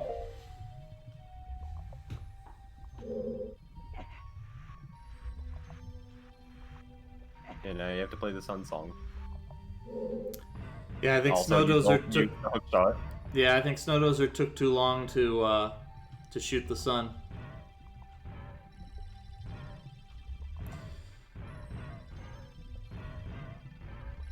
And there is Snowdozer wrapping up. Hits pause, saves the game, hits the dot done, and has finished in 4th place with an SRL time of 3 hours, 55 minutes, and 11 seconds, coming in within the estimate. So as I mentioned before, Indie Filter is pretty far behind right now. They pretty much have the entirety of the water dungeon left to do. Unfortunately, I'm out of time for the day. Hopefully they will be able to finish it up. We're going to go ahead and we're going to raid them so that they have an opportunity to play out the rest of this. Let's put that in. So thank you everybody for joining us today. We hope you enjoyed getting to see the majesty that is the Water Temple done blind. We will be back again next week. We're running out of dungeons here. We've got the next up is going to be the Shadow Temple, and that'll be a fun goal. So hopefully everybody will join us. Thank you very much for your co-commentary here, Tea Party Cthulhu. Thank you. And we hope you'll join us here again on Mystery Funhouse for another exciting race. It's always a mystery what you'll get, but we'll find out what it is together. Thank you, everybody, for joining us, and have a wonderful night, and we'll see you again next week.